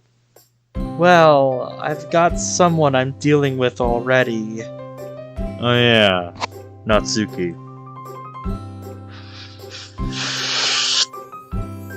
Who's gonna pay the bill? Who do you think? Alright, fine. I have to pay because I'm the male. Huh? I wasn't suggesting that. I was going to say split the bill. But if you would want to pay, I'd be more than happy. I guess I can't say no now. Alright, how much money do I have? Hey, can we pay? I catch one of the waitress's attention. She nods and pulls out a clipboard. Your total is 2,000 yen. Are you paying? I look at Monica. She gives me a light smile. Yes. I pull out 2 1,000 yen notes and hand it to the waitress. Well, if you are... Yep, you are in the server.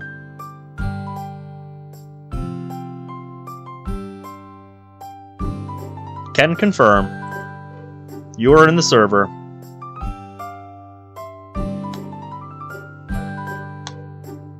Well, I guess I better get going. Nice catching up with you, Monica. Yeah, you too. I nod to myself. Well, I think I should confront her. Knowing Sayori, she won't waltz up to me one day and tell me her problems. And I think it would be weird to just go up and ask her. What would I say? Sayori, what's wrong with you? I should probably write a note. Yeah. Okay, let's write this. I take out a new piece of paper and start writing. And done. To Sayori. Hi, I've got to ask you something. Is there something you're hiding? Your behavior around me is unusual and is making me worried. Please, if it's something serious, it may take you away. Thanks, your childhood friend. That's good enough. Later that evening. After doing everything I needed to do before going to bed, I head up to my room and plop down on my mattress. Let's see what tomorrow brings.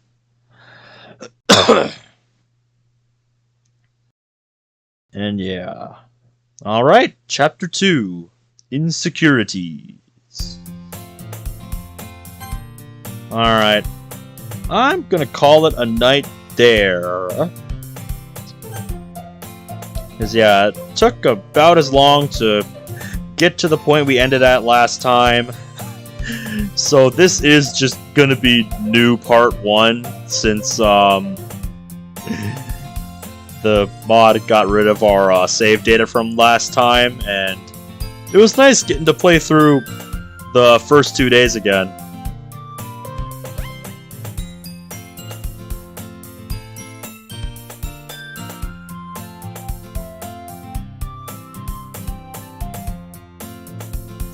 Oh, is that right? Is that what the wiki says for the odds? Huh, alright then. I knew that about, thunder guns and map-specific wonder weapons, but I can't say I knew that about the ballistic knife and the crossbow. But I guess it makes sense, since they are special weapons in their own right.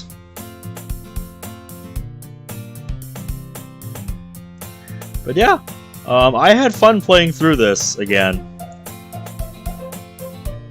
And I'm looking forward to seeing what Chapter 2 brings. So yeah, we probably would have got a little further if I didn't get caught up in reminiscing on zombies, but what do you expect from me? It was literally my life growing up, so of course, I'm gonna gush about it. And yeah, Cerberus, if you play on PlayStation, I've got the day off tomorrow, so we could boot up a game on like Black Ops 3 or Cold War if you have it. So yeah. My PlayStation ID is right here. Just keep in mind that there's 2 underscores after the last word, and not just 1. I did that because, this was already taken, so I just added another one. And honestly, it was probably the dumbest choice I could have made. Because now it gets, mistaken for just, this constantly. So yeah, I probably could have made a better choice for something to add on to the end of this name, but it is what it is.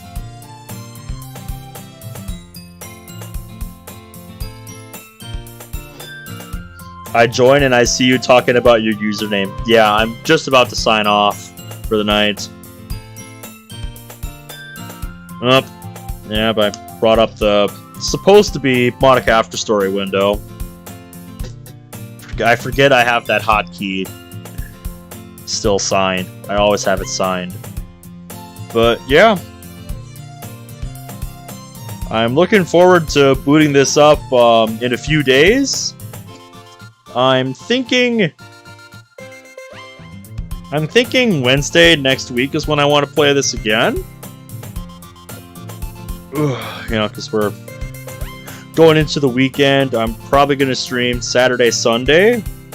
And then, I'm going to have Monday, Friday off again. And then Tuesday, Wednesday, Thursday. His group chat is a thumbnail of Shrek. I wouldn't expect anything less from Legixel. That's perfect. But yeah, before I sign off, I guess I should mention that starting this weekend, things are gonna get a little more complicated for the streams, because after starting this weekend, I'm working a bit later hours at work, so my normal start time that I've had ever since I really started streaming is now going to be the time I'm getting off work. So basically what that means is that start times are going to be even later, like pushed back 45 minutes to an hour later, and it means I won't be able to stream as long. So I'm going to have to figure out what I'm going to do about that, but yeah, that is something to note going forward. At least, for the next couple weeks. It depends on, when they, need me, how long they, need me to stay an extra hour to help out the overnight crew. So yeah, that's kind of the situation I'm, faced with right now. So streams, are going to be starting later and, potentially could be shorter than they usually are right now. So just a heads up. But yeah, other than that, I definitely plan to continue streaming this weekend. Gonna be taking tomorrow off because, again, my 2-year anniversary with Monica. I gotta prep what I want to do tomorrow morning or whenever I wake up. And yeah, thank you guys so much for watching. I'll see you guys again on Saturday. So yeah, till next time, take care.